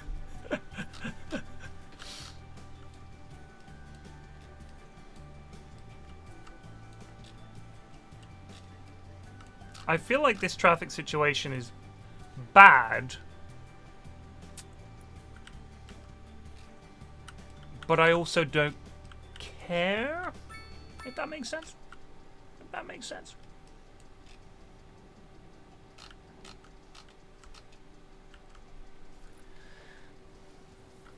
Let's all say hi to Chris and Luke.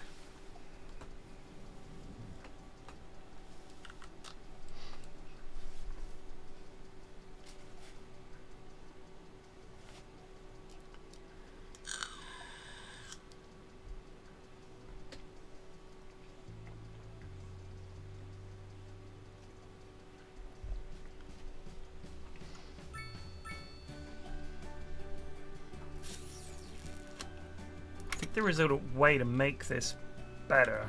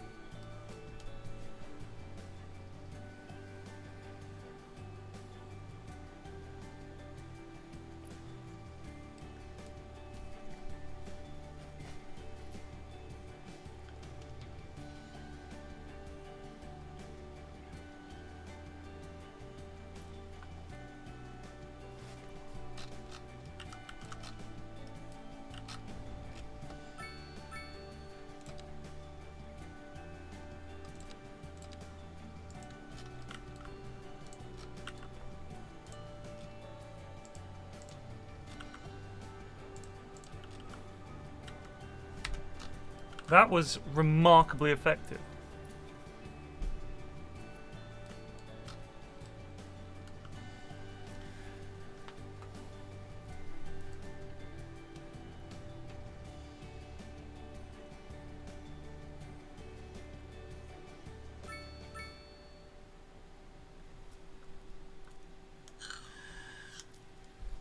They are very unused, but that's fine. It's a road. So sometimes people want to go this way, right? Even though that road doesn't technically go anywhere yet, they could go up here and come back around. There's no reason that they would.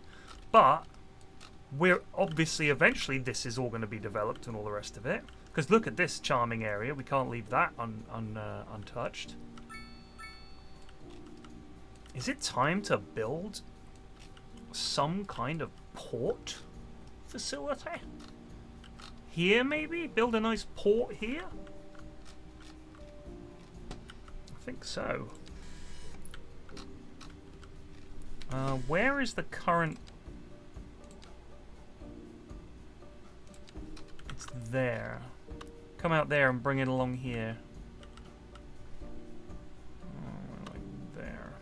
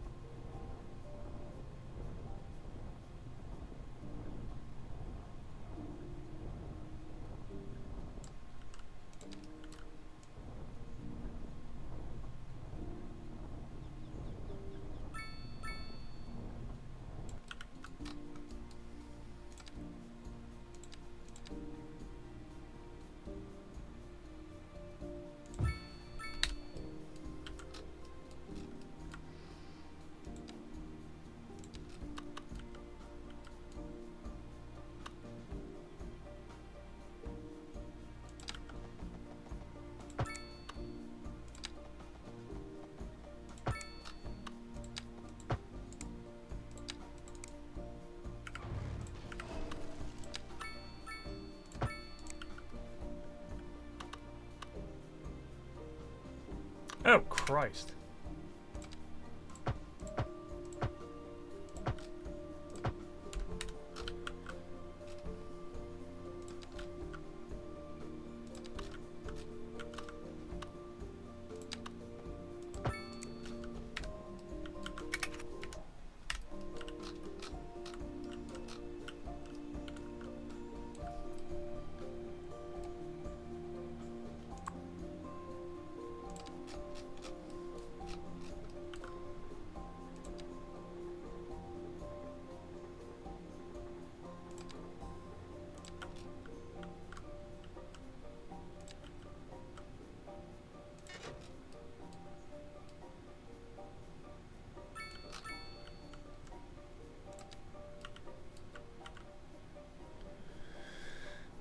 Hmm.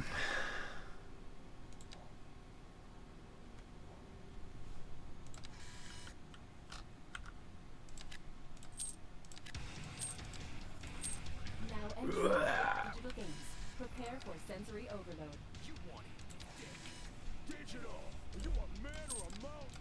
Digital. You ready for a thing that rips out your heart and stops it to death?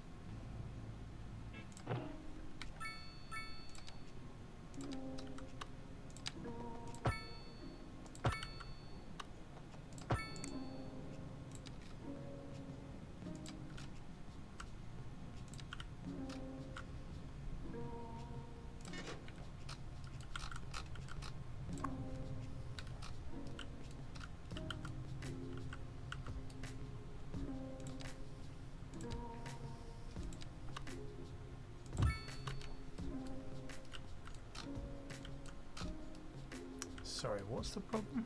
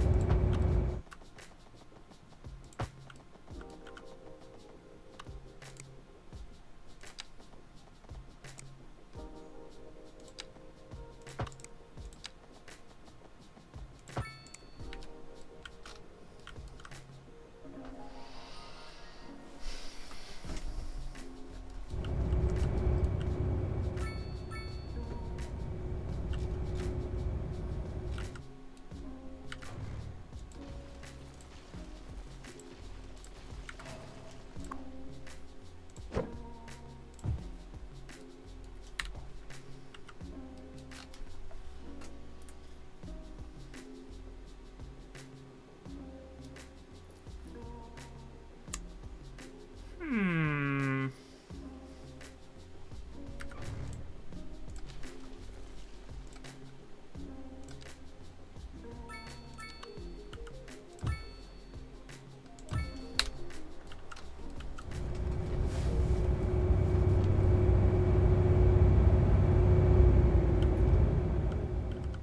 Good God.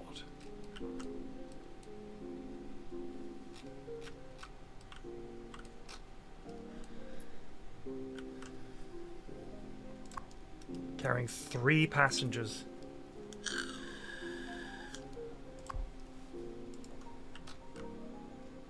It's dropping people off, which is something.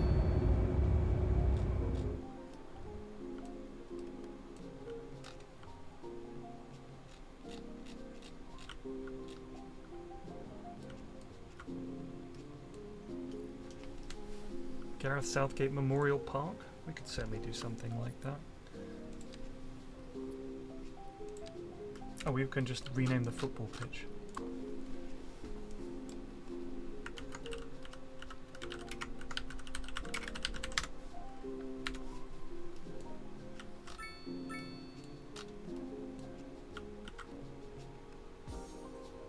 I had a big argument with Paul. For those of you who watch the Dota streams, I got very, very angry with him last night.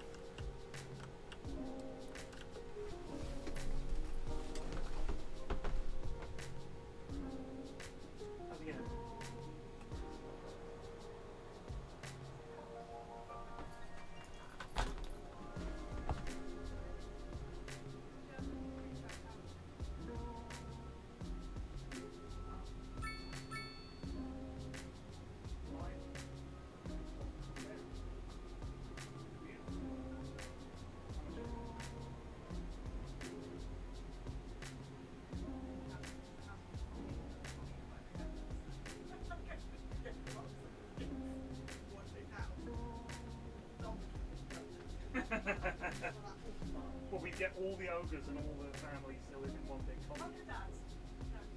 No, fuck you. Stick your commune up your arse.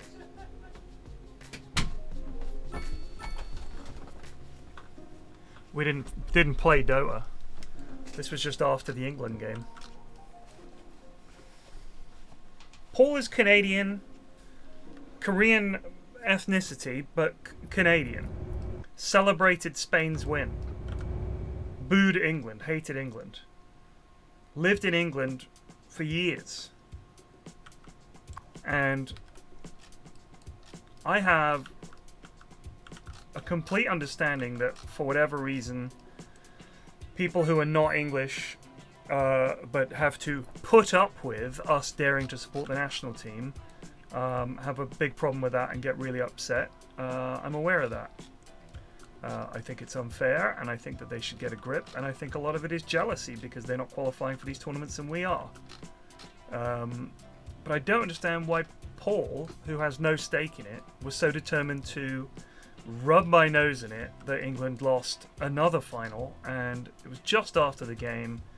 I was just looking, like we were just chatting on the Discord, and he's just reveling in it. And I know that people like, you know, like Dav and that are like, proud Spaniard tonight. Why are you fucking supporting Spain? They're the good guys of history? Really? Spain? Spain. It's a joke.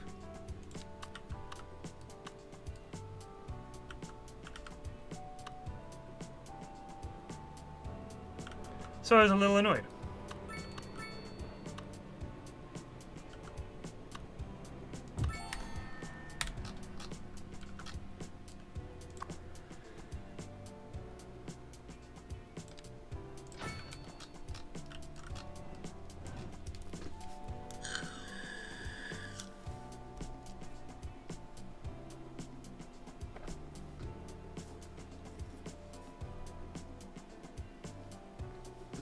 I mean, we dive a lot. My issue is not with people supporting Spain because England are boring or... Excuse me, sir, but it's time to goose. But the point Durant was, ces like, gestres we're ubed the for bad 3 guys. months, I do find the Scots or Irish who support anyone who play in land a strange breed. Like, I don't get it. Like, you're supporting Germany over us for our historic wrongs. That's the argument. Yeah, but England have been dickheads historically. Really? And you're supporting Spain, who were a fascist country under Franco until the 70s, who did unspeakable things in South America and Central America, who were as colonial as us. I don't think it's even the fans abroad. If that was the case, there are a lot of countries. The Dutch fans are fucking awful abroad, apparently. When it comes to hooliganism, that used to be a big thing. Dutch and English hoolies used to kick off all the time. And our hooligans are like kids compared to the hoolies you get coming out of Eastern Europe nowadays. Russian hoolie firms are fucking terrifying. They're like MMA trained and shit. But it was nothing to do with that. The argument was like England are history's bad guys. Like, you do realise the Dutch were colonial power as well. That's why they've got all these little Dutch holdings all over the fucking place. So did the Spanish. So did the Portuguese. Italy? World War II, anyone? Germany? World War II, anyone? Russia?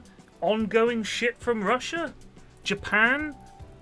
What they did to China? China? What they want to do to Taiwan? Like, you could just keep going on and on. Who are you fucking supporting if you're doing it that way? Just look at it in footballing terms. If you said to me I couldn't support England, they were just so fucking boring to watch, I would completely understand. But I just don't understand the idea that we're the only bad guys in the world. That can fuck off. That's like a ridiculous statement. So many countries with such shitty history. Look at Belgium, what they did in the Congo. Nobody fucking brings that up when Belgium were playing, are they? It's just a joke. We were very successful at being dickheads. We were the most successful of the dickhead countries in that era. That's it. We were the biggest, most successful dickheads. So now, for all eternity, fuck England. This is for the invasion of so-and-so in 1787. Alright, fucking sure. I'll carry that burden for the rest of my life. And Scottish and Welsh fans, like, every single person I know that's like a neutral when it comes to football. I mean, my mum is a prime example. She will support any country that's either in the UK or Ireland if Ireland are in something. And I am exactly the same. And they fucking hate us. I think even now, you had a chance to fucking leave Scotland and it didn't go through. Apparently you love being in the UK. So where does it end? Wales voted for fucking Brexit. One of the big reasons Brexit went through is Wales overwhelmingly voted for it. I'll just fucking, every time, yeah, that's for Brexit, you cunts, every fucking time. It's a joke. Think how many mates you've got who are Scottish or Welsh or Irish. If you're English, think of it. I've got tons. There's no fucking animosity there. So why do this? Yeah, fuck the English. It's like, no, what are you doing? That's me. I thought we were mates. Like, just grow up a little bit. Just this handed down animosity. It's no fucking good. Because now, especially because of Brexit, we better fucking pull together. Otherwise, we're fucked. All we've got is each other. It's just a joke. I will never understand it.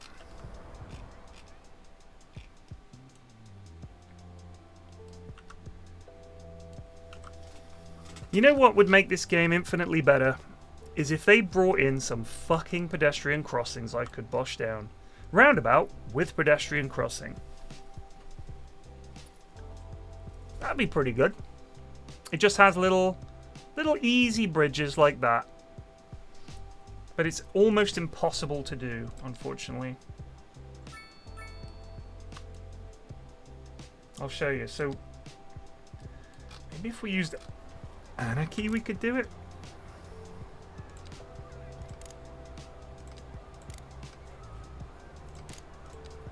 So I know that 6.25 meters is enough for it to get over the road.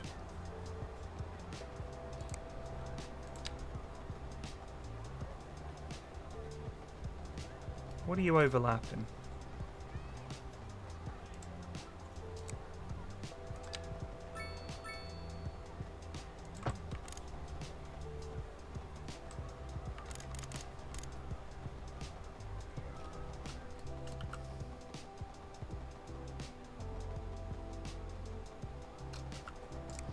See, it's like, all I want to do is have a fucking staircase. But you can't do it.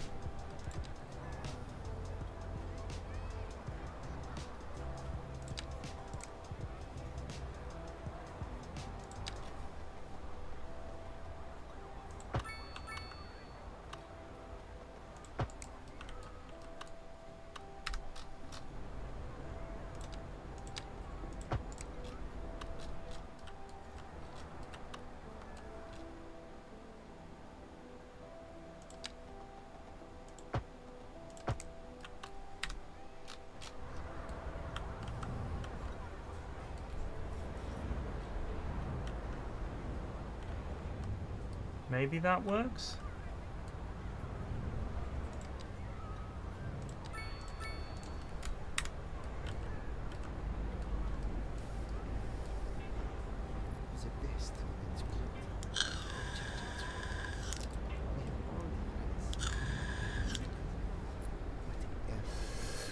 So, Anarchy does work. Let's see what we can do with Anarchy. We turn Anarchy on.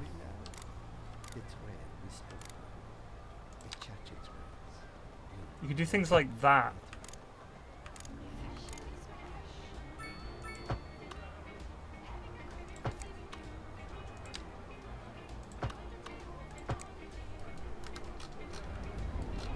And just say, it's fine.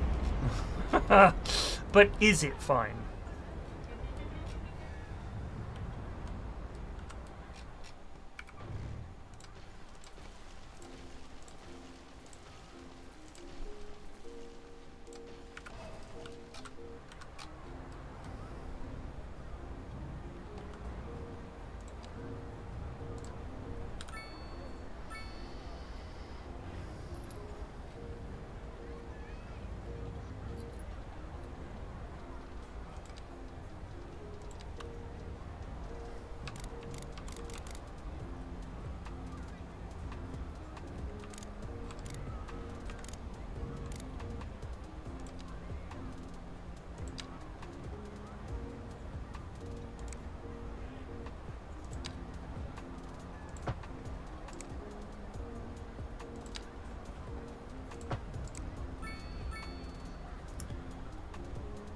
Oh my god.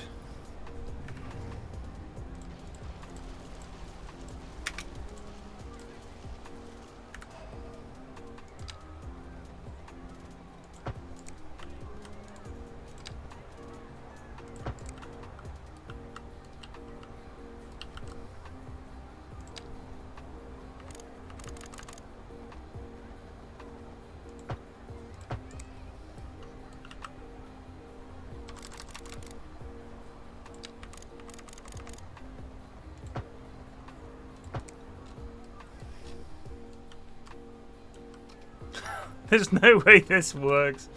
Tunnels? Don't be boring. We want to see the people.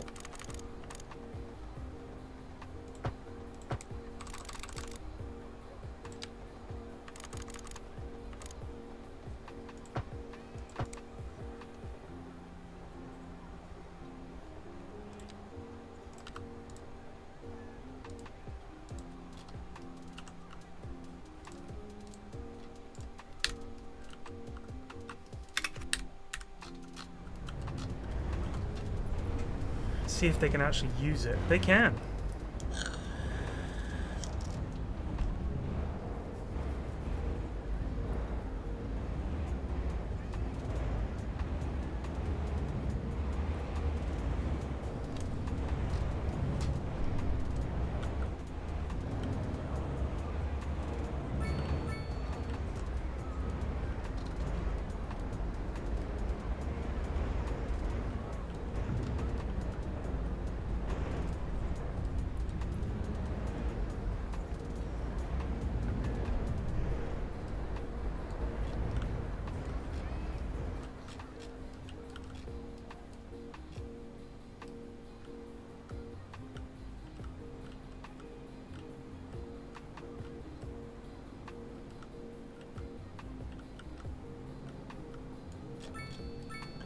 Fucking glorious. But yeah, I got really angry about that. And I still don't really understand it. It feels mean-spirited to me, but I'm a very stupid person. Just kind of thought we were better than that. That we could be a bit more chill and together.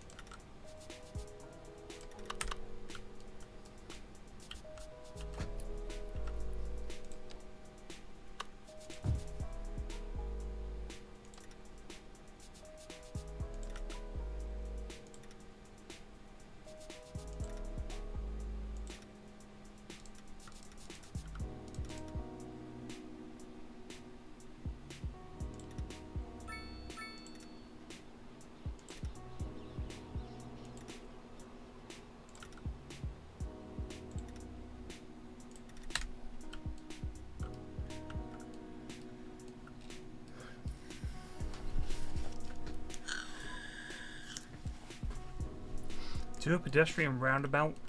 You can't. I don't think.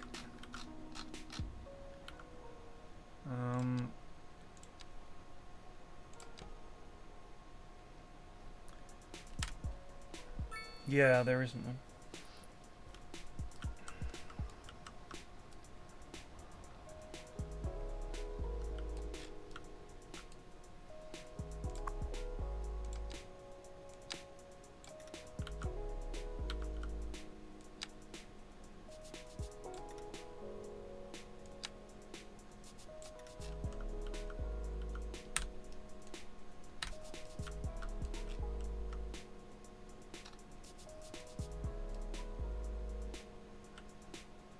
The way they've done the sort of area dragging thing is fantastic. I just like the way it's farmland, then immediately into built-up areas. It'd be nice. You could look out of your window and look at the farm and the water. It'd be beautiful. I think that's something me and Mrs. F want to do when we're older, is move somewhere, not in the middle of nowhere. Probably Dorset somewhere. Somewhere in the country. Have a nice big garden. Keep chickens. Grow vegetables. Relax. That would be nice.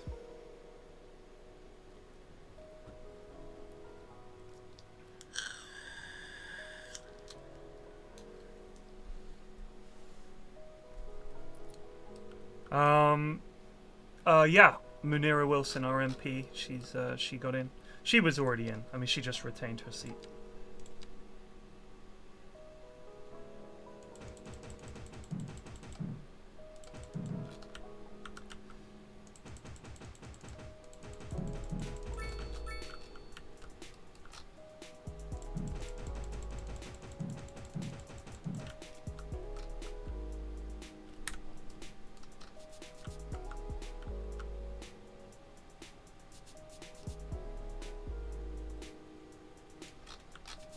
Fucking garbage heap is just visible from space.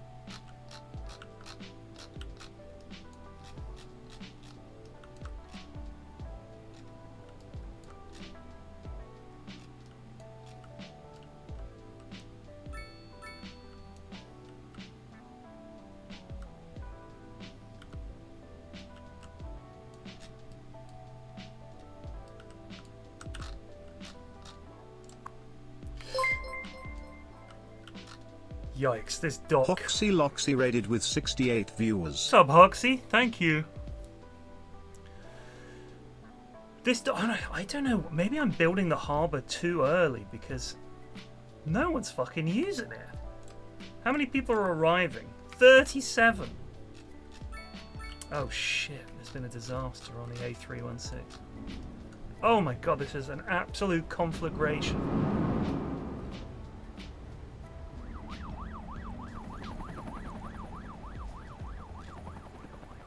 Oh shit! The helicopter just pissed on it.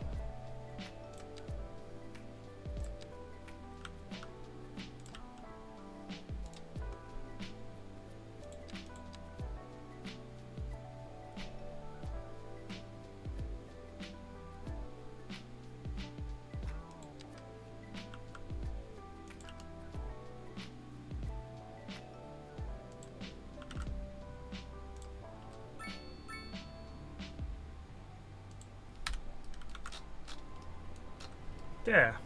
See? Put down some trees and all the traffic goes away. Glorious, un-anarchied pedestrian footbridge. We could fix this using anarchy actually, but I quite like it. It's kind of a landmark. if you use Anarchy, you can get ones like this, which is obviously amazing.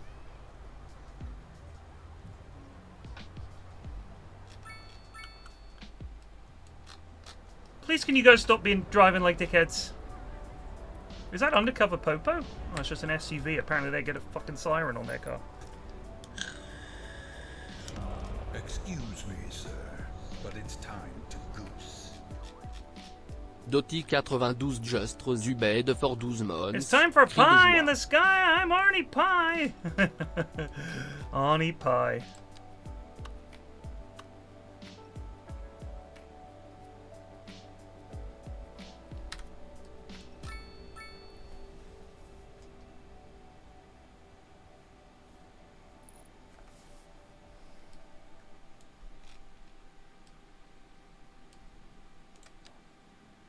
No. Cheap and random. Oh, we love the cheap and random flea market. We came here with the grandkids and we'll stay. Cheap and random. Oh, sure, I've been here before. Matter of fact, I was here last Tuesday. Cheap and random. Toaster works fine if you flip the bread. Cheap and random. What is that thing? What is that thing? That's a frog nut extraction. Cheap and random. You never know what you're gonna get, and you never will unless you come find out. Now enter digital games. Prepare for sensory overload. You want it thick? Digital. Are you a man or a mountain? Digital. You ready for a game that rips out your heart and stomps it to death? Digital. Then come on down to Think Digital and we'll hook you up to adrenaline overdrive. You won't be able to take much more of this, sir. Excuse me, sir, but it's time to goose. G-Baris les Justre Zubed for 20 months. I turn de 30 yester des annoncing fils différents fladidéogam. Thank you. Do you know how you do that, by the way? I only found out today. What you do is, when you're using this tool, when you want to do level terrain, you right-click at the center of the circle, the contour line that you want to level to.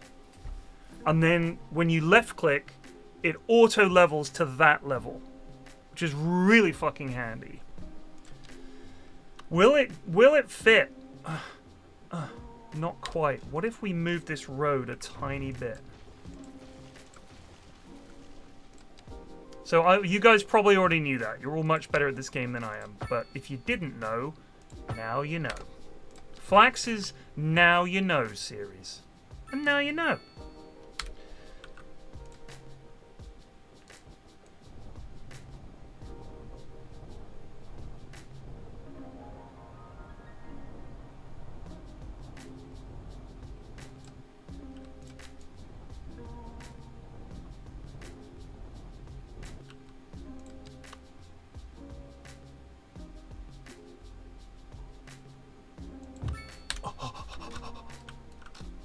Oh.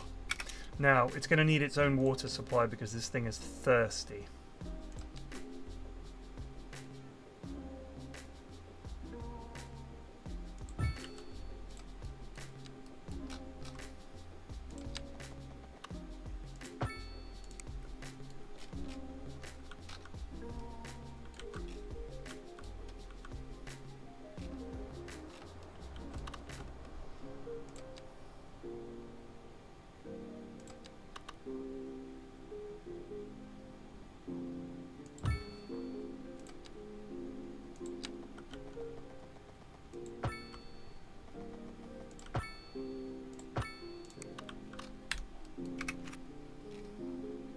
Good.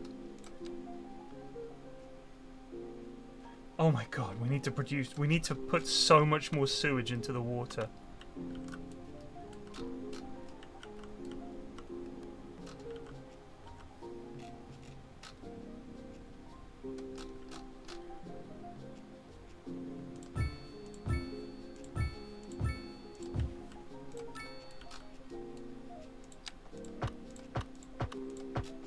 It's all wastewater from the nuclear plant.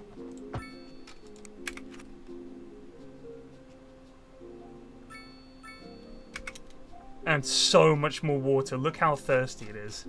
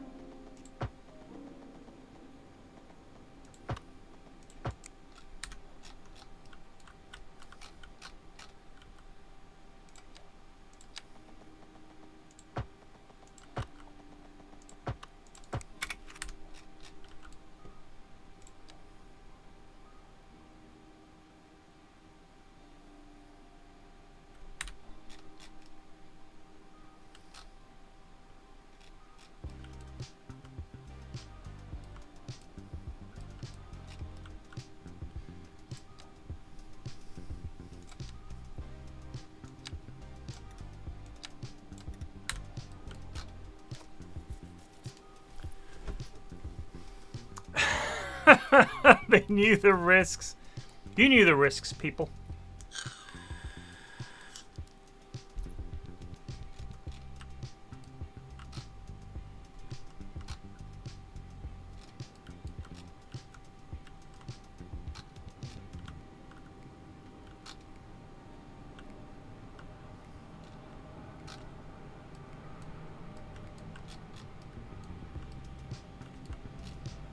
You know when that lad in Return of the Jedi busts in on Han, Leia, and Chewie and the rebel troops, and they're trying to blow up the shield generator on the Endor moon, and he says, "You rebel scum." I love that line. I say it all the time. It's the way he says it. "You rebel scum." I'll find it.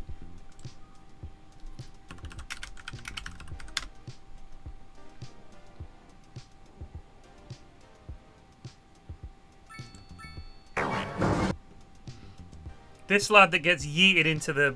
I don't know what it is, but that's a classic too. He falls into the thing. Great! You rebel scum. You rebel scum. You rebel scum.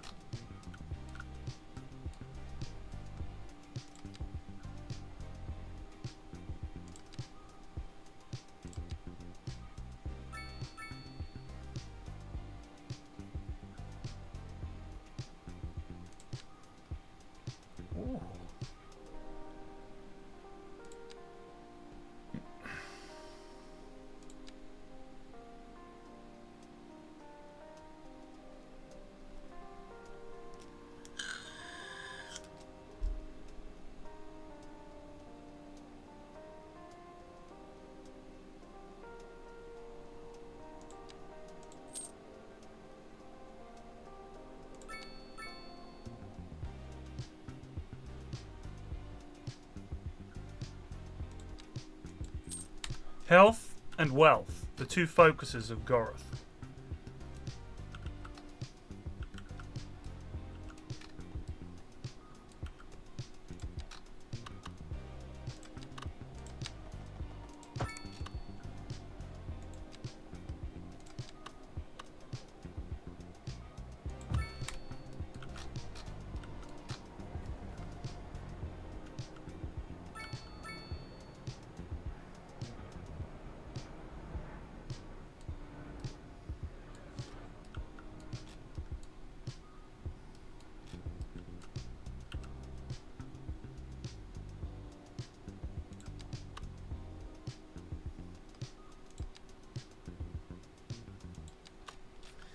welfare office.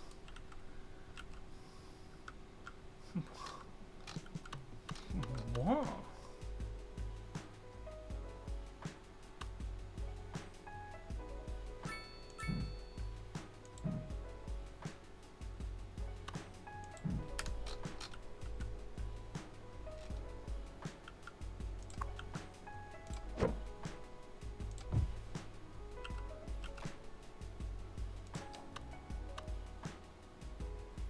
We don't need a welfare office there, actually.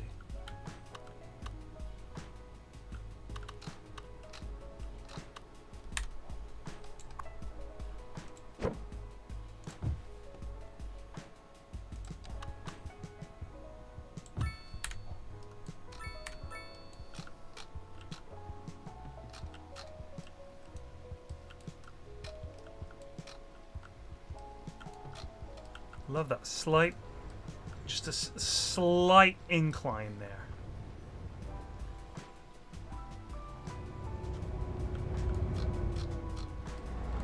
Imagine sitting on that bench. You sit one and you just slide to the other side.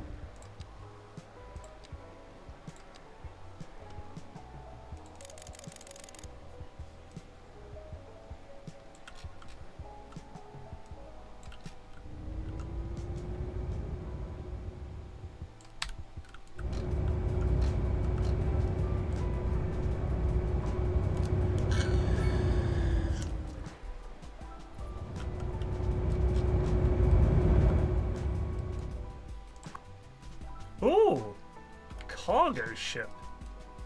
We have no place for such a thing here. Where are you docking? You can't possibly go here. Are you just traveling this route? This is not a cargo port, sir. You cannot stop. Yeah, they're just going about their business. Although we could...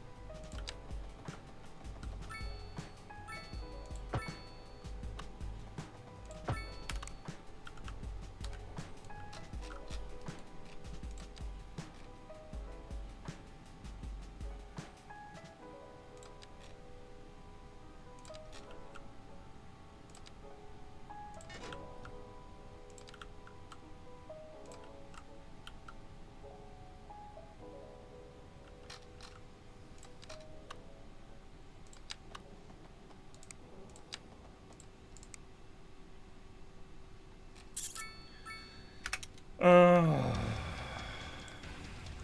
entering Fit Digital Games. Prepare for sensory overload. You want thick, digital. Are you a man or a mountain?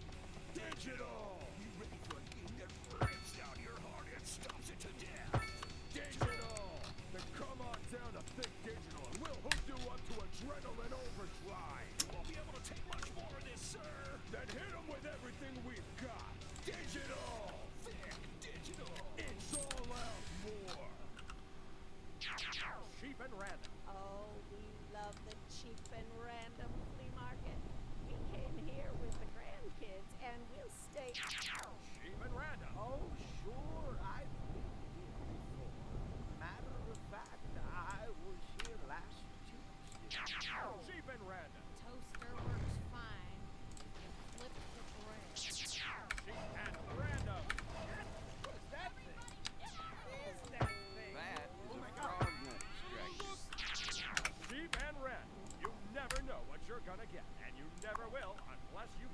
Find out.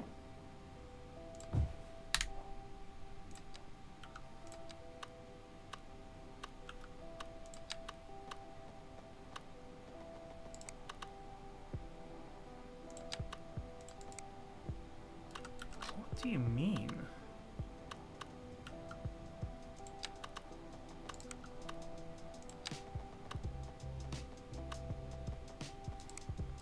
What do you think its beef is?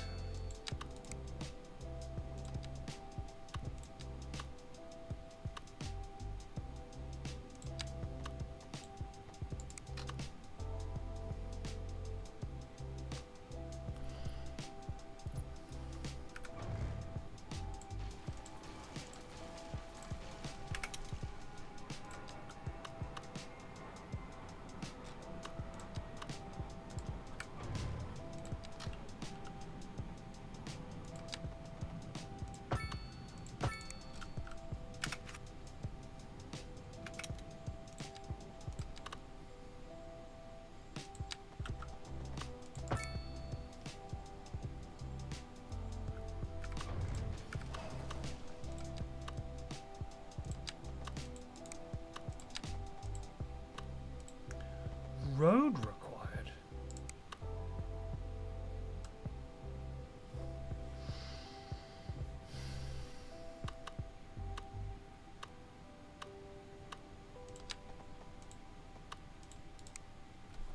Hmm.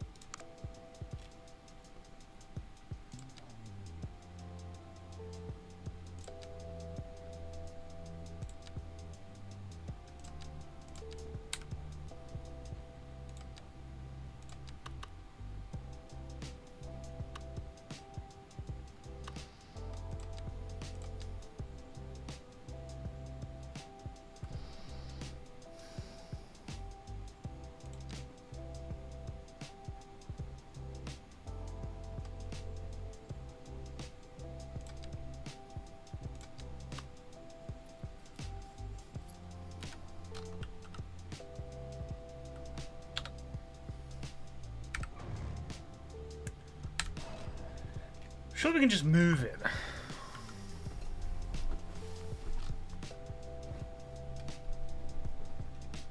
Oh, I wonder if it's just not deep enough. Maybe that's it.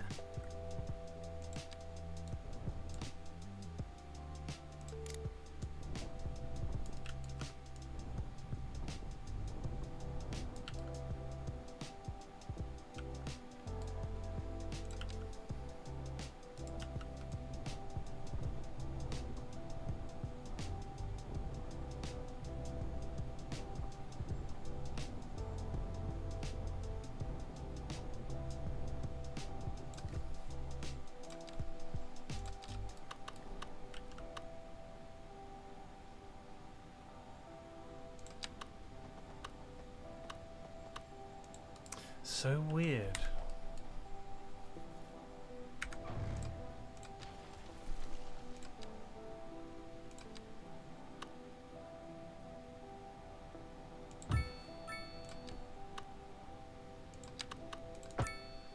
Whatever.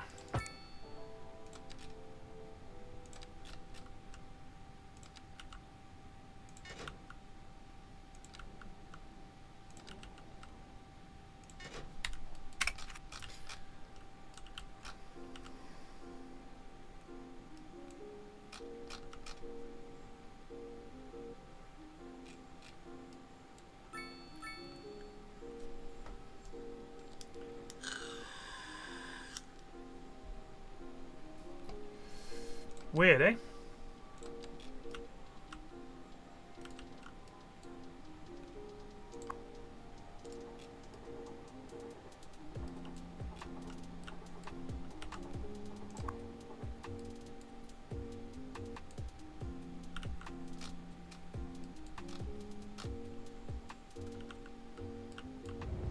Yeah, let's pollute the shit out of this beautiful harbour.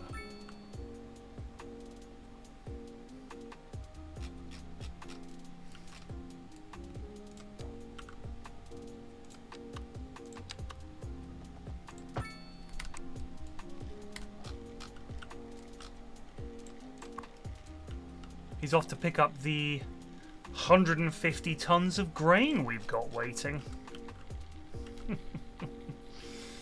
That's a lot of grain.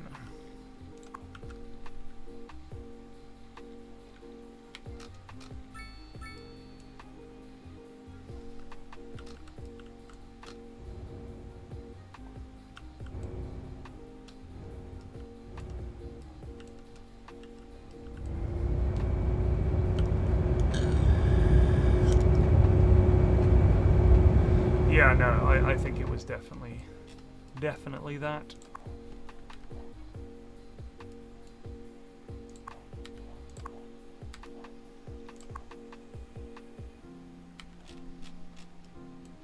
It's working, whatever.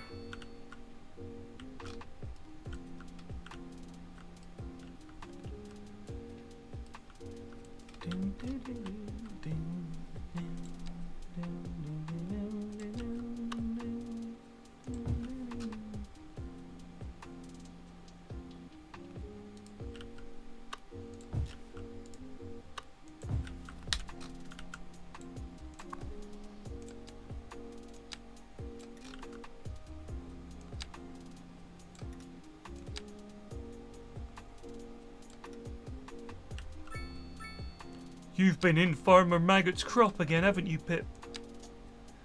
I only took one carrot.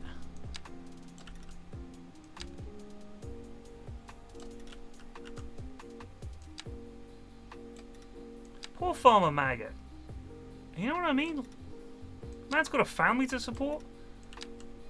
I say Hobbit Cull. Completely fair.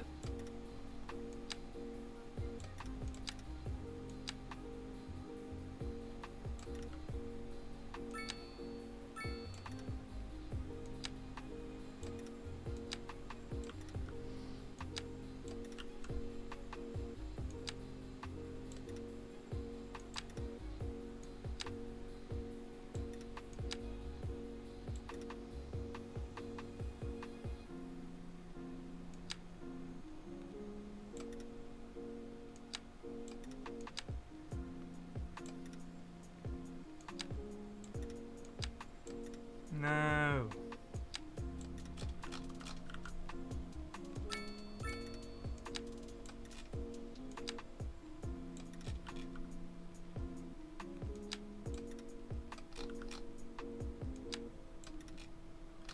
Gotta put trees in.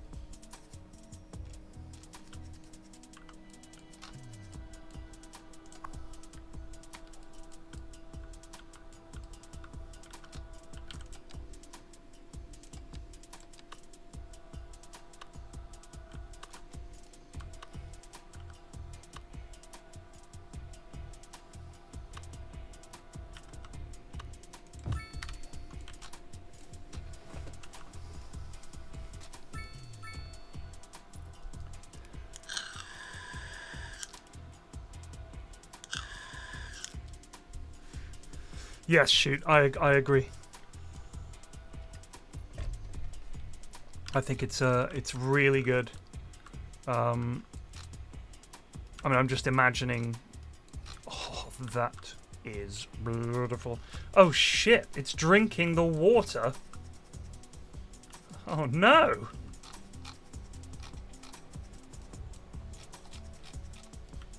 It's gonna drain it dry.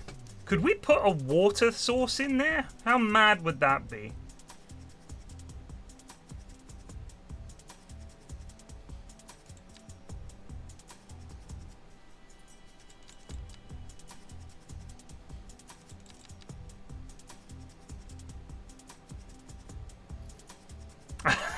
Save first. All right.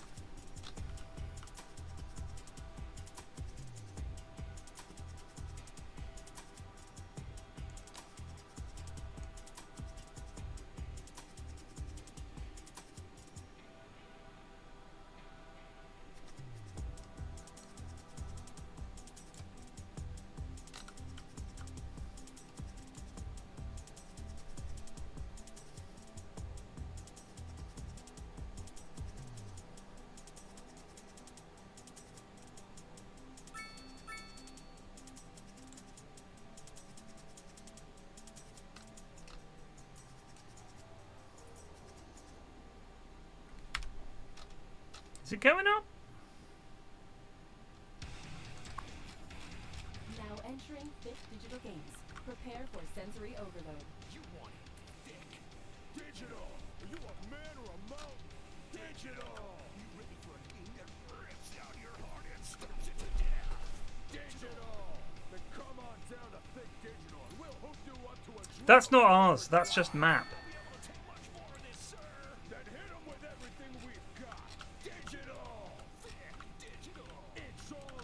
Shit, I didn't take my vitamins today. 1, 2,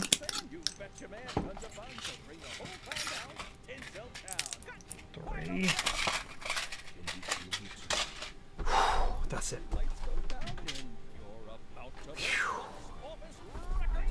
It's boiling in here. 4.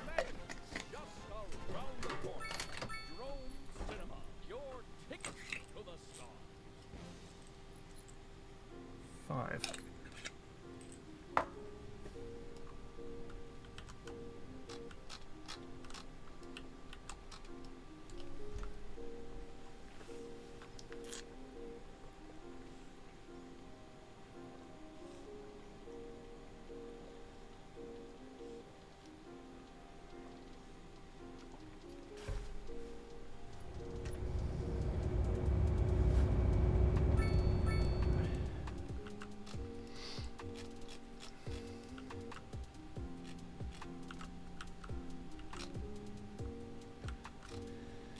Thinking it's time for a maybe when we've got our third big splodge of city, that's when we build a subway system.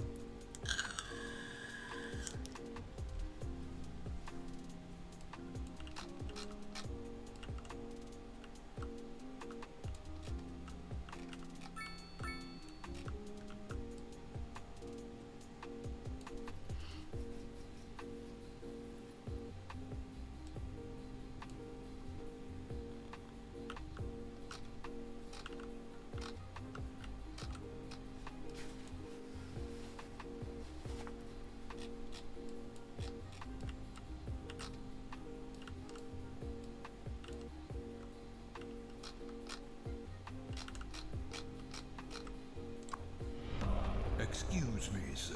Oh, he lost his cargo. Timorki-bas force ici just Zubed for 70 months. What a lovely little town. Thank you. I think you'll find it's a grand city.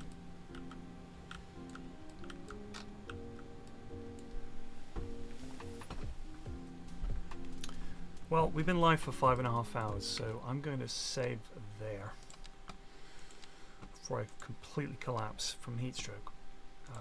Thank you guys so much for watching. I will see you guys tomorrow. I'll also be around tonight if you like Dotes. Tune in for that. Cheers for watching. Take it easy. Peace out.